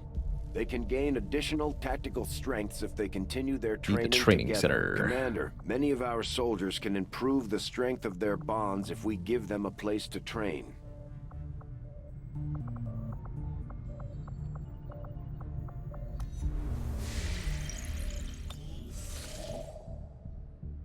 Guerrilla Op. Interesting. So we get a mission for scanning there. I have glimpsed the power that awaits the Elders, whether they realize its intent or not. This entity is cut of the gods' own cloth. It is as they are, a power beyond perception. I cannot judge our fate, Beautiful. but it is assuredly... Zatox and intertwined Blank with the Page void that have returned with another engineer, so we just got 2 engineers. And the cause is advanced.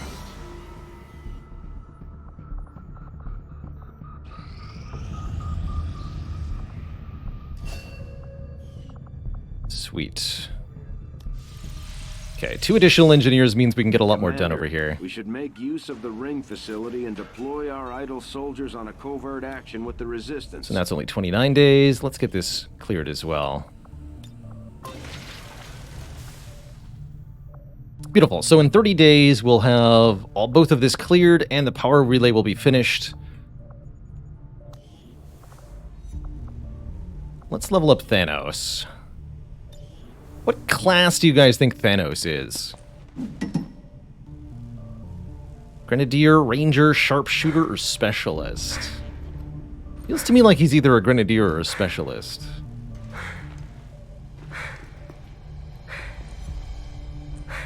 What he needs is an ability that removes half of all the enemies off the field instantly.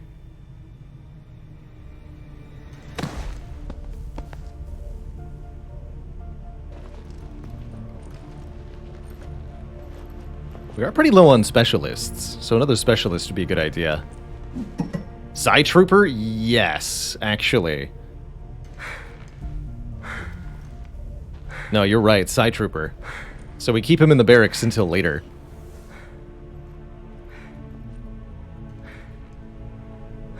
That just feels right. Okay, so let's train somebody else. Igor! You're gonna be a specialist.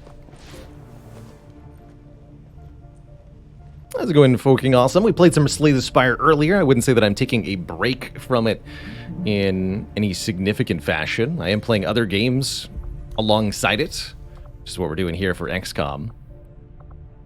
But you just missed some Spire about an hour ago.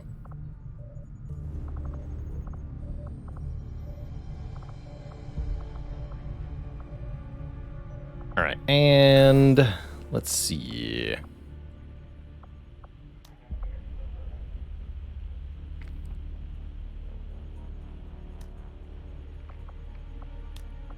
Form soldier bond. Interesting. Recruit a scientist. +9 dodge is pretty good. But I think we should either take the Reaper. Getting a new faction hero is a good thing. Let's do that. Let's locate the Reapers.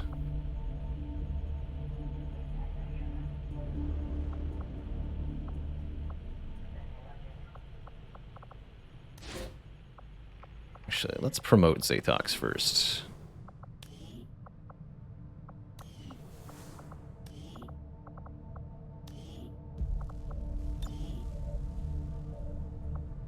$27 soldier AP. When the Templar is focused, there is a chance to deflect incoming shots. I've got to hand it to the aliens. The invasion was one thing. All their advanced technology. They had the drop on us for sure. But Advent, there's something we could never have prepared for, even with better gear. Between the propaganda, the handouts, and a seemingly endless supply of reinforcing peacekeepers, they're nothing but trouble for an upstart resistance movement.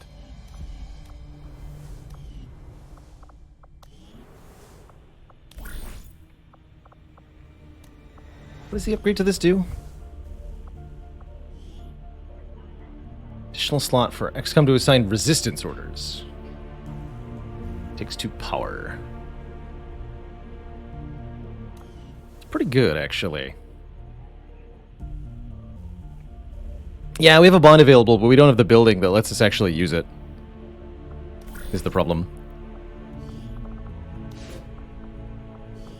Let's send a rookie with him. Or no, Annibal, right? They're forming a bond.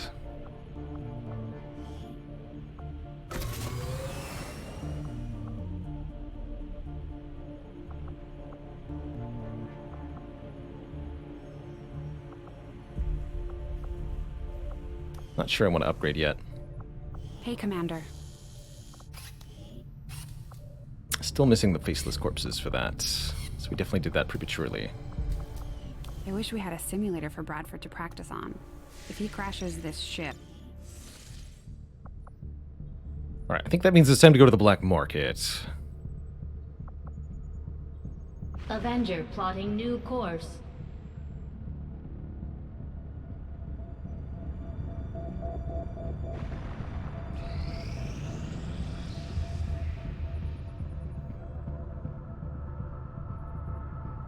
Market is open. The black market has expressed a particular interest in our Illyrium Core, Advent Priest Corps, and Advent Turret Wreck stores. So we can also sell stuff here that we're not going to use. If I had a more precise idea of what everything was used for, I might be able to make some better decisions here.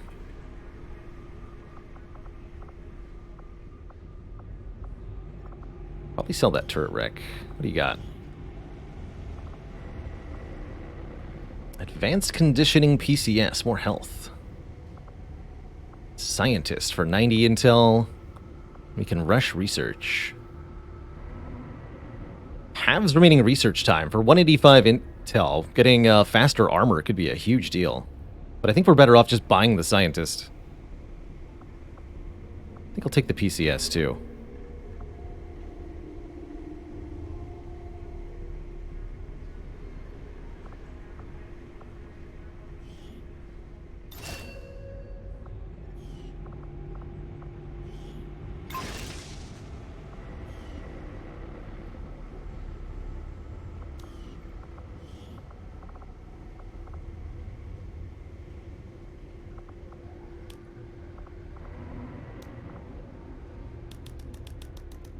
Sell off a little bit here.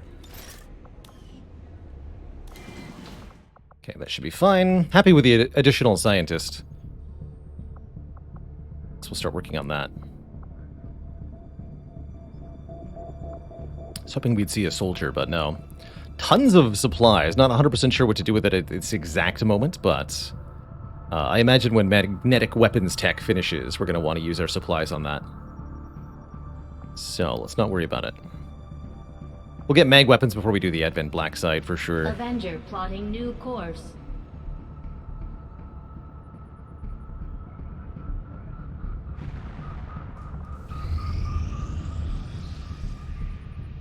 Priority message coming through, Commander. Putting it on screen now. Leading the Resistance is a daunting task, Commander. But your efforts so far have left many wondering if we have made the right approach. We will have to do better. I agree. You would do well to be more protective of your secrets, for soon there will be nothing left for you to hide. Gonna do training, so he's gonna get stronger. But we're getting stronger too, so I'm not too worried about the Warlock getting more powerful. So we're preparing a couple dark events. I'm not gonna spend 30 intel on finding a new one. With our success comes the opportunity for you to assign us new orders, Commander. I think we're gonna keep the double ability points gained, especially if we expect to face the Chosen in direct combat.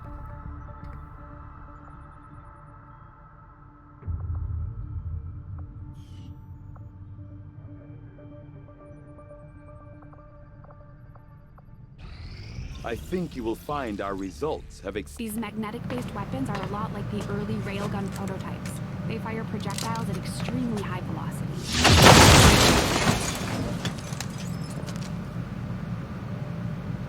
Yeah. Fun little throwback that target was the art for the sectoid from the original 1992 XCOM. In cold storage. We should perform the autopsy as soon as possible. Having finally gotten a closer look at the Gauss rifle technology that Advent has deployed among their forces, I'm fairly confident we can develop a magnetic weapon system of considerable power. The obvious question, why not simply use the Advent weapons directly? It was discovered early on by Resistance forces in the field. Some years ago, the aliens began integrating a sort of genetic verification technology into their weapons that prevents them from functioning by any species whose DNA has not been pre-encoded. Unfortunately, the system also exerts lethal force on an unsuspecting, unauthorized user, a fact we should disseminate as widely as possible among the resistance cells we have contact with. As for our own variation on the technology, Dr. Shen and I have taken components of the alien weaponry recovered from the field and utilized the key elements to develop a sustainable prototype. We can safely begin reproducing the system as the needed materials become available.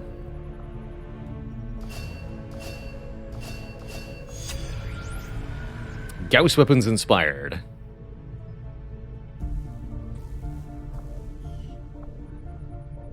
So that's the heavy mag weapons. And since we get a research bonus on it, we absolutely should take it. That is an important task, Commander. Just give the word and I'll get started, Commander.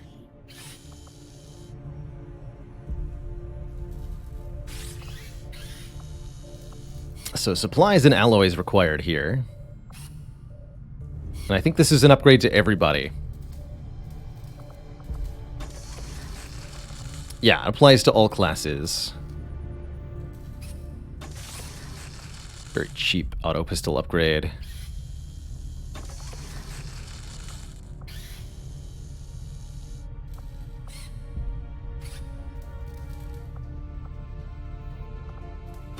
Cool. Spend all the alloys we had. Means I won't be able to make the Gauss stuff immediately. Maybe I should have bought alloys at the black market rather than selling a few. That's okay. How is the soldiers doing? Yeah, make aliens dead faster is a big deal. Indicates the Chosen aren't going to stop hunting us, Commander. Our only option is to find them first. To do that, we'll need to work with the Resistance on a covert action. All right, Enigma engine is ready to deploy. They're going to be very useful on this next mission. Wish I'd gotten the pistol upgrade for the sharpshooter. We'll take Grizzed. Maxwell. Okay, I think we're going to do the black site right now. Better to do it sooner rather than later. That way it's a bit easier to handle.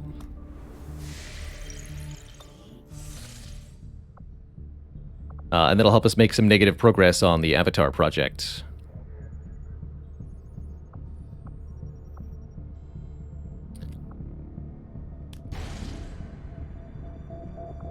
Setting course for Western United States.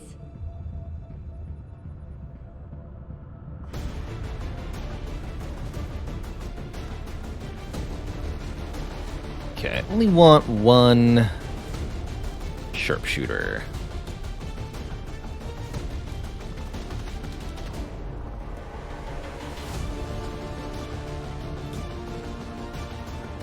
Let's take Top Qua. He's tired, but the shard gun crits will be huge.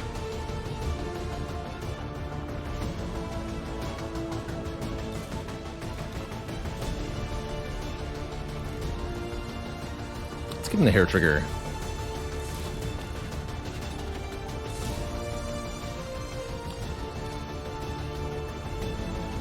Get the weapon upgrades on people, right? Not sure. Pretty sure the weapon upgrades will carry over.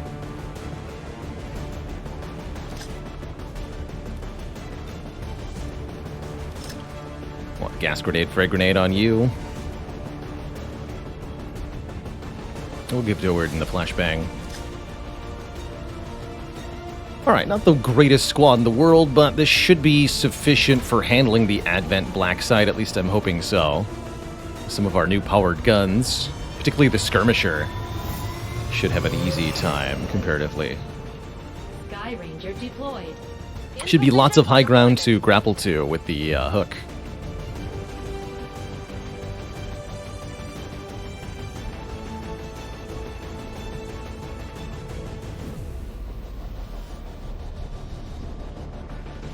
Our contacts in the local resistance have shown us how to access the Advent Black Site.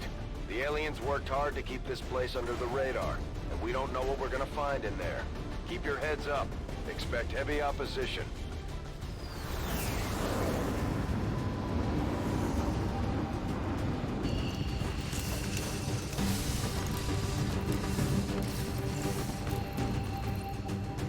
We've confirmed the Black Site is in your immediate vicinity. Oh, no time limit on this mission. Investigate the area. Expect heavy resistance. Neutralize all hostile contacts. It's going to be quite a few enemies, though, which we'll have to be careful about. We must investigate. Moving out.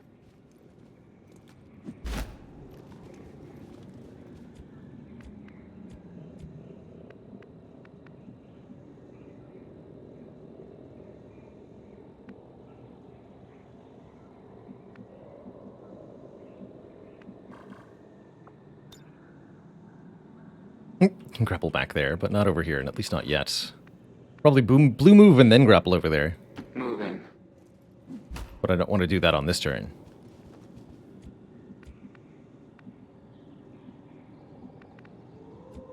Probably going to put the sniper on the roof of this building once we clear it. Copy that. Confirmed. On my way.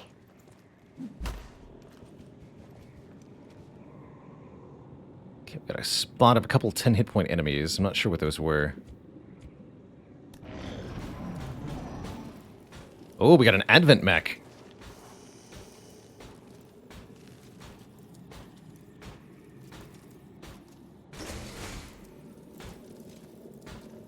Hostile forces spotted. Well, that's a good grenade. Oh, maybe not. Enemy patrol.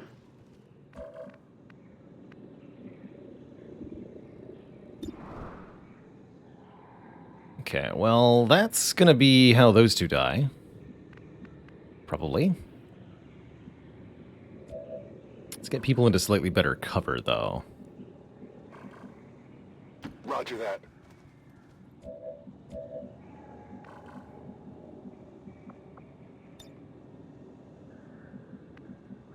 Aye, aye.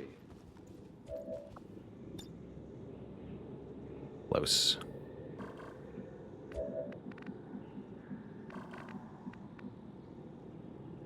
On the move.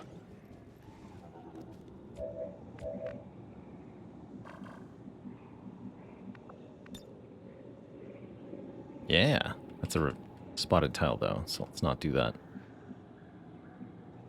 I must run.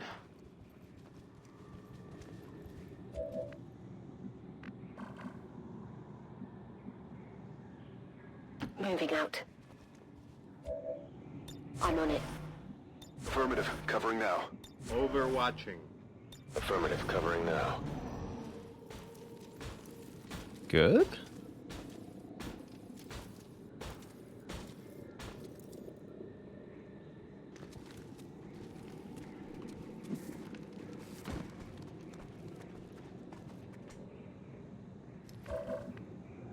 Okay, means I can't open with a big boom. That's probably for the best.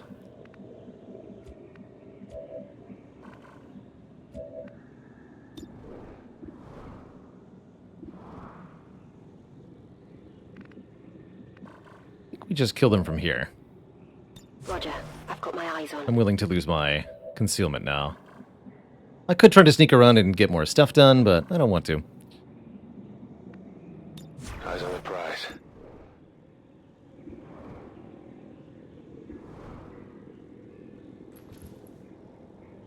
The time for hiding is over.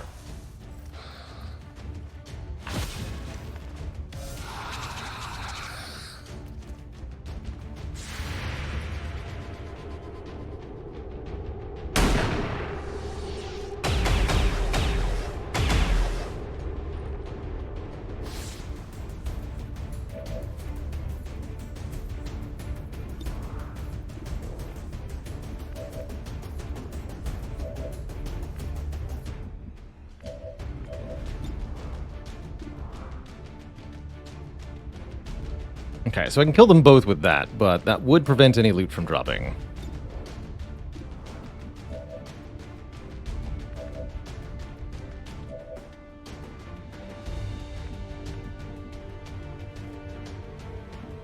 It's not the worst thing in the world.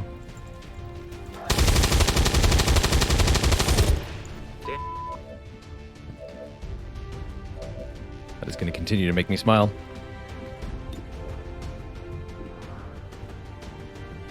Back it.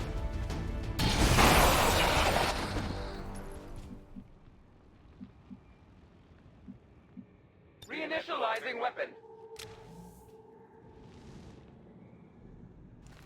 Warlock. Stand proud.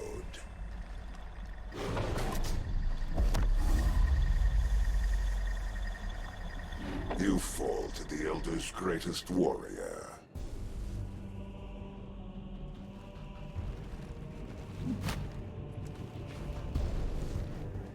That's one of the Elders chosen, and it's not gonna make things easy on us. Let's try to take care of it as quickly as possible. I am nearly upon you. Okay. Cute that you think that.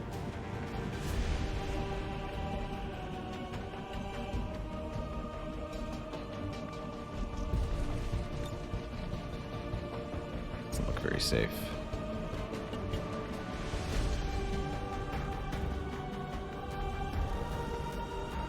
Moving to designated coordinates.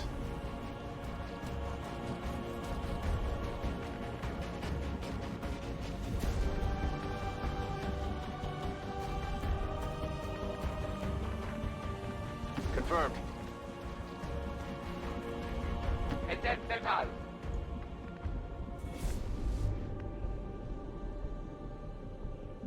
I can handle that. Good to go. On Overwatch. Here. Copy that. We know there's a couple enemies around the corner, so I just kind of want to creep forward there. Overwatching. Scanning. No trespassers. Perfect.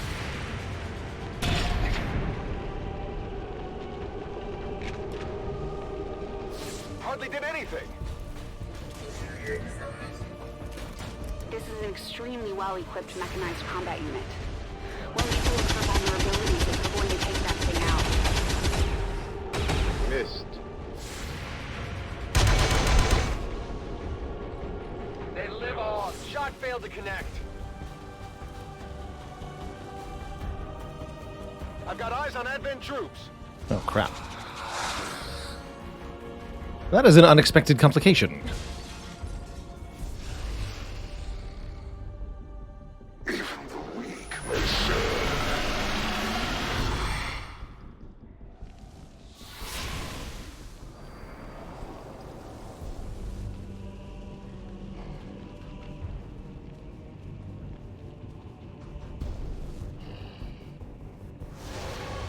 So it explodes when it dies. We can't stay there.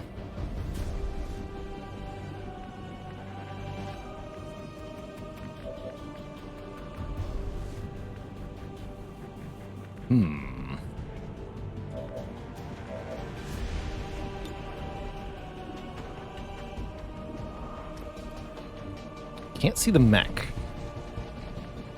Interesting.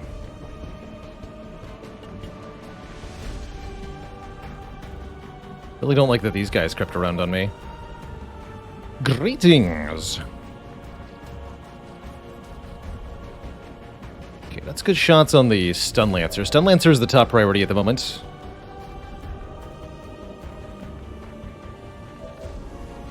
Is there a way for me to deal with them properly?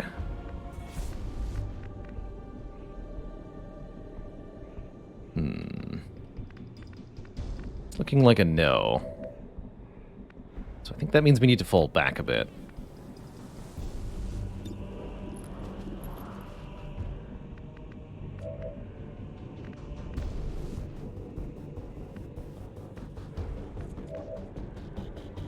Yep, I feel like that's what we have to do now. Moving to designated position.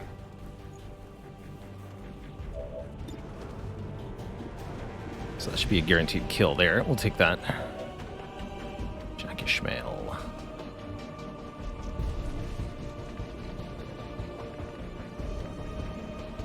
So close. Roger that. Being in half cover is not great.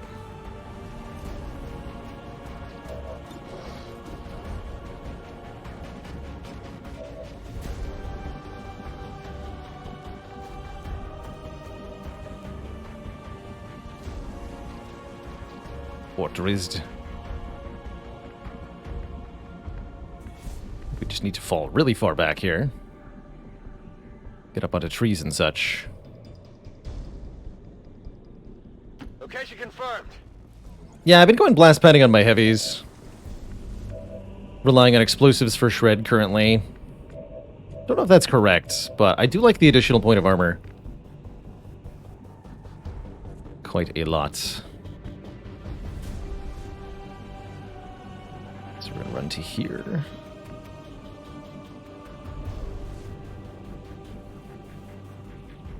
Take a shot and then try to get back up? I don't think that's gonna work. Just save lightning hands for a future turn. Copy that. Definitely worried about the mech grenade. They do have pretty long range.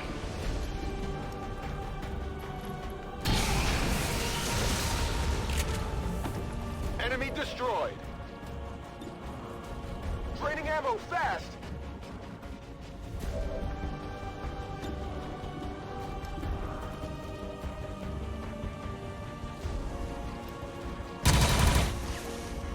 My failure is my own. Weapon running low. Reasonable flashbang over here. Oh, actually, it's a frag grenade, not a... Never mind. Eyes peeled. Okay. Minor damage movement. My ammo is depleted. Good. Threat increasing. Here's the part I'm really worried about, though. I'm hit. Yep. We have some serious wounds here. Do you feel their pain, Commander? Do you share their agony? Try as they might. Occasionally Hello? they do succeed. Their fragile forms succumb to the perils of battle. We have to expect our soldiers to feel the strain of combat eventually. We just have to give them enough time to recover properly.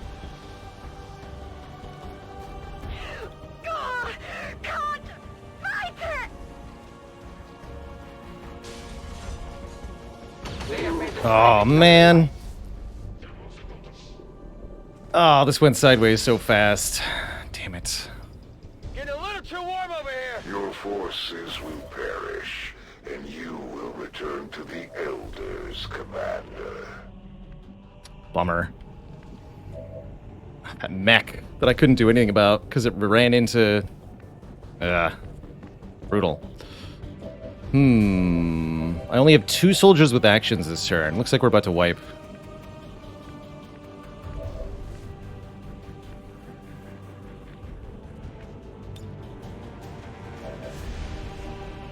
I do have flashbang available, though, so we'll have to do that. Moving out.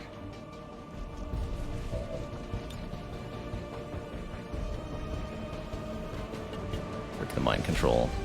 Light him up. Yeah, I'm not going to reload unless this truly turns into a wipe. There's no reason to.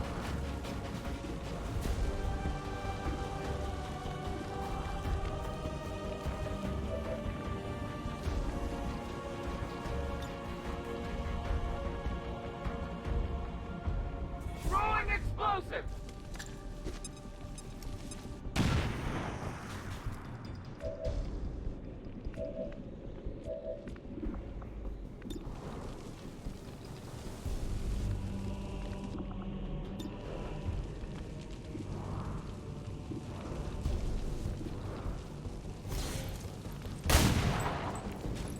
That armor's tough.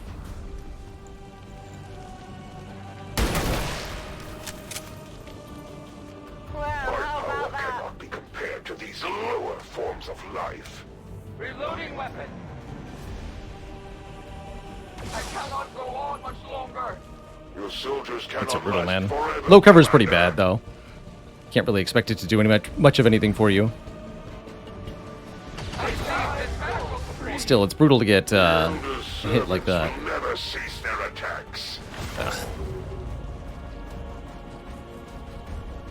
Tough. Really tough.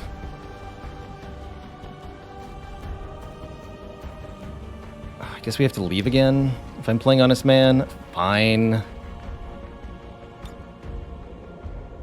Oh, I'm not allowed to? Never mind. If I'm not allowed to, then yeah, this is bad.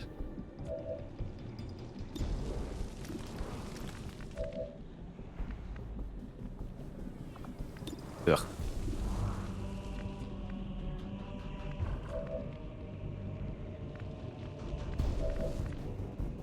Shadow step. Suicide. Bad. Very bad.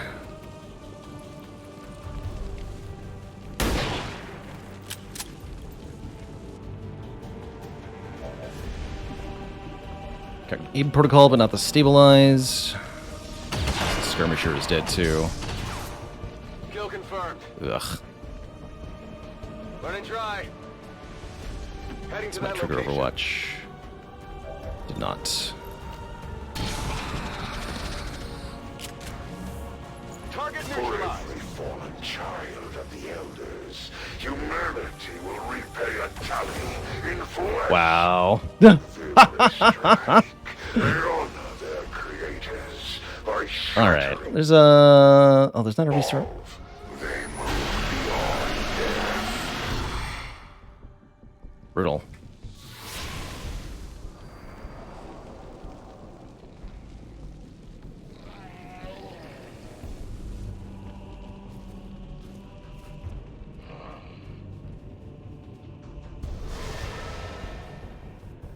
My power will wash over the battlefield. I think I'm going to make this the first save load for real of the campaign.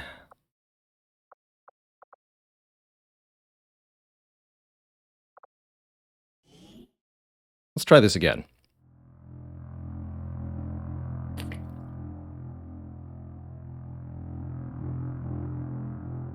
To the beta timeline. God, it's so hot in here. I'm about to end stream just out of heat. Excuse me, I'll be right back.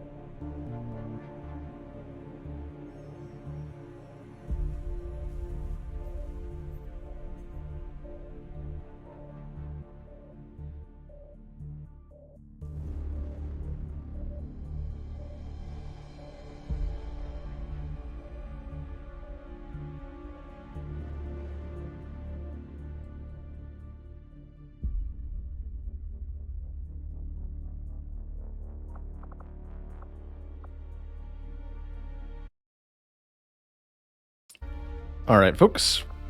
We are back. I've got the heat under control. And we're going to make another go at that black site mission. A very important lesson that we learned there, which is a reminder of the capabilities of the Advent mech. Starting its turn outside visual range, the mech was able to launch grenades at us on elevated terrain in one turn. That's pretty brutal. So a definite reminder to me why I don't like those things very much, and why they are target priority number 1 if we're ever relying on cover. Other thing that went really wrong there is that we were relying on half cover for defense on some of our soldiers. Half cover is only 20 defense in XCOM. And it really isn't very good at keeping your men alive, as we saw. We got shot very easily back to back there. So, I'm gonna make another attempt on the black site. Setting course for Sector 9, Western United States. Let's see if it goes any better. Stupid sexy robots. Yeah, the fact that they have thick armor also really complicates the situation quite a bit. Weapons. Can't swap this out for a different... Oh, yeah, we can. Okay. Light machine gun.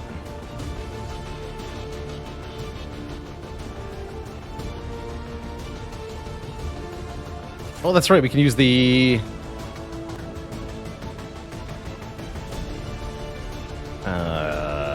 Tactical Legacy Pack version.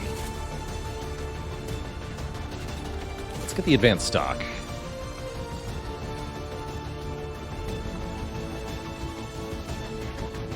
Got a scope. A marksman's rifle.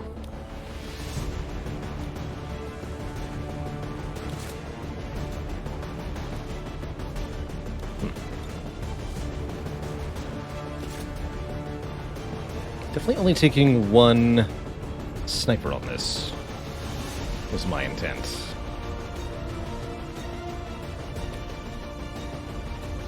Frizzed. Frizzed with the flashbang.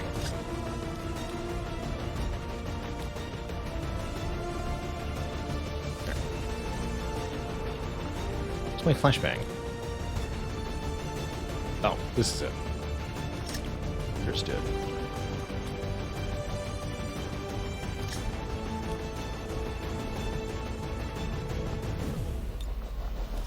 There we go. That's what I wanted. Got a shard gun. Augmented shotgun. We've got one with the bonus aim, too. Making sure we got the right guns equipped might help us a bit. So this is the laser shotgun from XCOM 1, also part of the Tactical Legacy Pack. Let's see that thing in action. That looks cool. Definitely haven't had the weapons optimized completely. The one with the scope.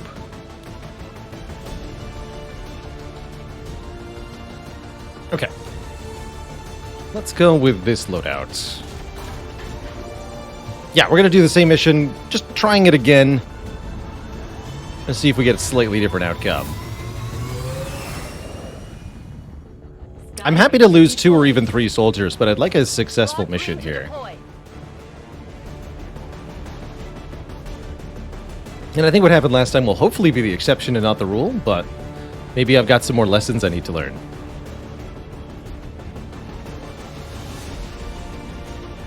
Our contacts in the local resistance... Dark Searchman says that's why I like Shredders on the Grenadiers, because of those mechs.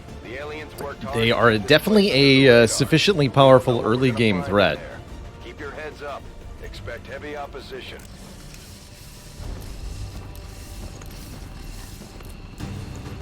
We've confirmed the black site is in your immediate vicinity. Infiltrate and investigate the area. Expect heavy resistance. Neutralize all hostile contacts.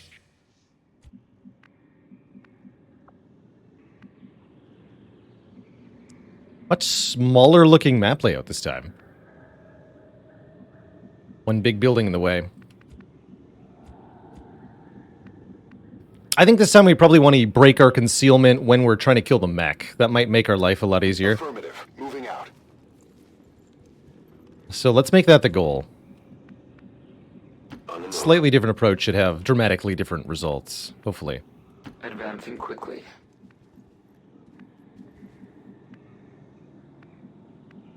Moving to designated coordinates. Beat feet. Beat those feet. I don't know if I want to move you further forward. Just Overwatch and chill. Got it covered. Moving to Overwatch.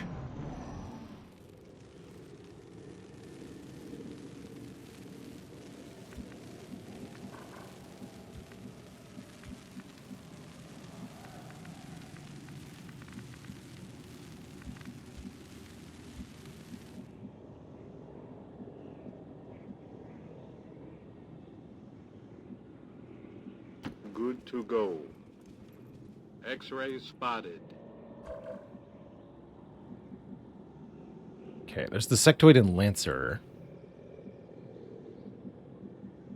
Definitely want to get not spotted by them. But also we want to find the other group. Okay.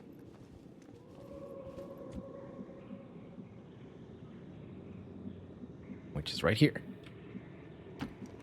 Maybe.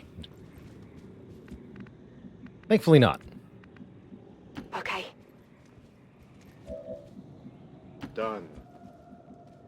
Moving on target location. Moving.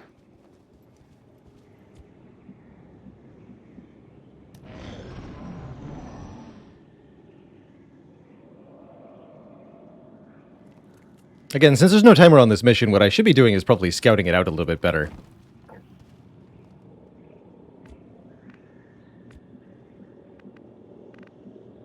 Than our rather forward approach last time, let's call it. Got it.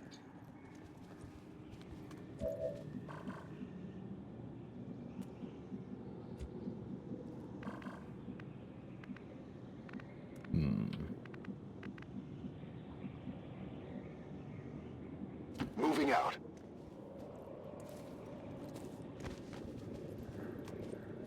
Okay, so the alley is clear.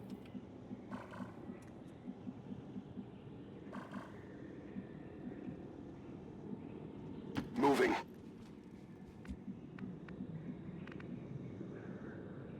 Roger that.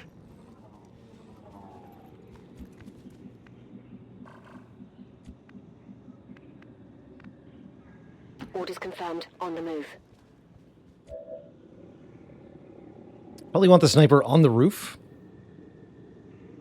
If the Warlock shows up, we want to be able to take advantage of the high ground. And I imagine he will, since he did, you know, he did when we were in the other timeline. Go here. Moving on target location. And you'll come back here. Covering distance. Overwatching.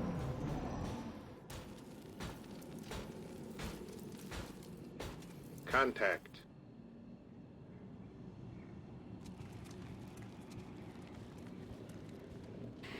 Heptibus says, is it possible to do a full stealth mission in this game? Finish the objective without aliens noticing ever? For certain mission types, yes. It is possible to do essentially a stealth mish. So, here's the pod we're going to activate. Or attack, you know, to activate. I might even hit him with gas grenade, although probably simply frag grenade is sufficient. We'd ideally like to not anger the other aliens on the map at that time. We just want to kill those two with our first turn.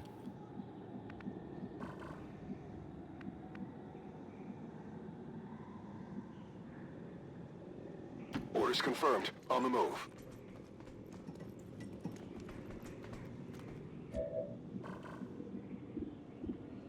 Okay. You definitely want Enigma engine up there, too.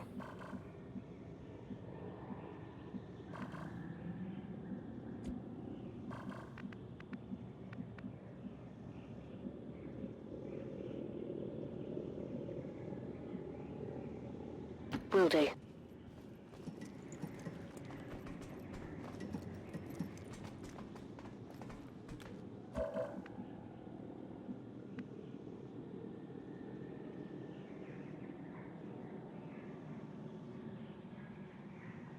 Rekka 9, thanks for the 6 months. Rekka says, hey, I subbed 6 months ago, the time that I started working hard for my dream exam, and still working for it. 1 year left. Enjoying the hard progress with you. You make me relax when I get home from the library. Keep up the good work. You too. Keep studying. Good luck with the exam. With your passing or being certified or whatever it is you need to achieve your dream. I hope you get it. I advance.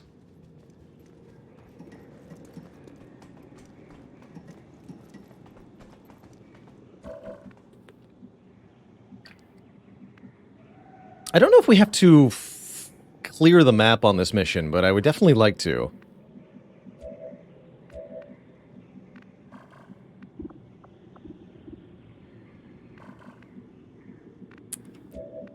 Always been the type to prefer defeating all enemies to the stealth approach.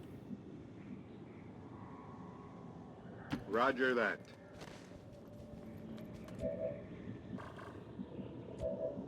Okay, so we're pretty set up for next turn here. I think Drizzt is in a good spot.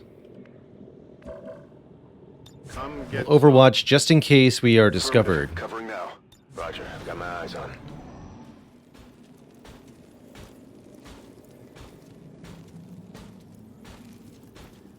Cruising. So all of the groups of enemies will move around the map, kind of randomly. Who can see you? Sectoid can. You can actually get spotted. So you need to fall back. We don't want that sectoid group to activate while we're on the roof here. That would be a complicating factor.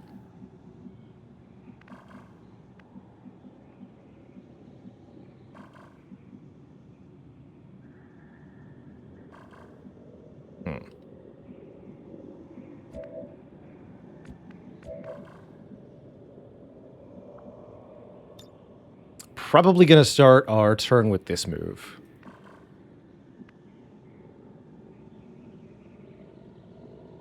QTP Wolf says, can you one-shot kill an enemy and not be revealed on the map? No. Taking an offensive action will break the concealment for the squad.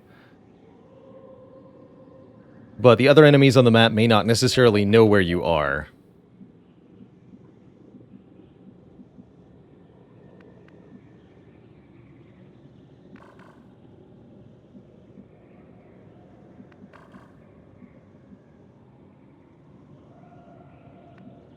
Here. Let me go here first, regardless. Copy that. Just make sure that sectoid doesn't discover us. And now I believe we're allowed to throw the grenade. Only these two enemies will be activated. Might even want to go long watch first. No, I don't want to do that. I'm also happy to have the sniper throw their frag, because how often does a sniper get to throw a frag grenade meaningfully? Not very often.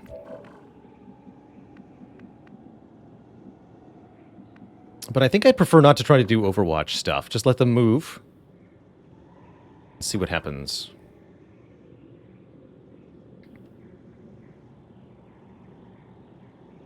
Throwing explosive!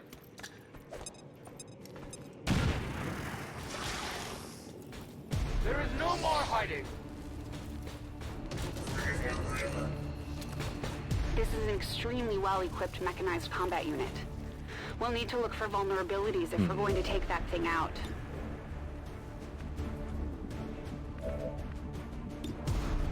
Okay, good.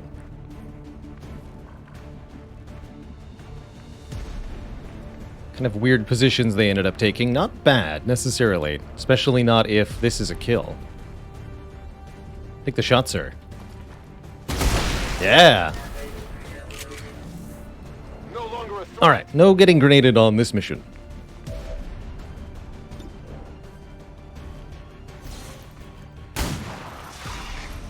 Maybe a flesh wound? And could definitely dodge us repeatedly. Which could be a bit of a problem here. I can give her another action with teamwork, right? Seems like a relatively unlikely that we get a kill with this sniper rifle shot.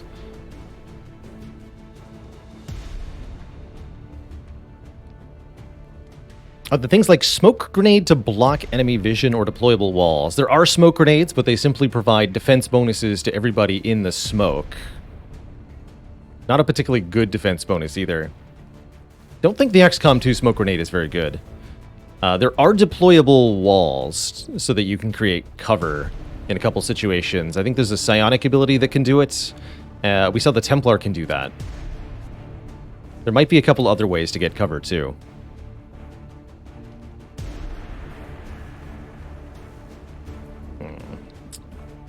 Also somewhat okay with throwing a grenade down there. Don't want to try to move Drizzt to flank this thing, because that would result in activating the enemies that are inside the building here.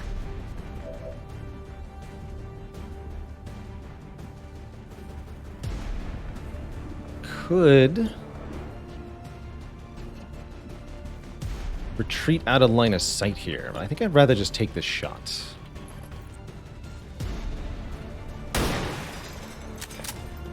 Fair enough.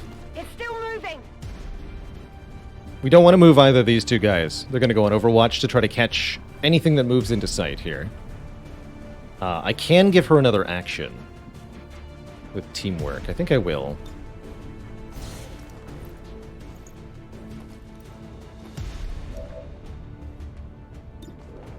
And I could take a pistol shot, but I think I'm just going to move out of sight. Here. No problem, boss. Overwatching. Got it covered. Here's our Warlock.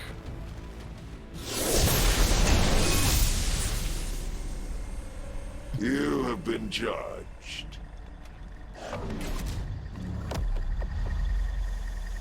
Yes, the snake is going to try to pull me off the roof, almost assuredly. That's why we moved out of line of sight. Hopefully that prevents too much trouble. And I am your punishment.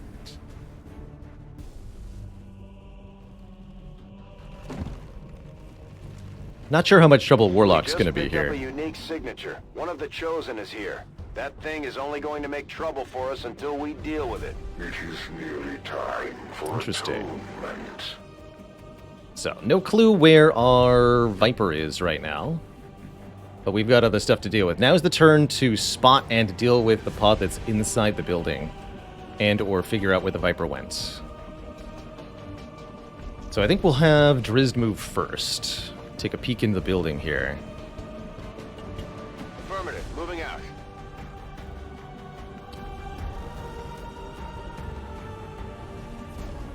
No sign of contacts yet.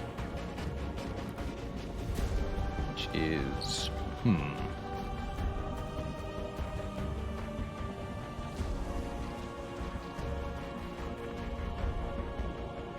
To that position. Hello?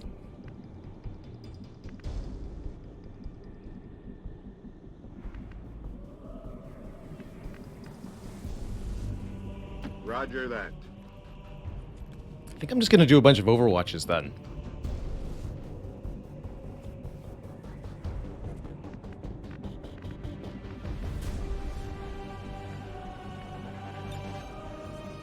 Long watch you. Overwatch, reload in Overwatch. Moving to Overwatch. Overwatch. Come get some. Overwatch. I am watching.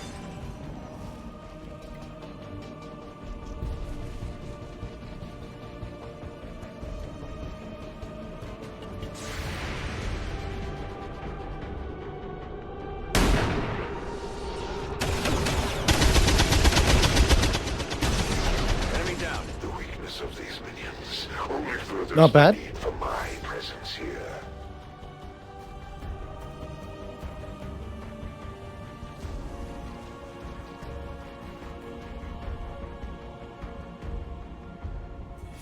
Hello?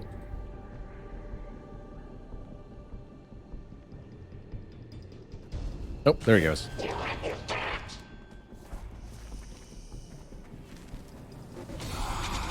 Okay, so both pods were activated.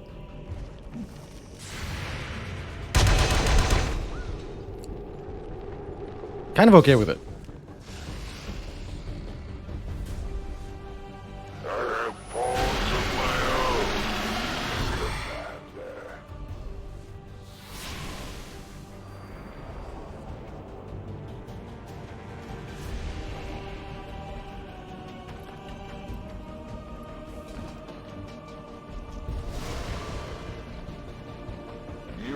make a fitting sacrifice for the Elders.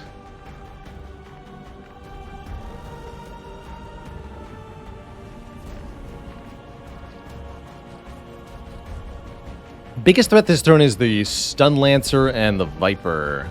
Sectoid and the Zombie aren't too bad. Well, the Zombie could really be a problem if I don't play my cards correctly here. Let's see, you're a Blade Master, so you could almost kill the Stun Lancer in one good sword swing. That would make my life really easy.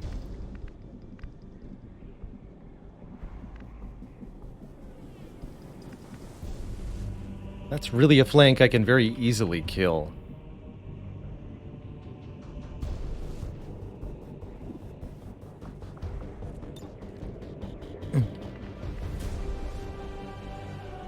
Actually, 85% to use Justice on this guy would be a very quick solve for that. What can Flatline do? Nothing from here.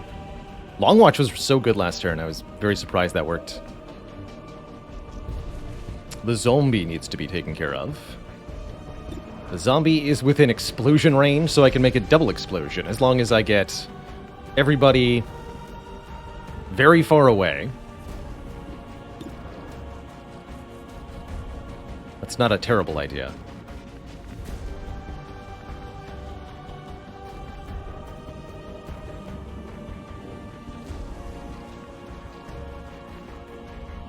One, two... There's one more guy over here, right?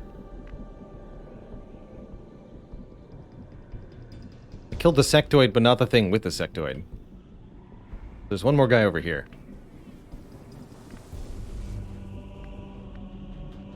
I think we fall back then.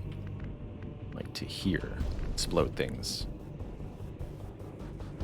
That feels right.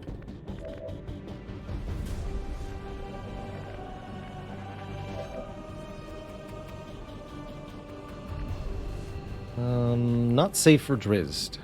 This is, though.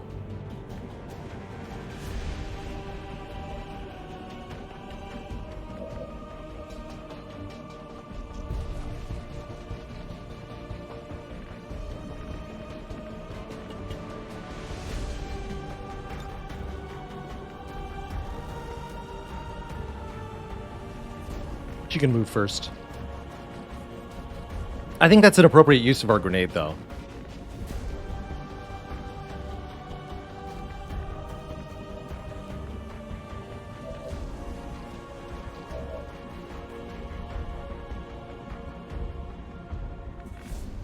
So we justice this guy, grenade these two.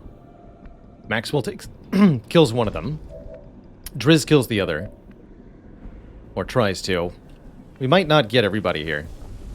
Well, let's start by seeing if justice hits. I need to know if this is going to be a success or failure. Oh, it's not a success. Okay.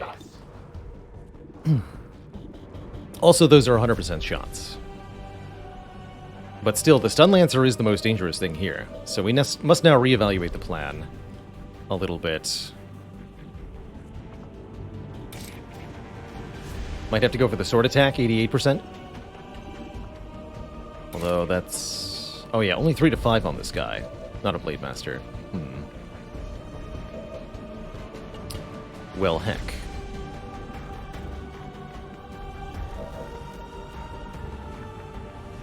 Looks like things just got a little complicated.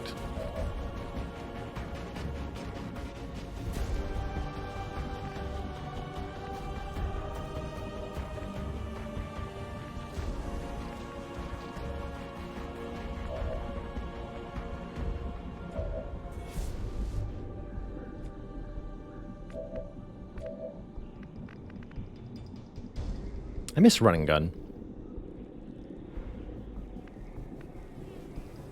Very dearly. Could go for a flashbang on the Stun Lancer instead of killing him. We've seen how well that goes, though. The flashbanged Stun Lancers consistently hit me with their attack at range. Really have not been seeing much success out of the flashbang overall. What are other options? Where can Jack get to? Is there maybe a way to launch a grenade in a reasonable way? This is just a 3 to 4 frag. Shame.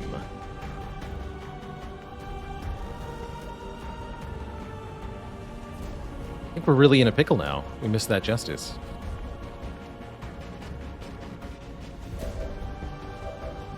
I do not have an answer to the Stun Lancer.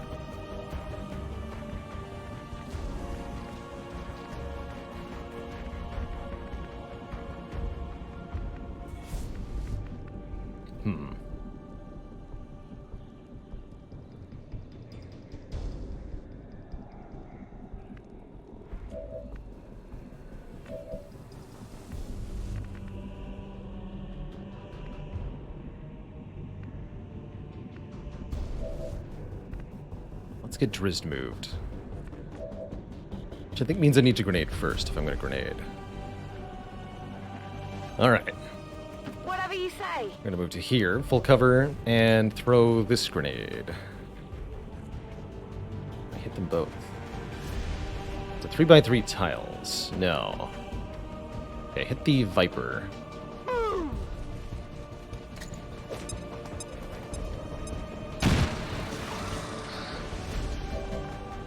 Did not even break the cover. Interesting.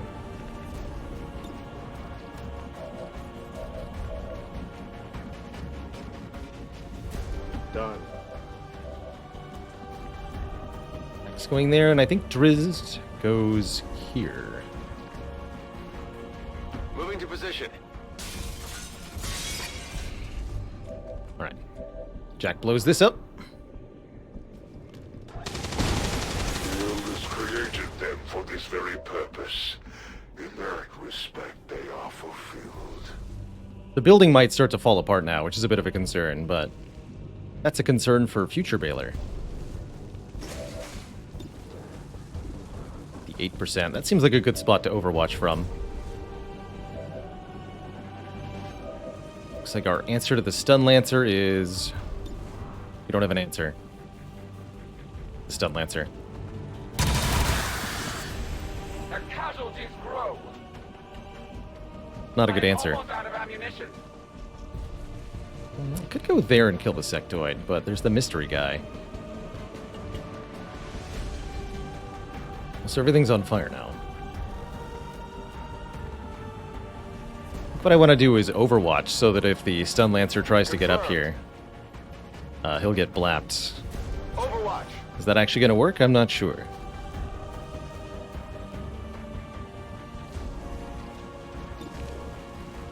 %58% to get a kill.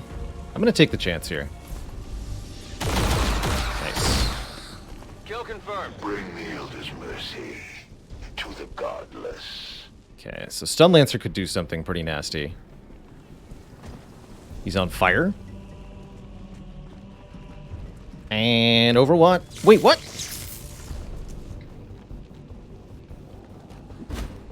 I have so many questions. Enemies on the move! They're flanking us!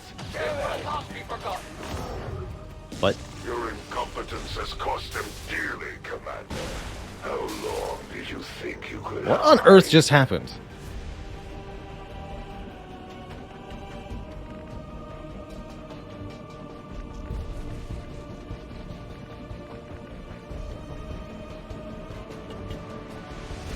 Nucleot says that was a visual bug. Fire prevents the abilities. They ran through the fire while using it, which canceled it.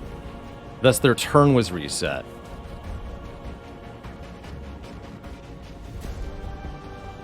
Interesting. Okay, so the first action we saw was the fake turn, and the second action we saw was what it does when it can't use the melee ability, which is go for the flank kill.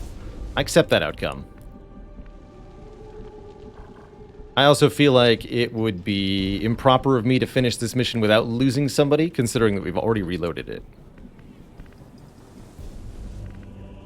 Alright, so there are 2 Stun Lancers. Is that what I saw? One is here. The other one just flanked Drizzt. So he's here?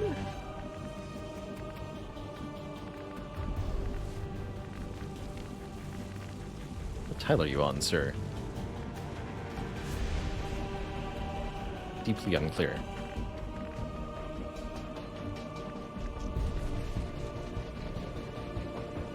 Okay, that's a flank shot, apparently. With the blue moves, let's go there. Moving there. Assess the situation a bit more. Aha, okay, there you are.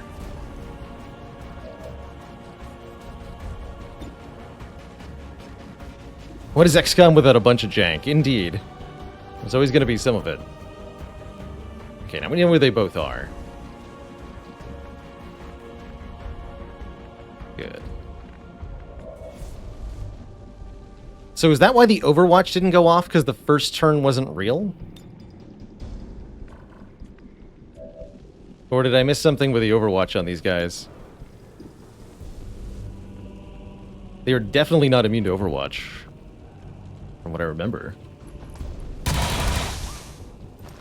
7. Okay, so he burns to death at the start of his turn, right?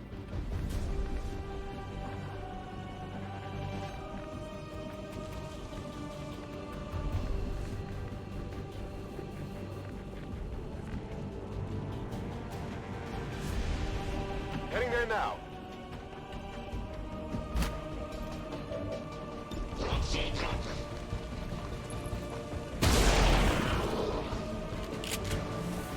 Enemies down. Will be a reckoning for all of your offenses against the Elders, Commander. So that means I should reload the sniper rather than running down there and pistoling him. Is probably what that means.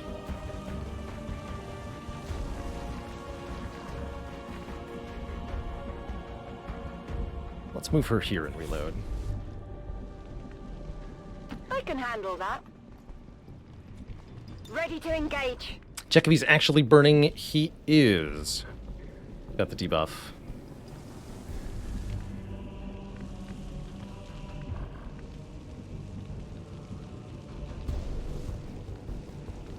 Aye, aye. Reloading.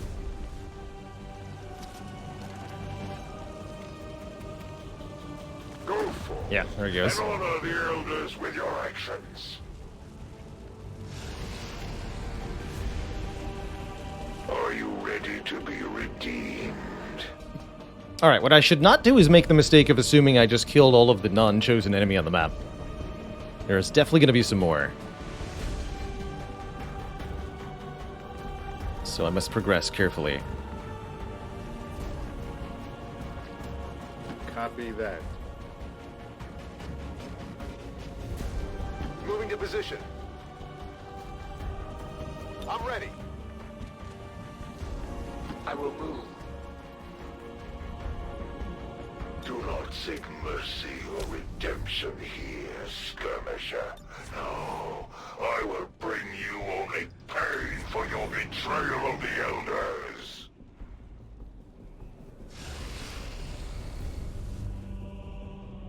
They serve without question.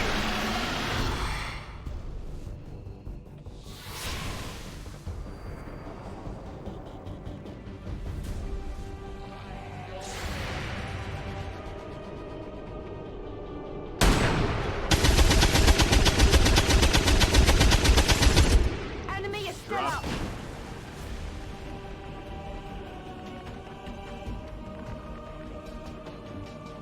We should get off this building.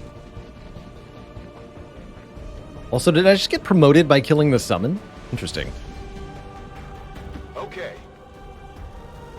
I've got eyes on Advent troops. Yeah, there's the next group of enemies.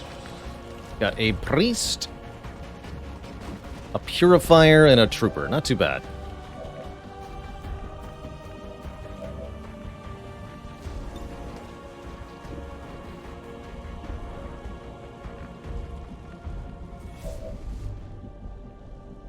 Priests are fun units. Yeah, fun.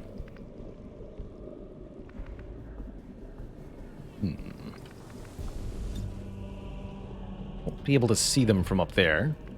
Could lay an Overwatch trap, but I don't think we want to. Carry unit. I can carry the corpse? Interesting.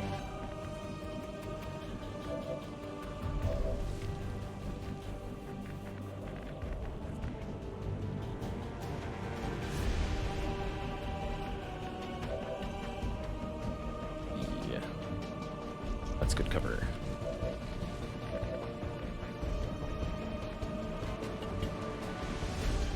I think we do want to lure them back into Overwatch, actually.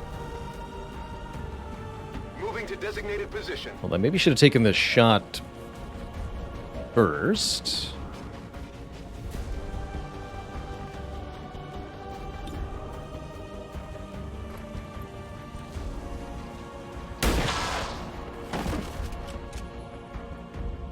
Impressed, The yeah? death of these subordinates will prevent nothing.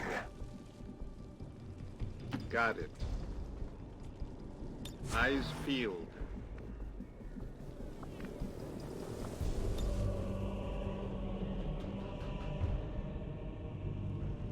Repositioning. I will not wait. Those without faith will perish. Target still standing.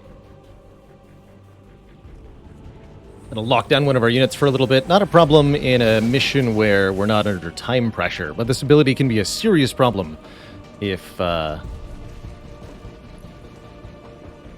trying to evac within a certain time frame or something.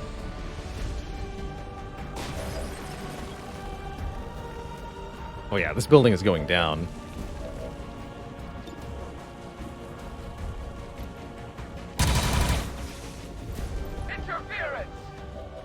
Interference. There we go. My expectations for them were exceedingly low. Guaranteed 2 damage. Let's take the shot.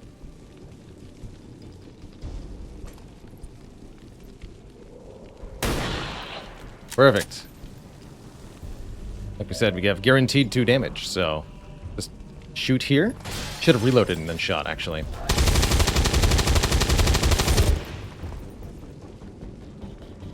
Need to reload. I forgot they can do that.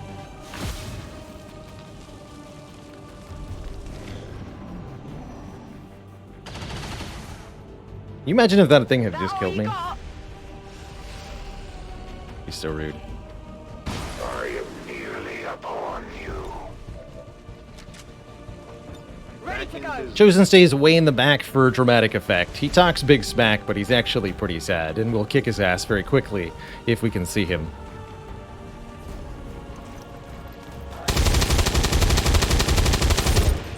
X-ray down.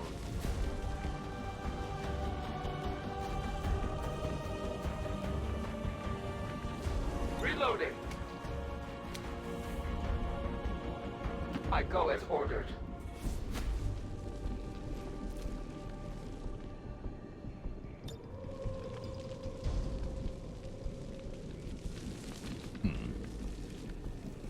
Understood. Moving out. On Overwatch. I'm on it.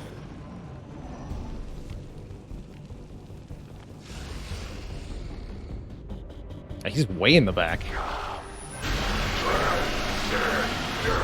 Itself.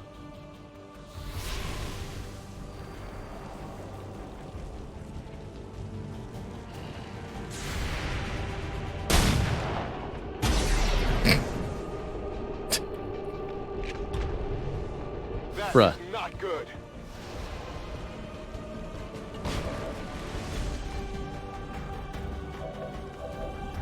You can see why the zombie becomes explosive after it moves.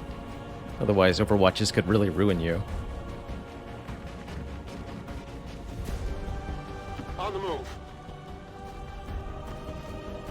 Oh, it's a turret. Oh dear.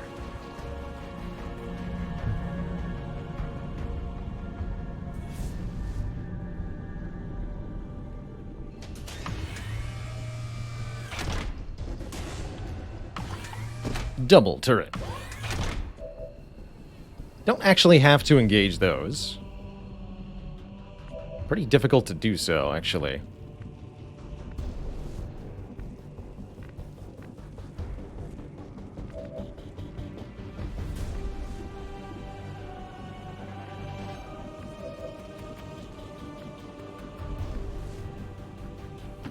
to go. Okay, you're gonna fall back out of turret visual range, but only after the explosion occurs.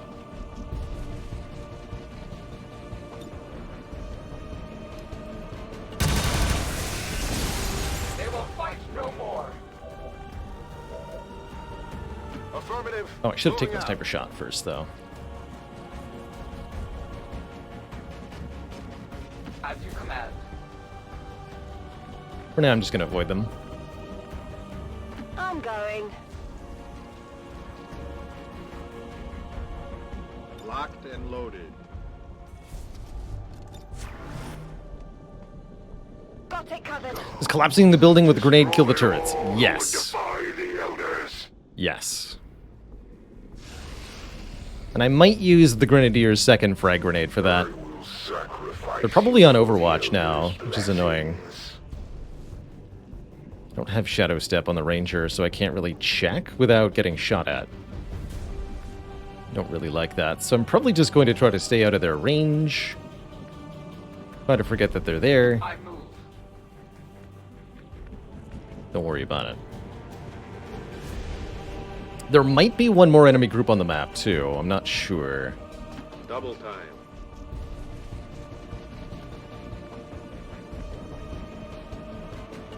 Orders confirmed. On the move. That's true, they are kind of covering the evac zone.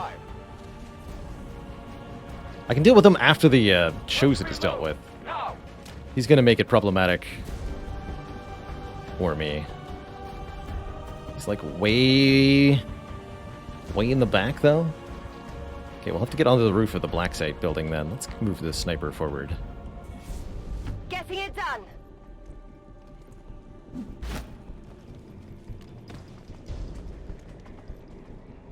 We cross time and space to serve the Elders.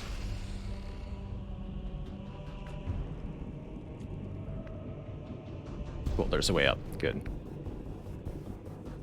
Solid copy.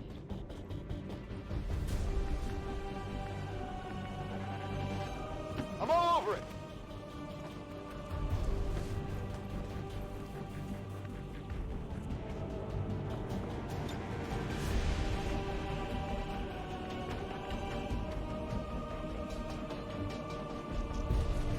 That should be good. A great distance. Oh, crap.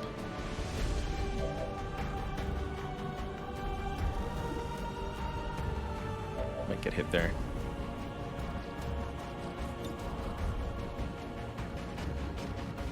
Squad site, right? I really thought that... Fine. You can see it too. Okay. Shoot at it. As you can see, they're rather resilient.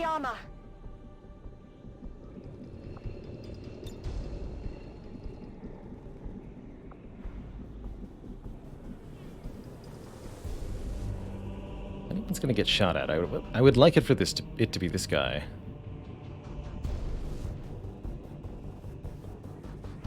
No. Aye, aye.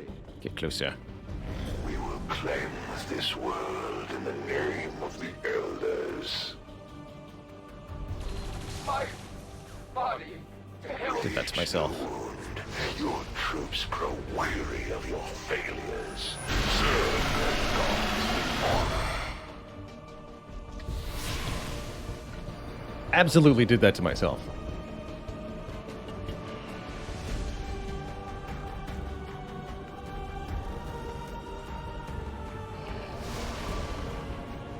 Ooh, that's a fun combo. Overwatching turret plus, And you will return yeah. to the Elders, Commander.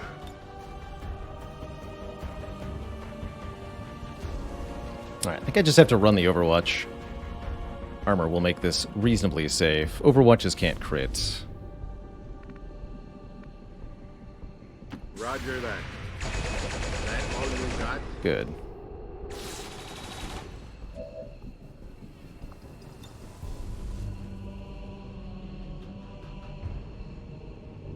Grenade out.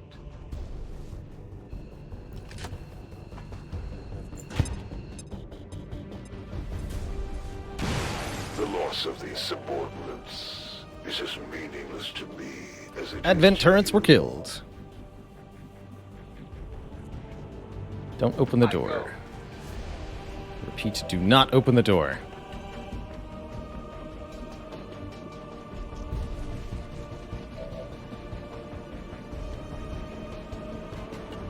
Should be enough tiles away.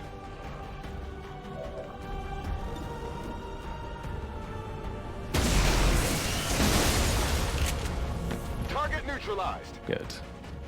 I stand ready.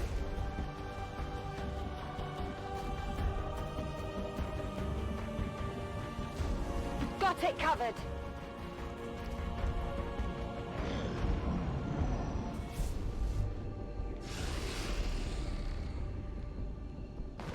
The Elder's judgment is nearly upon you.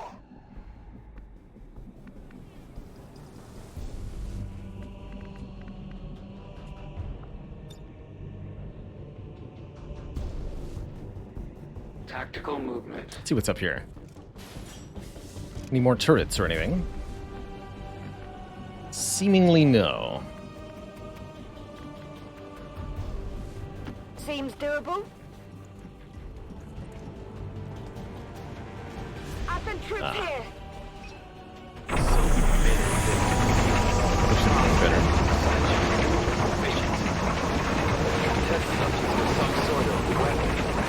Looks more like a refinery to me, Doctor. Once we get our hands on that sample, we'll know for sure. Okay, we got a mech and 2 troopers. The mech is obviously the biggest problem here. But we can use our men on the ground to deal with that pretty effectively. Both of these soldiers have moves left, which is exceedingly important. We cannot allow line of sight to be given. Oh, he gets a free shot on the trooper too. Beautiful.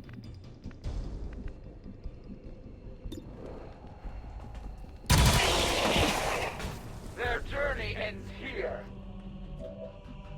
And you're gonna lightning hands this guy. Actually, no. Yeah, it's unlikely to even damage the mech.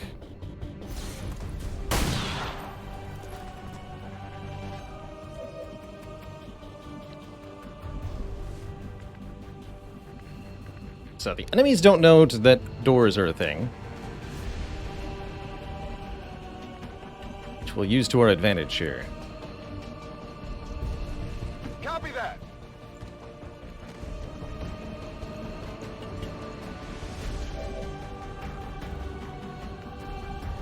Dashing.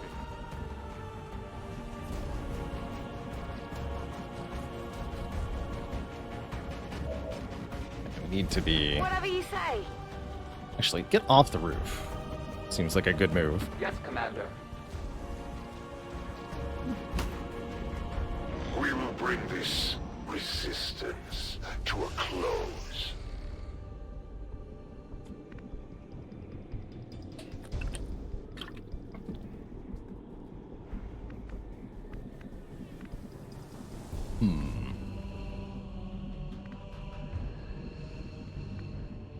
So, with us outside of line of sight, exactly what the aliens are doing is really unclear. Rolling. I'm gonna overwatch for a turn and see what happens. And then I might be brave enough to poke my head forward. No problem, boss. There. Oh, hello.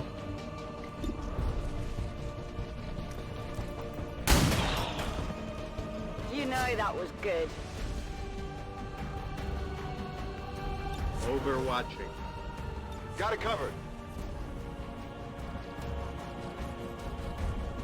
Cover me! Reloading! Attacking on sight.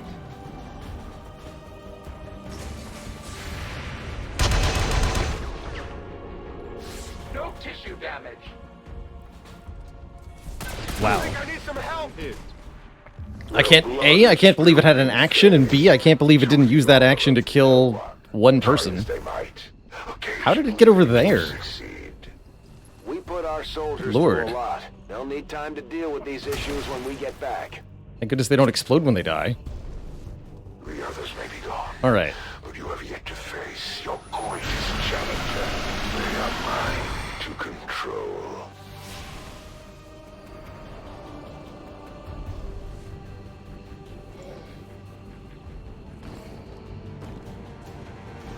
You've got to be kidding me. And I can't move him! Oh, that's so funny.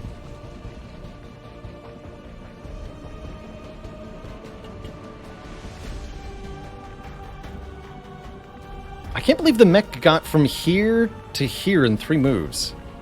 Guess it's not that big a facility. I'm truly shocked it was able to do that.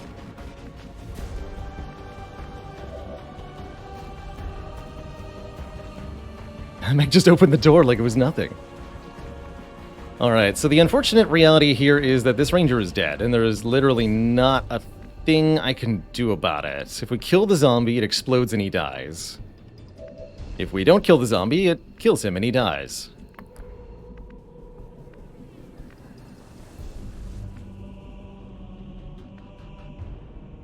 That's it. End of story. We're gonna have to chase down the warlock here.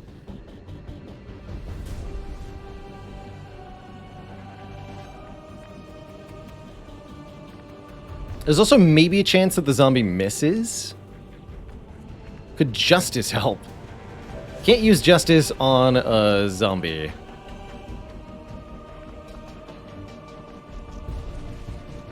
But that seems hilarious in concept. No, you can't use justice on a zombie. So I'm gonna leave that guy behind. Everybody else is gonna run. Flashbang disabled self-destruct? Maybe, but I don't have any flashbangs available. We have a gas grenade and nothing else. Beat feet. Beat feet, indeed.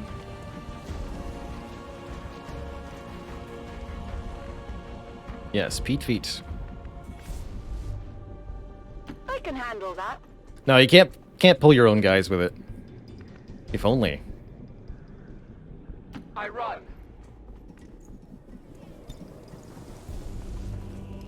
These 3 should be able to handle the warlock if it's the only thing left. Hopefully. Although we'll have to worry about his retaliation fire. Their lives forfeit.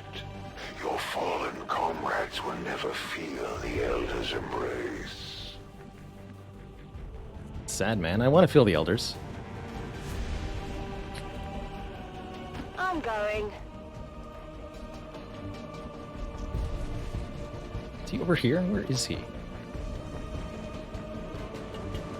Good to go.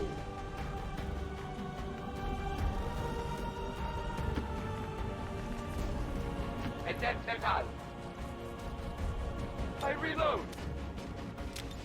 On Overwatch. Oh, jeez. Advent forces sighted. Another mech? Oh my goodness. I apparently forgot what this mission entails. You have already done more than your share to defy the Elder's decrees, but I will not allow you to desecrate this place. My masters have proclaimed that all who trespass here must die, and I am the instrument of their will. You've got the Chosen in range. Let's take it out. I am the voice within. Let's see what I can do here. Soldier down. Get him back up ASAP. Okay. Top priority is kill the mech. And I know how. We're going to remove the daze from the sniper, we're going to gas grenade these 3, and we're going to shoot at the mech twice. That's going to leave the basic trooper and maybe the sectoid, but ultimately this is actually a pretty good engagement. Solid copy. This might sting. So I should be able to hit all 4 here. Or all 3, rather. Yeah. Just in range.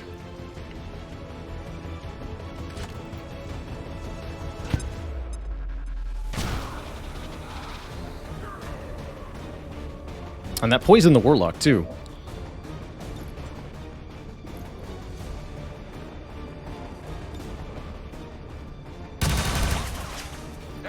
armor still holds. Okay, you only have one action.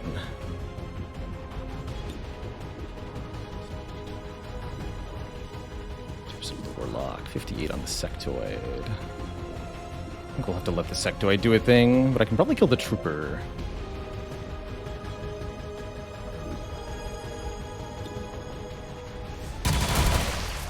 For the freed! Okay. I have little ammo remaining. Yeah. Just do this. Okay, never mind. Adjusting sights. That probably means putting you in better cover?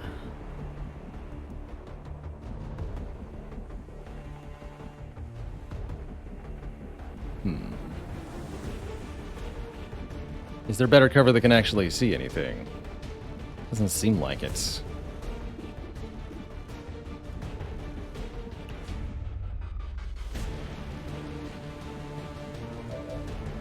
You don't even have your armor. Great. I'd say we're in pretty big trouble here. We're likely to lose the skirmisher. I think you should just hunker? No, we want you to get shot at. Don't know how they choose targets. Yeah, fine. Even worse. Alright, let's hope that this goes well for us somehow.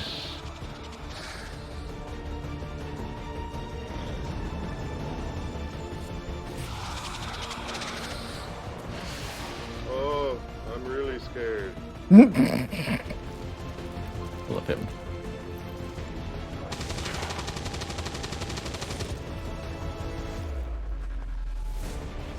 Okay.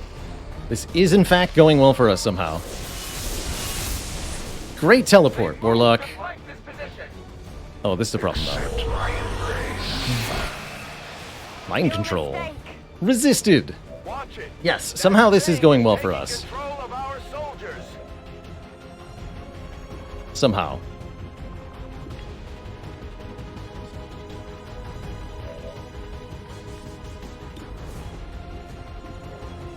Really scared.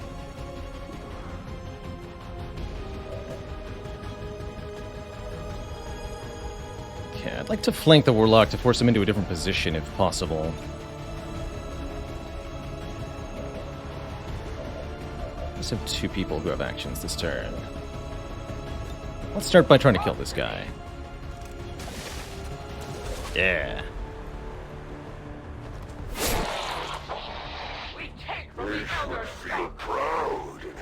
I'm gonna try to kill the sectoid here. Could go for a move and flank. Actually, no, I can't. Okay, just take the shot from up here. This looks valuable. Well, how about that? Oh, and that removed the panic? Hype, dude. Okay, let's flank the Warlock. Is there a way to do that reasonably?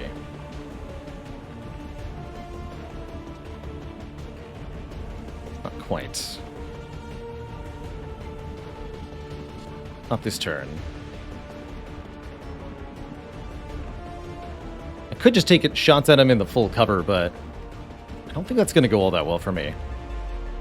Get down here. Of course, he'll be vulnerable to Mind Scorch on his own over there. So you have to be a little careful about who goes where. Let's put Enigma Engine kind of in the middle here. Moving. Still have a high ground advantage over him.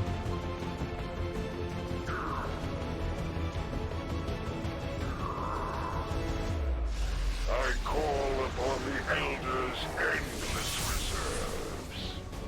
1 4-hit point guy. And he'll teleport him over there. The brilliant strategic mind of the Warlock, ladies and gentlemen. Surrender yourself, Commander. Let no more perish in vain.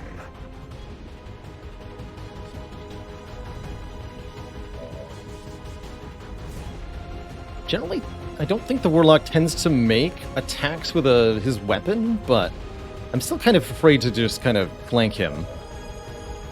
Or flank myself to shoot at him. Yeah, he's playing a game, I don't know. He's on a level I'm not ready to operate on just yet. Though he did a good job of hiding from me this turn. Well, that flanks the Warlock. Perfect. Copy that. Should deal with the dude first.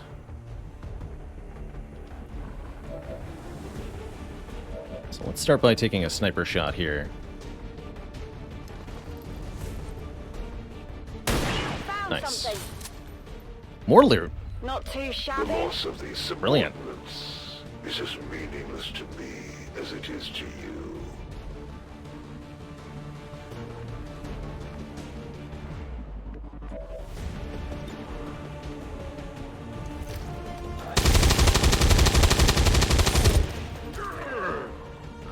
These trifling wounds will never slow my service to the Elder's vision.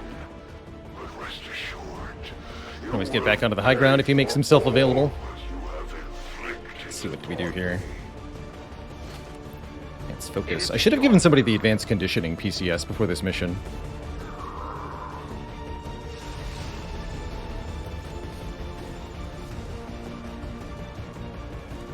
Yeah, I just goes for Mind Scorch. Spooky terror. Your selfish pursuits under the guise of resistance will lead to so many needless deaths.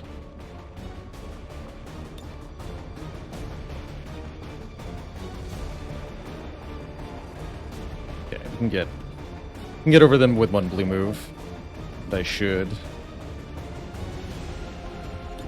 72% to hit from here. That's decent. I'd like to do a little better, but don't know that I can.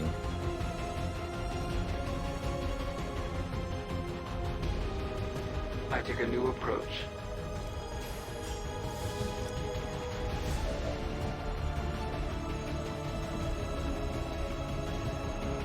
I will go.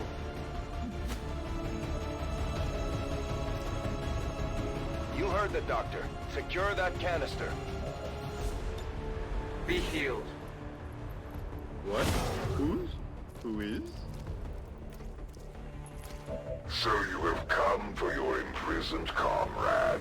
A noble, if not entirely foolish endeavor. I'm just gonna take this shot. Nice. Yeah, I love that he was like, "Rah!" I didn't like that. Strike me. Reloading. How dare you hit me? Alright, these two will reload. We get Mind Scorch, they can help each other. That poison did so much damage to him. Their slumber ends.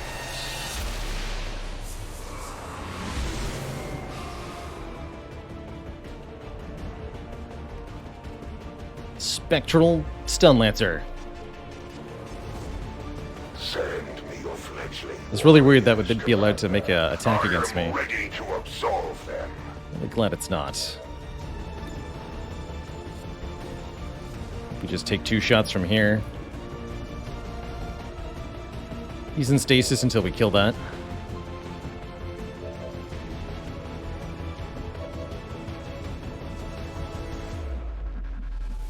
Okay.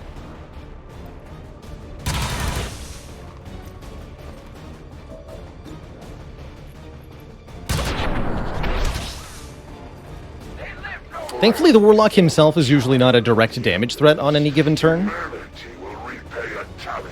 Otherwise, we'd be a Flesh. little bit more worried here. Did want to flank over by him, but we're going to flank him with the cannon guy this turn. I think. Still heavily penalized, apparently. So perhaps not.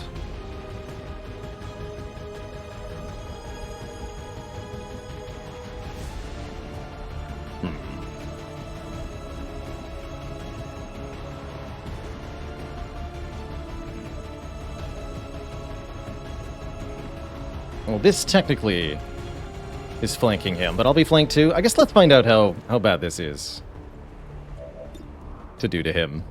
Is he gonna make me regret moving here? Let's find out.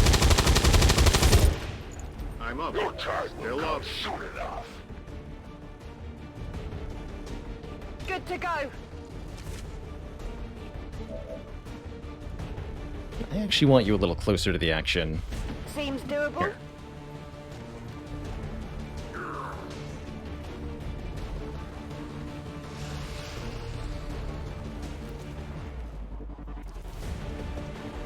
Yeah, just goes for Mind Scorch. The unknown enemy is within.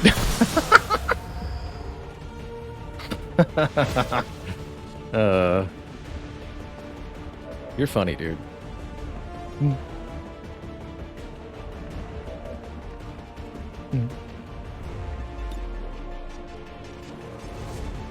Turns out the real unknown enemy was within us the whole time. Or something. Armor still holding. Hit him in the face. Strike the Elders chosen. I do. I do dare. Watch how dare I am. Got it. Oh, Christ, some more.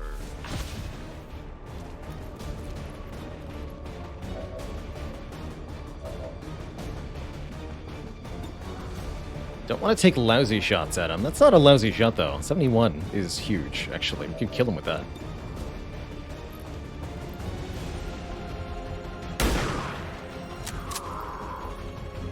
Hard target, minimal damage.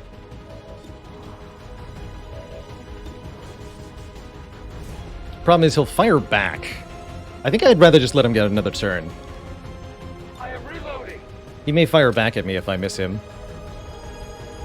Back in business. Let's just reload.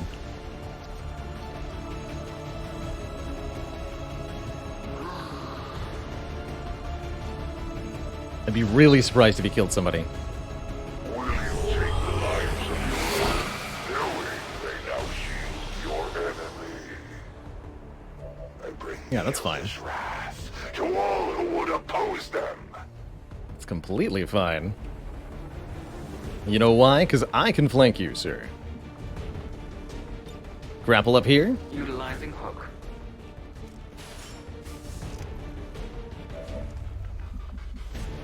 Blue move. Heck it, I'm just gonna go for maximum accuracy bonus, which is right next to him. As you order. And new group of aliens revealed. Oh, okay. 100%. Guaranteed to kill. Oh, that's right, he takes bonus damage from skirmishers. Cool, I'm gonna get that double 10 ability points for killing him, too. You have shamed me once again in the eyes of my masters, but I trust in their vision. If you were weak, I would never have been called here. We've proven the Chosen can be hurt. Now we just have to work on putting them down for good. Okay, then the easiest way in is here. But once we're in, leaving will be difficult. So I'm going to have the skirmisher do it. And then our evac is way over here for some strange reason. Double time. All right, let's regroup. I believe all the aliens are dead. Let's rock. But there will be another wave of reinforcements when we grab the vial. Advancing quickly. Got it. Beat feet.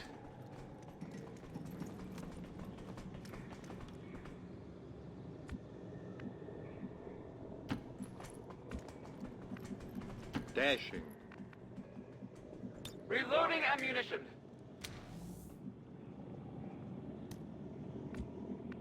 Okay. Moving there.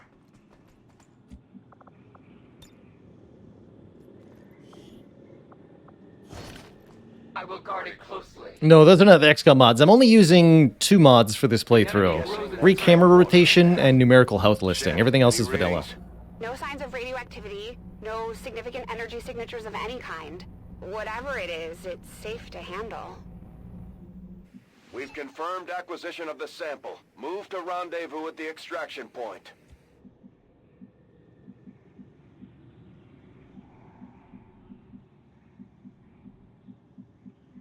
Alright, reinforcements incoming, they said. Is that marked? I feel like that was marked.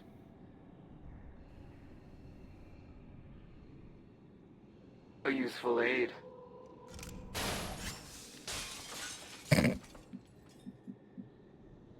Ain't XCOM without a good old little bit of vandalism. I will move. And then we can get to that evac next turn. Let's just Overwatch. Scanning. The Forbidden Mountain Dew flavor. Code Advent.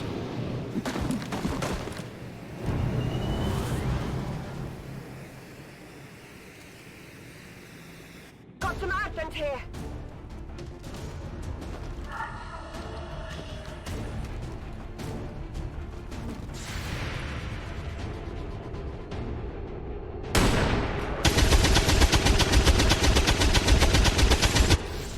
Gotcha. Very nice priest kill.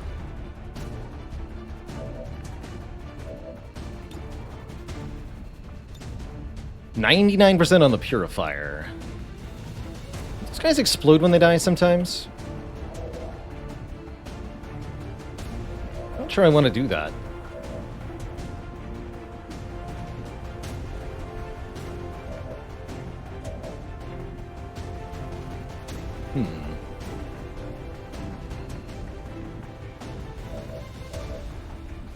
I guess we'll find out. Justice comes for all.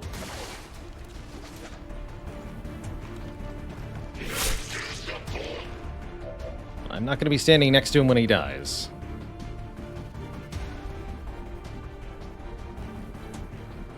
Get to high cover somewhere down here. That looks good. I go. I think it is a chance to explode when they die, something like that, or it might be based on how they were killed.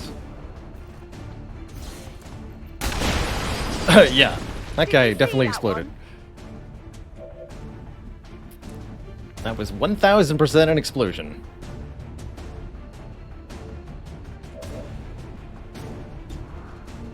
%86% with that shot. Let's take the Gatling gun shot first.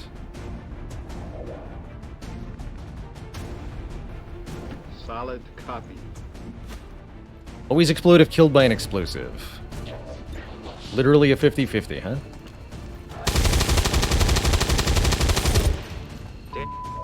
Okay, that should actually be a guaranteed kill if I just move over here with a pistol shot, right? No problem, boss.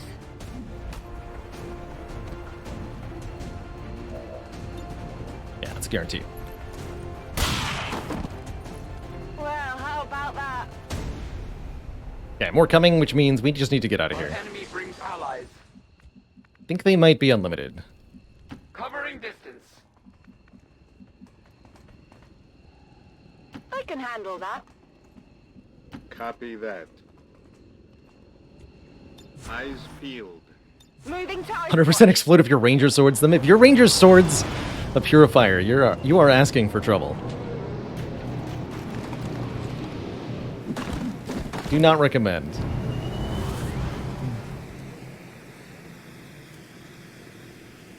Advent forces on the ground.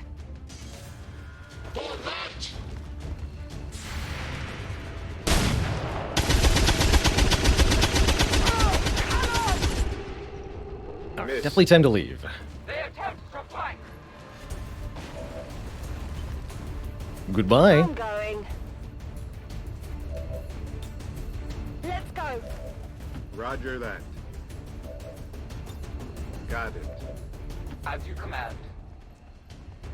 Might technically be allowed to take a shot before I can evac, but I'm not going to push my luck here. Disengaging. Avenger, this is Firebrand. Package is secure. All surviving XCOM operatives are secure. Firebrand returning to base. Mission accomplished, Commander. 10 ability points. Where it hurts.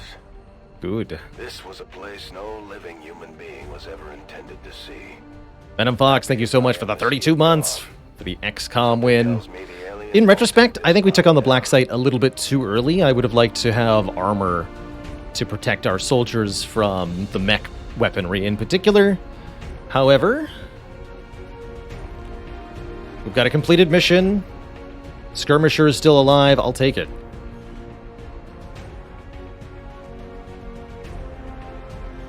Happy with only one retry there. Hopefully that'll be the only retry of the whole campaign. We'll see. To voluntarily visit their nearest recruitment center. Remember, only together can we build a better tomorrow.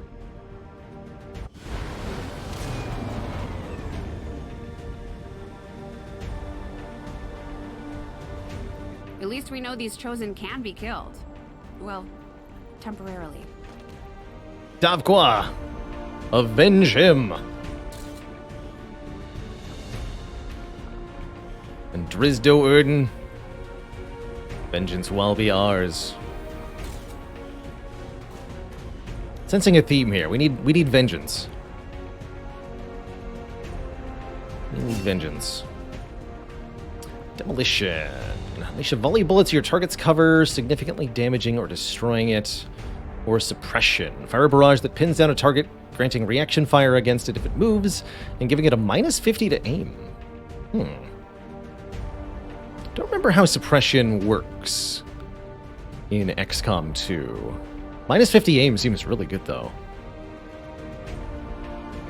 So I might go for suppression. Demolition is really nice for cover destruction. Though, since we have so many heavies, I'll probably go some of each. Start with demolition. I definitely don't remember the ability trees all that well. What's good, what's not. Death from above. Killing an enemy at a lower elevation with your marksman rifle costs only one action and doesn't end the turn, or quick draw. Firing your pistol with the first action no longer ends the turn. With quick draw and lightning hands, you can fire the pistol 3 times in one turn.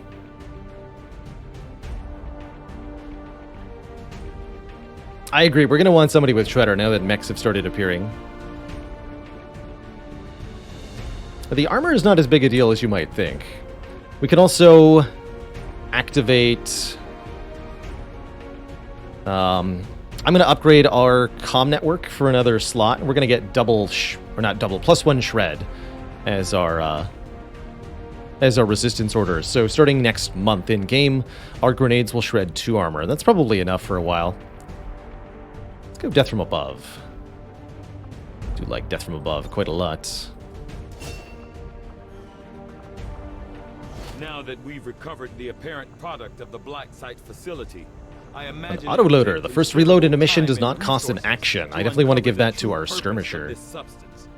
I will begin preparations for a complete analysis immediately, Commander. Advanced matrix consisting of mechanical and biological ciphers. Having new now research. seen the inner workings of the Black Site facility, the outcome is perhaps even more troubling than I had expected. It is clear the aliens have undertaken a gruesome task. I will leave this matter for you to investigate, Commander. New objective added. The aliens are relaying a form of low encryption intel. beyond anything we've ever encountered, much less theorized. It's not like we We'll have to find a means of breaking the code. But I lose expect intel it will regularly, take so that's a some weird time. notification. But okay, sure. My kind all possess clouded memories of the facility you know as the Black Site. It is the place of our birth. Your effort in destroying the alien Black Site was commendable, but I fear the worst is yet to come, Commander. We must remain vigilant. Alright, let's grab our supply drop. Although we're actually kind of running at almost a surplus of supplies. Avenger plotting new course. Let's take stock of the barracks shortly, too. Being down 2 experienced soldiers is a little bit of a brutal thing, but getting that Avatar progress setback is important to buy us time here. Elders' own power of their very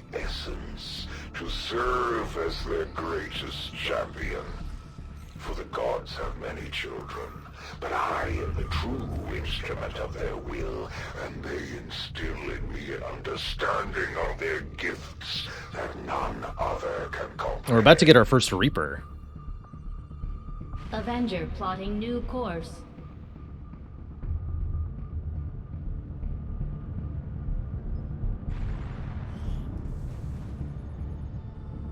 And Zatox is back with another promotion. He actually hasn't been in any missions yet, but might now be our highest level soldier.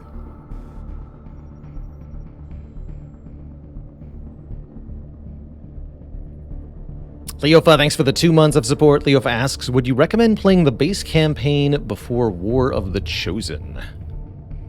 If you find that there's too much going on in the base campaign, too much going on in the campaign, it might be better to play the unmodded, but much like Enemy Within for the first game, I feel that the expansion kind of adds an extra layer of fun and player option and tactical choice. So I think the first time experience is enriched by playing with the full DLC.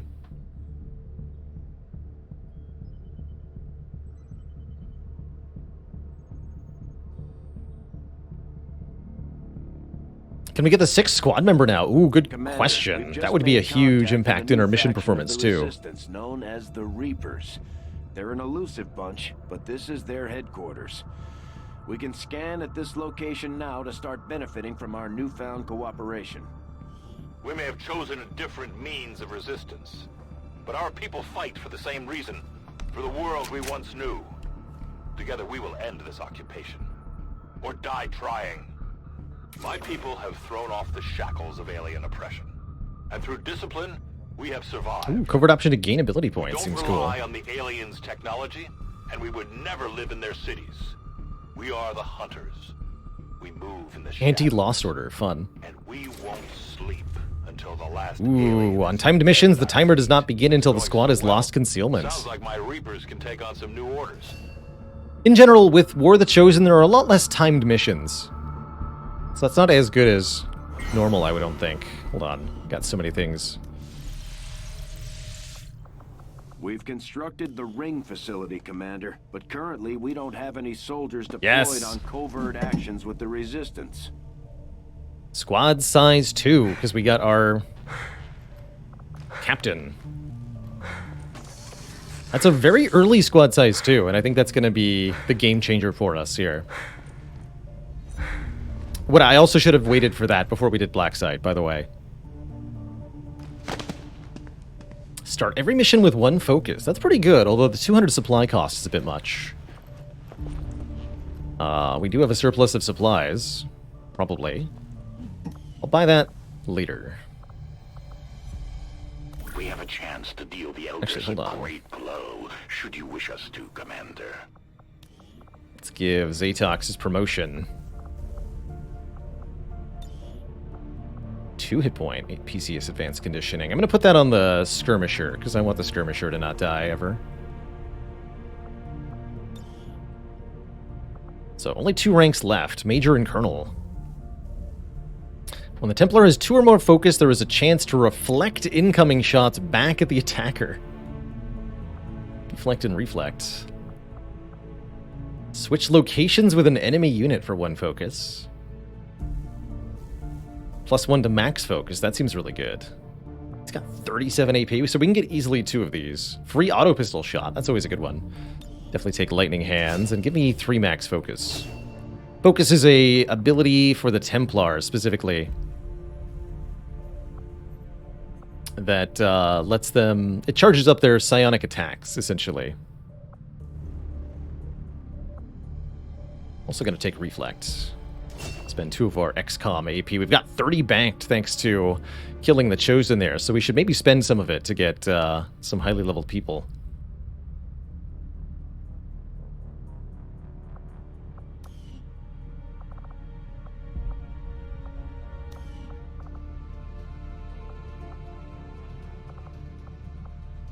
Yan Shin. So, those who are asking about stealth gameplay, I point you to the Reaper class, the 3rd faction hero. Reapers have better concealment. They are harder to spot, so they can sneak right under enemy noses.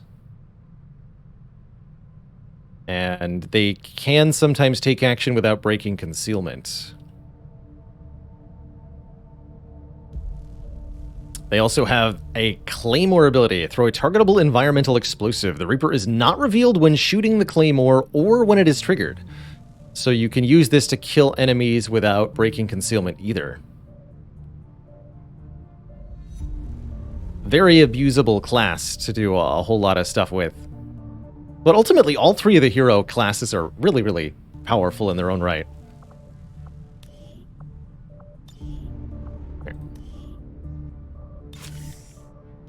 You are never to die again.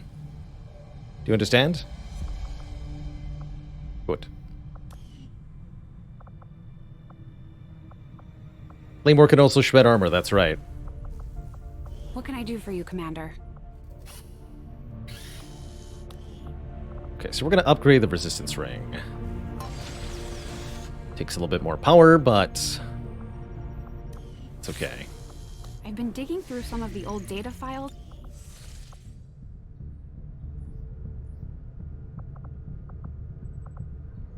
Could go back to the black market. It doesn't cost time, right? Avenger, I want to see if I can buy plotting new alloys there. course. Even though let's see what's here. Market is open. No. Supplies and Illyrium. We can rush some stuff. Want my Advent Stun Lancer Corpse. I can have 5 of those for sure. Sure. Okay. Avenger, Not worth plotting it. new course. Only have 1 soldier of each hero class. I believe you can get up to 2 once you deepen your relation with the faction.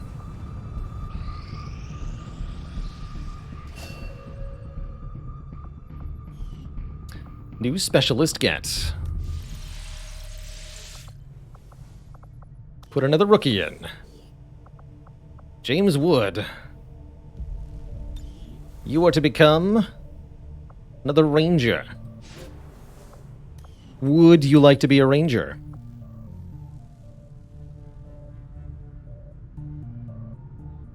And Nicolette says you can get 2 of your starting hero and only 1 of each otherwise. Gotcha. Okay, so this campaign will be able to have 2 skirmishers and 1 of the other 2.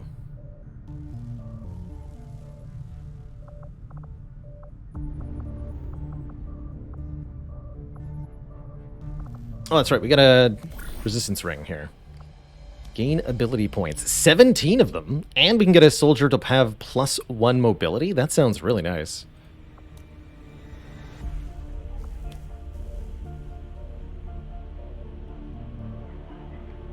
Modular cannons.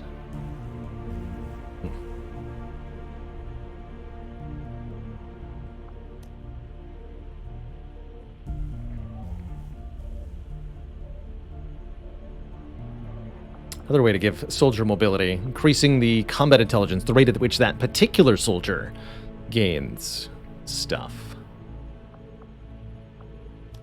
Recruit another engineer is a fun option. Although I believe we finally have enough engineers. Let's get some ability points. And then we're probably going to go hunt for the Chosen Warlock shortly. Who wants more mobility? The Rangers. Or Reaper with bonus mobility also sounds really good. Okay, we'll have the Reaper gain bonus mobility. And we'll send Igor.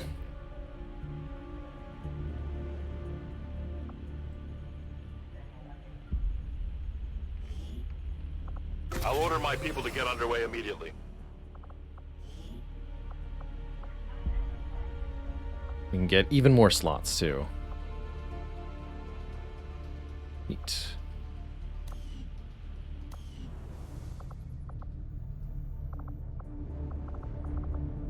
Okay, let's see what happens next.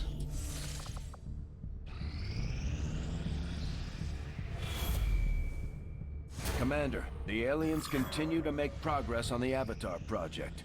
If we're going to slow them down, we'll need to move fast. Commander, the aliens have made significant progress toward their goals. This is why getting the black site done and quickly was kind of important here. Maybe some swift advances on the Avatar project. So we really needed to counteract that gain in order to not be close to Doomsday here. Let's see, are we in position to actually take advantage of a guerrilla op right now? Zatox is available.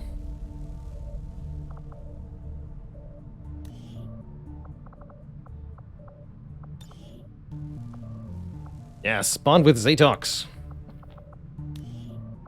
These discoveries of the Elders' horrific experiments It's beautiful. should come as no surprise.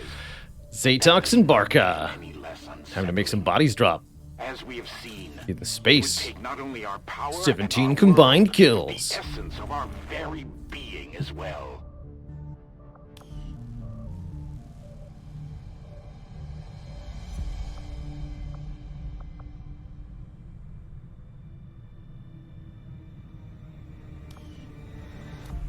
Okay, seems like we're ready for a mission here.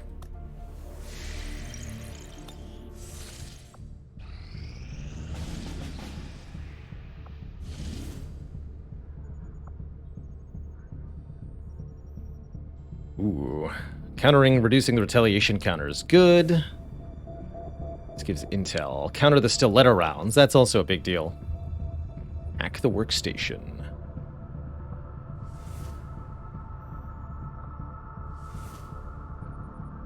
Let's counter the stiletto rounds. Setting course for A couple people were saying those are nasty.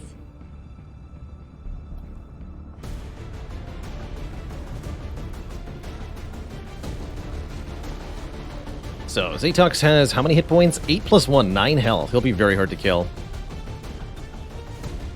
I don't think I want to use that will PCS on him. Get out of here, Thanos. Caesar. The fact that we're bringing a rookie here is a little concerning, actually.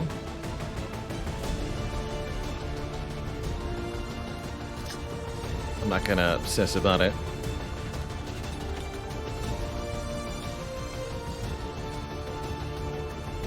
Hello?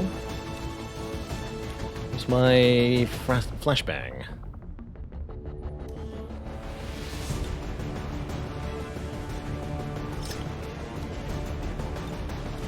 Weird.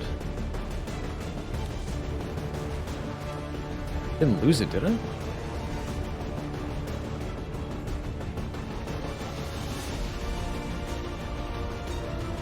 Machine gun has a stock. Also make weapons available.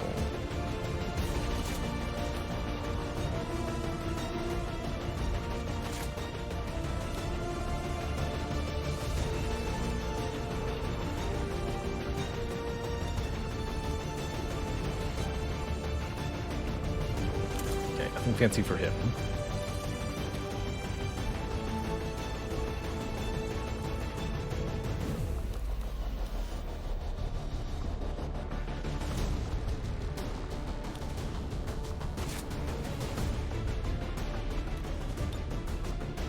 Marksman.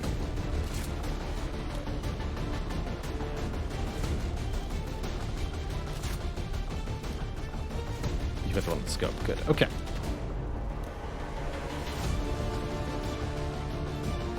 Should be pretty effective. Don't have any specialists who can hack, but that's okay. Back on the ground to the black side makes sense. As to where that item went. Oh well. Oh well.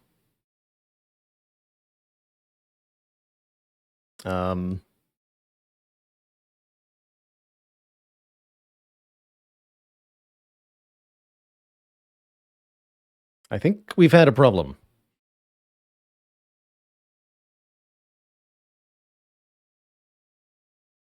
Yes, we have definitely had a problem. I don't even know if people can still hear me. So I can no longer see my chat. Here, can I tune into my own stream? No. Out of memory? Hello?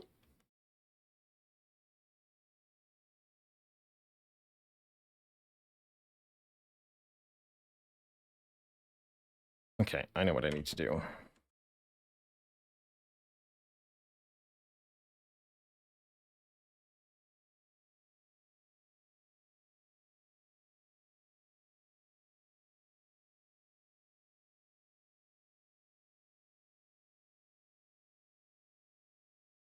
Okay. I can see my own chat now.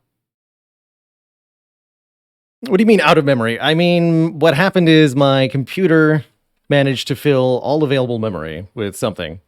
And so basically everything came to a grinding halt. So XCOM crashed. Let me see if I can get that booted back up.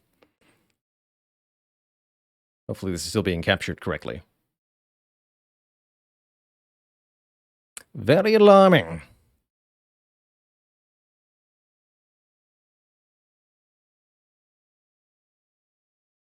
I am a little bit behind the times on system RAM, and this is the first time this has been an actual issue during a stream, but I think I'm overdue. Well, not overdue, but due in the near future for another hardware upgrade of some kind for the stream.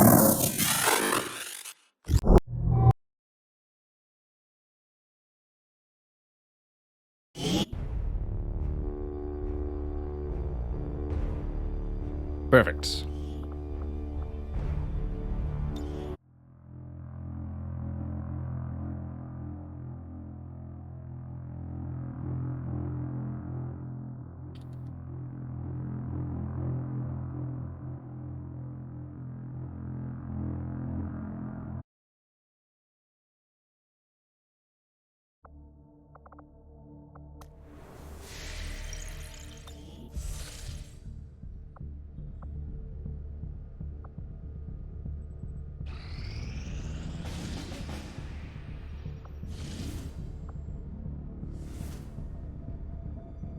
Oh. Interesting. We got different missions this time. Well, I still want to counter this letter round, so Setting let's do that. course for Sector 8, Mexico.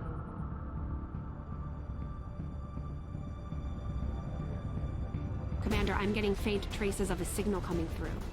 Someone on the ground is trying to reach us, but I can't make it out. Keep your eyes peeled for possible contacts down there. Somebody on the ground is trying to reach us.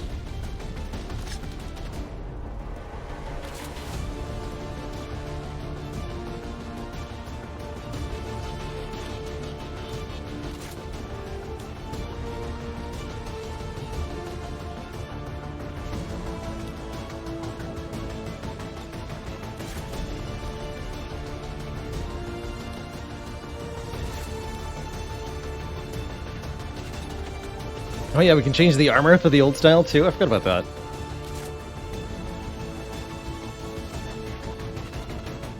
He's got what he needs. Okay, we have the proper guns equipped, I believe. Let's try that again.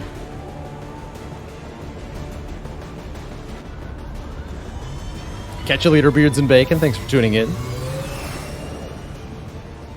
Sky in position for deployment. Begin.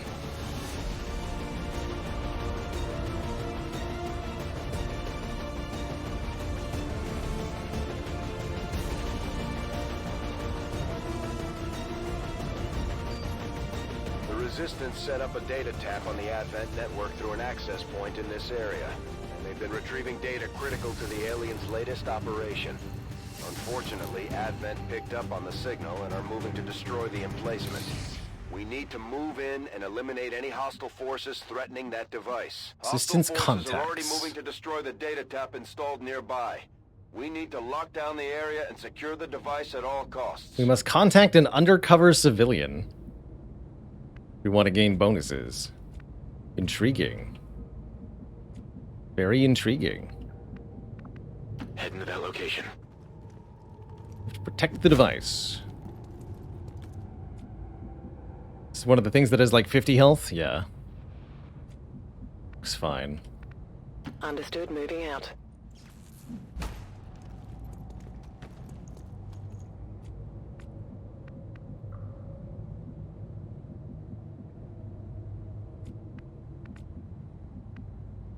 10-4.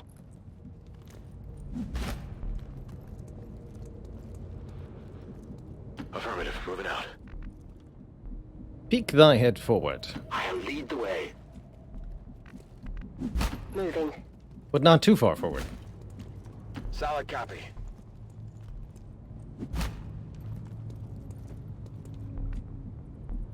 Eyes on the prize. On Overwatch.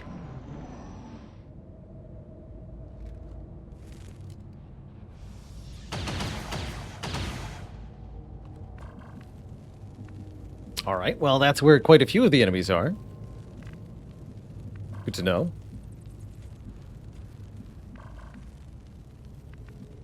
As you order.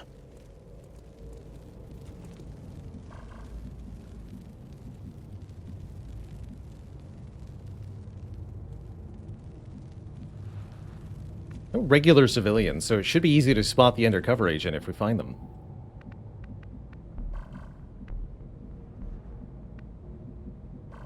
Over the train, through the train. Moving to position.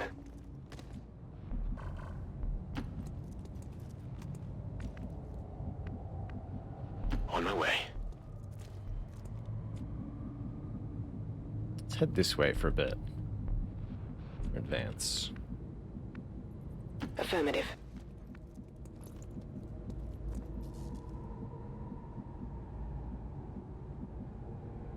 Let's do this. Good to go.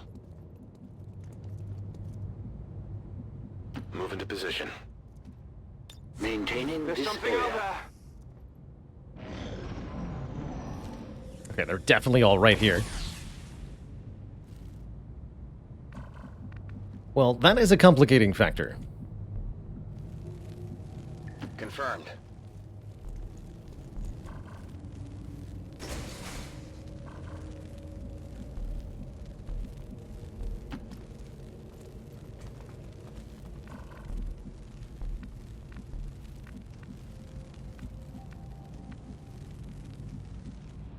Rolling out. It's far, but I can reach it. Oh no. There's an alien patrol here. Okay, good. Worried for a second he'd done something dumb.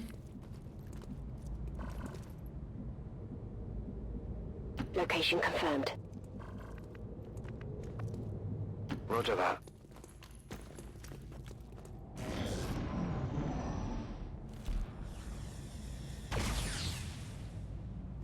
Oh, there's the civilian right next to the thingy. Do you see her? Like T-posing right here. Need a really quick bathroom break before I finish this mission. Be right back, folks.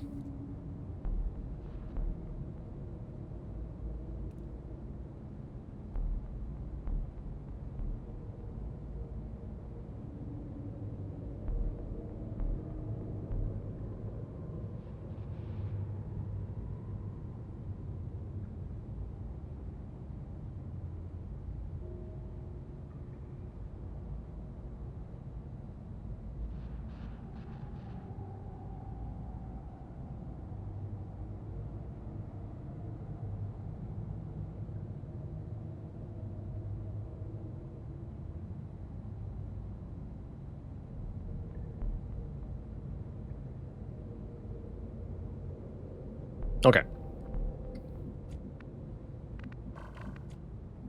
Now there will be focus. Looks like hostiles over here. Well, that is deeply terrifying.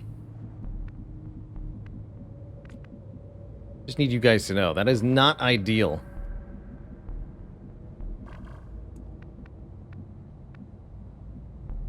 Affirmative. Moving out.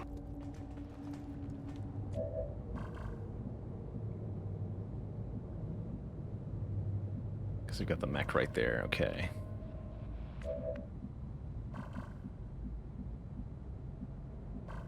No. That's a maybe, that's also a big maybe. Big, big maybe.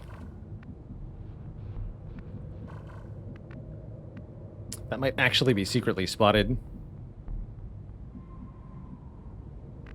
That would be bad.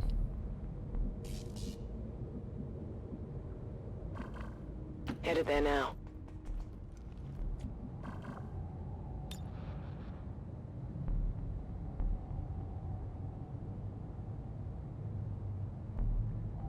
Food for thought. Right now, I'm just going to get everybody close and in position. Orders confirmed. On the move. Moving to Overwatch.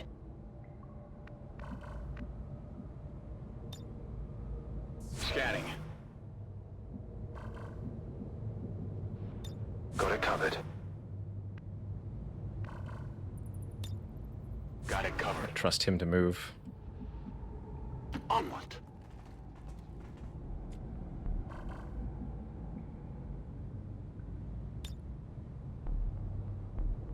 I'll keep a watchful eye.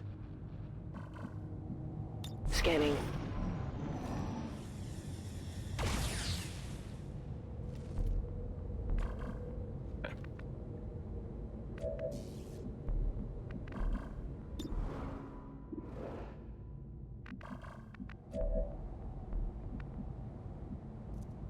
So I think it's time we begin.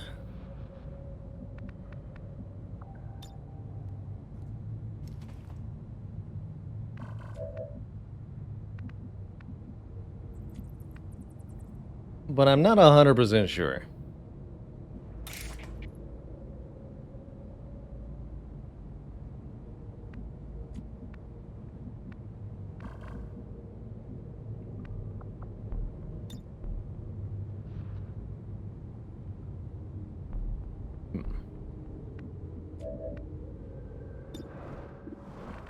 What's your sniper shot? Taking one of those shots is tempting, but the top priority to kill is the mech. We have to kill the mech, or everything else is going to be a disaster.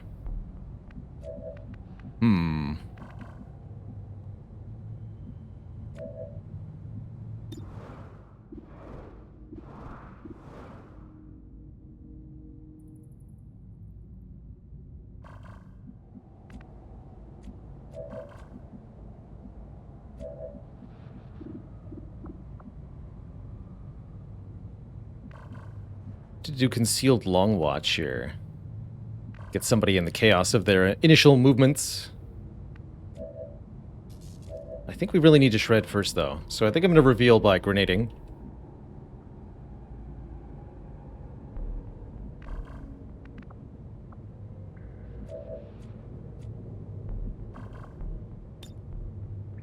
Let's do this, then. Take this!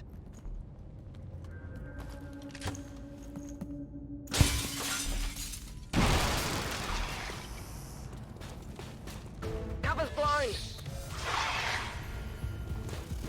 Ooh, there was a purifier in there that I didn't notice. Who took damage too? Good.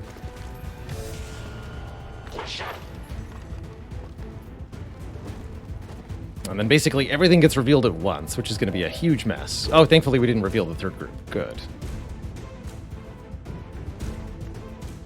But I will if I move forward excessively. So, purifier is 50-50 to explode, huh? And I might reveal them if I move forward to here, for example. Although I feel pretty compelled to, so... Oh well, and all that. The mech is in my face, hello? Actually kind of good place for them to be.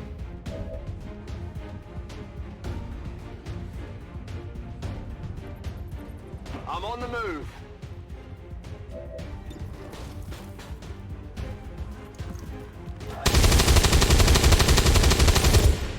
I'll get him next time. Missed. You missed? Bruh.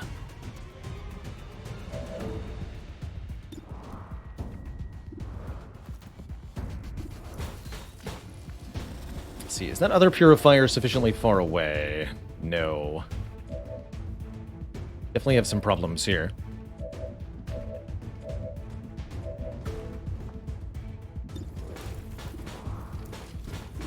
The minimum I need to kill the purifier that's next to me in the mech.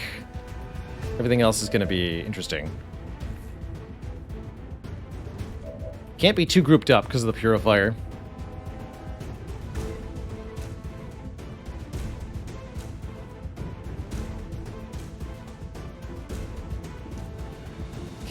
get back up to here then. Heading out.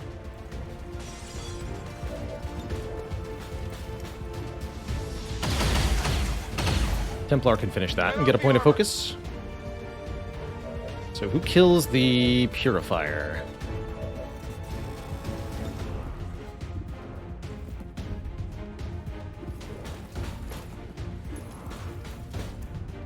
Don't want to do that with the Templar, because the Templar could get kaboomed. Pistol's 3 to 4, so I could use Lightning Hands to kill the Purifier. Again, have to be careful about revealing new tiles, though. I don't think moving up to these pillars is a good idea, because I think it's going to reveal the group of enemies that are over there. So I could actually use Lightning Hands to kill the mech. So many options here.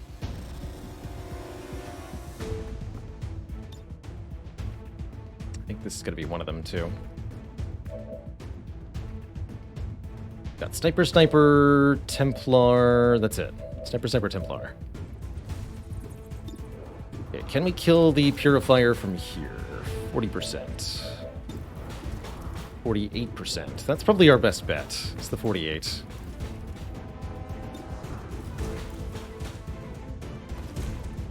Please. Dang. That is not good.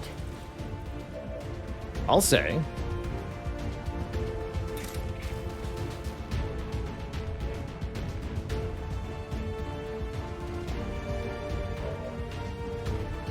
Why don't you kill it with a grenade, actually? That's going to make my life nice and easy. Frag out!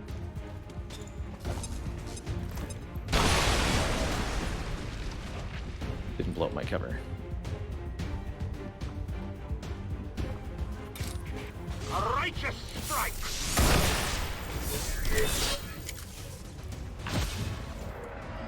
And then if anything shoots at Zatox, he'll parry it.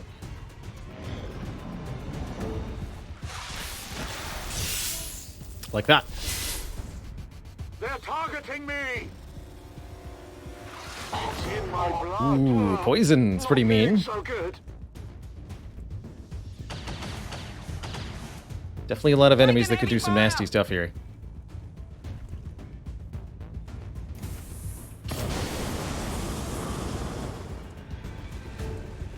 Try not to get on fire, everybody.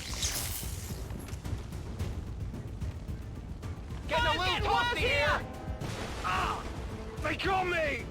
My time is getting shorter.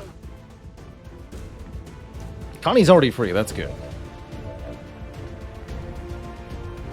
So, fire has created a bit of a problem. Thankfully, nobody took damage from that. I'm definitely happy to use some more grenades to clear the area.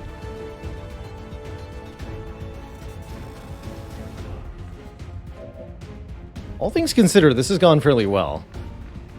But the fire is definitely an obstacle now.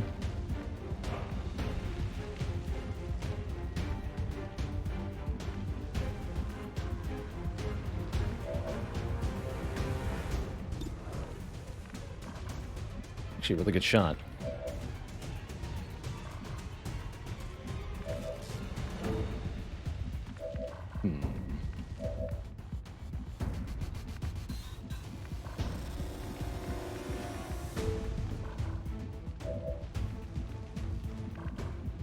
Go here. Don't want to charge forward with the swords just yet.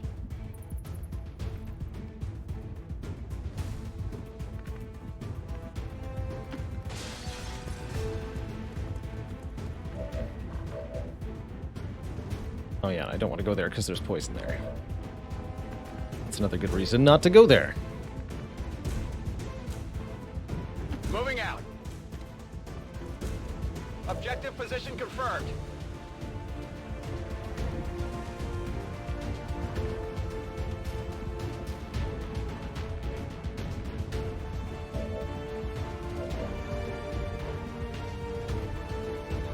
Moving to position.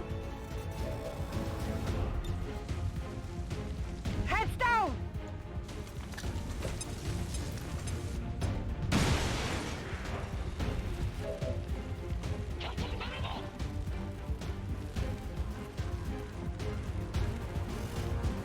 Oh, do we get re-poisoned with any move? Because we're in the poison? Bummer. I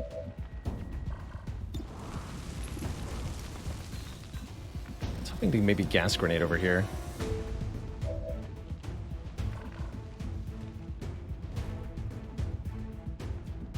Not sure what happens if they stay still.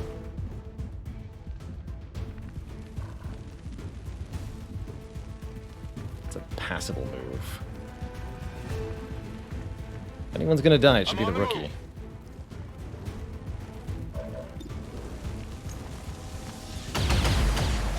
Damn it, rookie.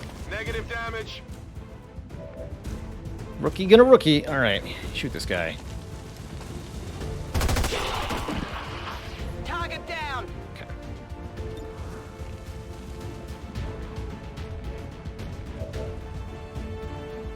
I'm on it. Holding here.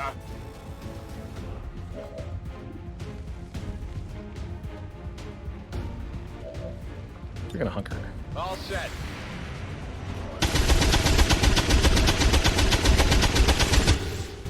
Missed the target. Hey! I'm being flanked here. I think that might have prevented poison. This is definitely going a little sideways.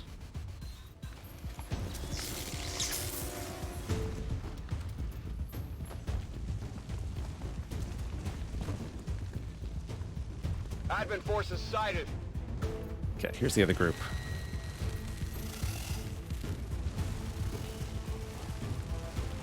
I can't withstand this for long.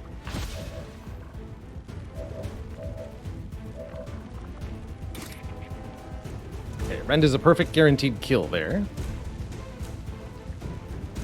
That solves that problem.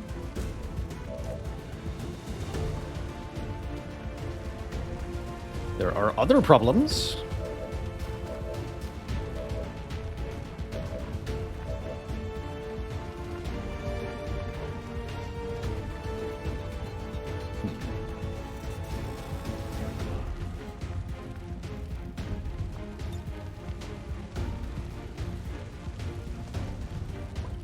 Want a gas grenade over here? Bothers me that I can't really do anything about the officer currently. We have higher priority threats we have to deal with. We have to get this Viper down and the other Viper down, and preferably the closer of the two stun lancers. It's not a guaranteed shot, so I'm not going to take it. Who's got cover destruction? The guy who is entangled. Okay, let's sort that out first. This world is ours.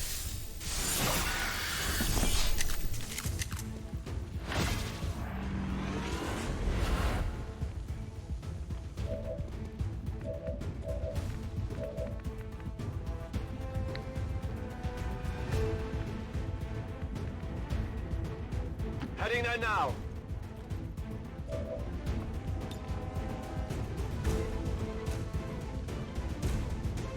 Grenade! Give him the kaboom.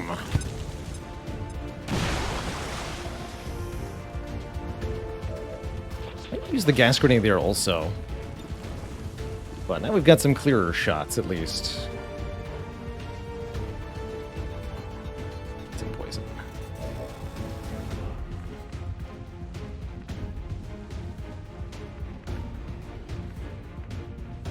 I don't know if I'm going to be able to arc the gas grenade correctly from this spot. That's a bad spot.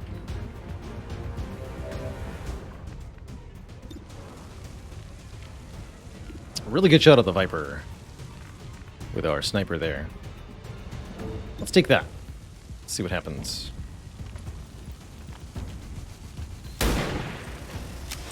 That dodge, though. Okay, that's a good use of the gas grenade, then. I have to imagine.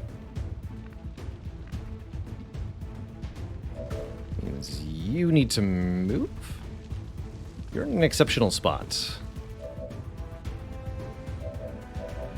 Armor. Okay. I'd go to this tile, but I'm not going to be able to grenade in the way that I want to, so I'm going to put our Hoovy here in a slightly more questionable spot. They do have 1 point of armor, but this is definitely a questionable choice. Can't get all 3, unfortunately.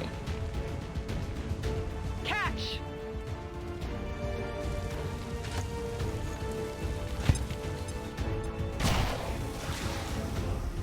Okay, neither are dead, though, so they do both still need to be hit 1 time.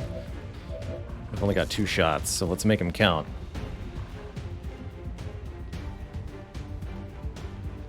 Okay.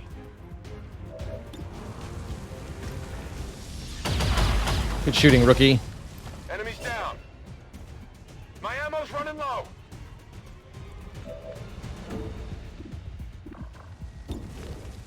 .73. Better to take the real rifle shot here.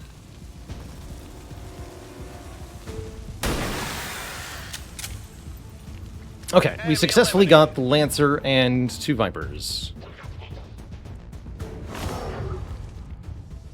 My power has its limits. Our own dodges.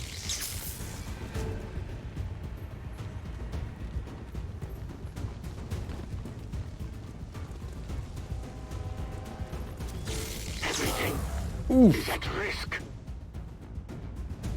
Exceedingly glad I gave him the +1 health armor, as that just saved his life.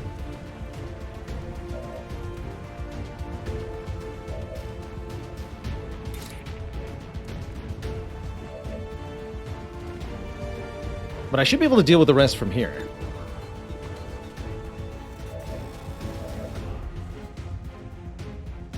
Hopefully. So, despite everything, this should turn out to be a fairly successful mission.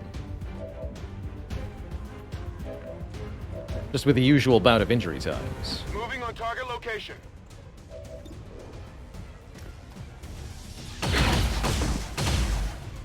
Target down. Need a resupply.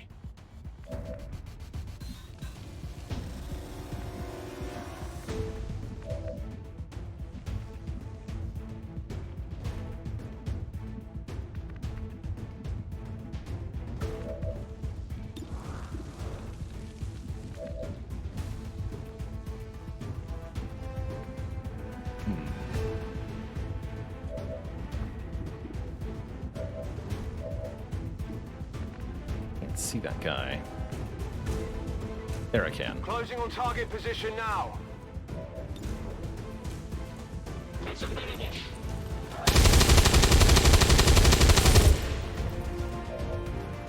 Negative. Weapons Right, dry. that's a... No, I can't run from here. But I can do the zip zap.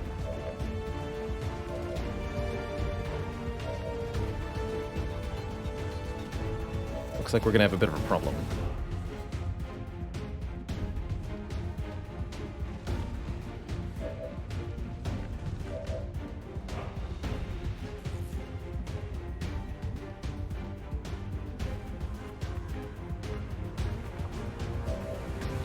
Overwatch.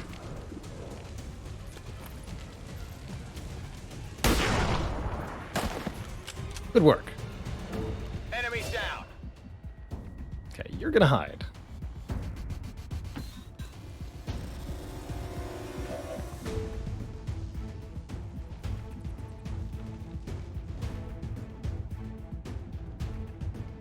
Moving. This might be the last enemy on the map. Covering. Moving. I'm on it.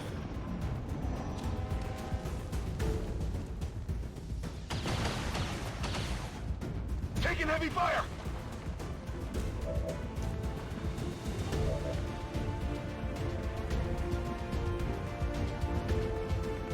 I'm not willing to take that chance.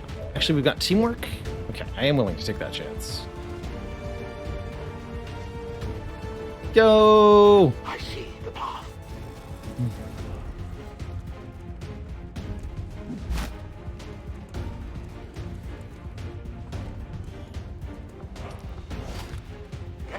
She ran into the poison cloud. Good for her. And I guess there might be more of them. Alright, but I'm not going to not kill this guy now, so he's going to die. Moving out. Will almost assuredly kill somebody.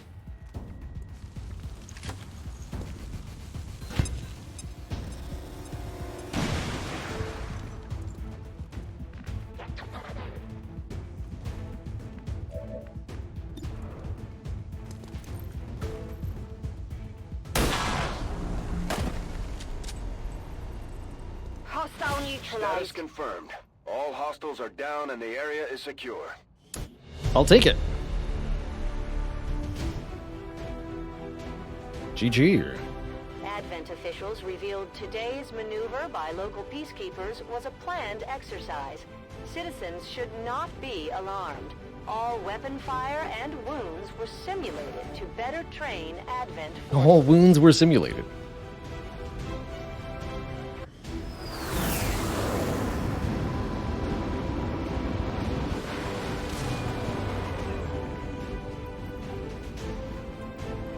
Casual 47-day wound for our Captain Zatox. Not what I wanted out of his first mission back, but that'll have to do. Alright, it's time to get a shredder.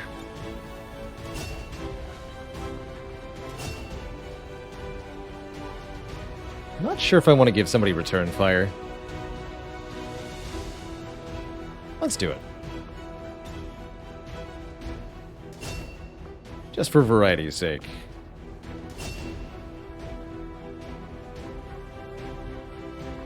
We'll take a suppression. Promoted to heavy. So many heavies. Hello, Commander.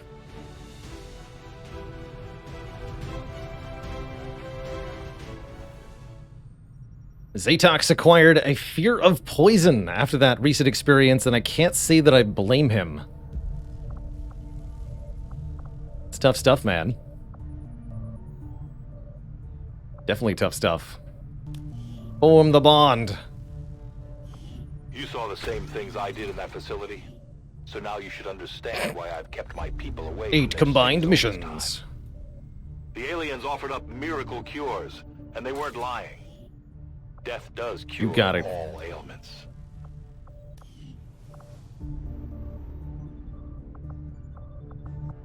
You got it. All right, so the current state of the barracks is as follows. Might have to go to the Templar HQ and get some faster healing, because we definitely have a lot of wounded soldiers on the roster here, with only a handful available.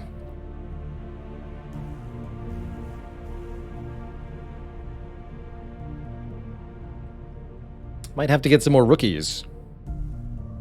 We have plenty of supplies, so that's not a problem necessarily. We'll actually hire 2 more. Where's the hire rookies button? It's in command? No?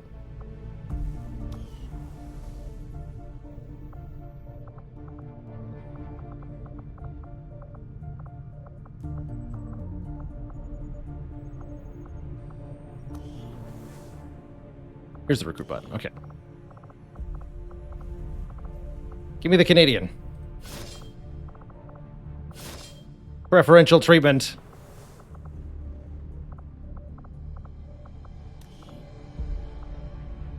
Okay, so 2 new rookies available. Cynthia and Landon. Perfect. We'll get those deployed, as well as the remaining soldiers named next time we join ourselves for some more XCOM, but that is going to be the end of today's stream, everybody. Thank you so much for joining me for some cozy Spire and XCOM slaying.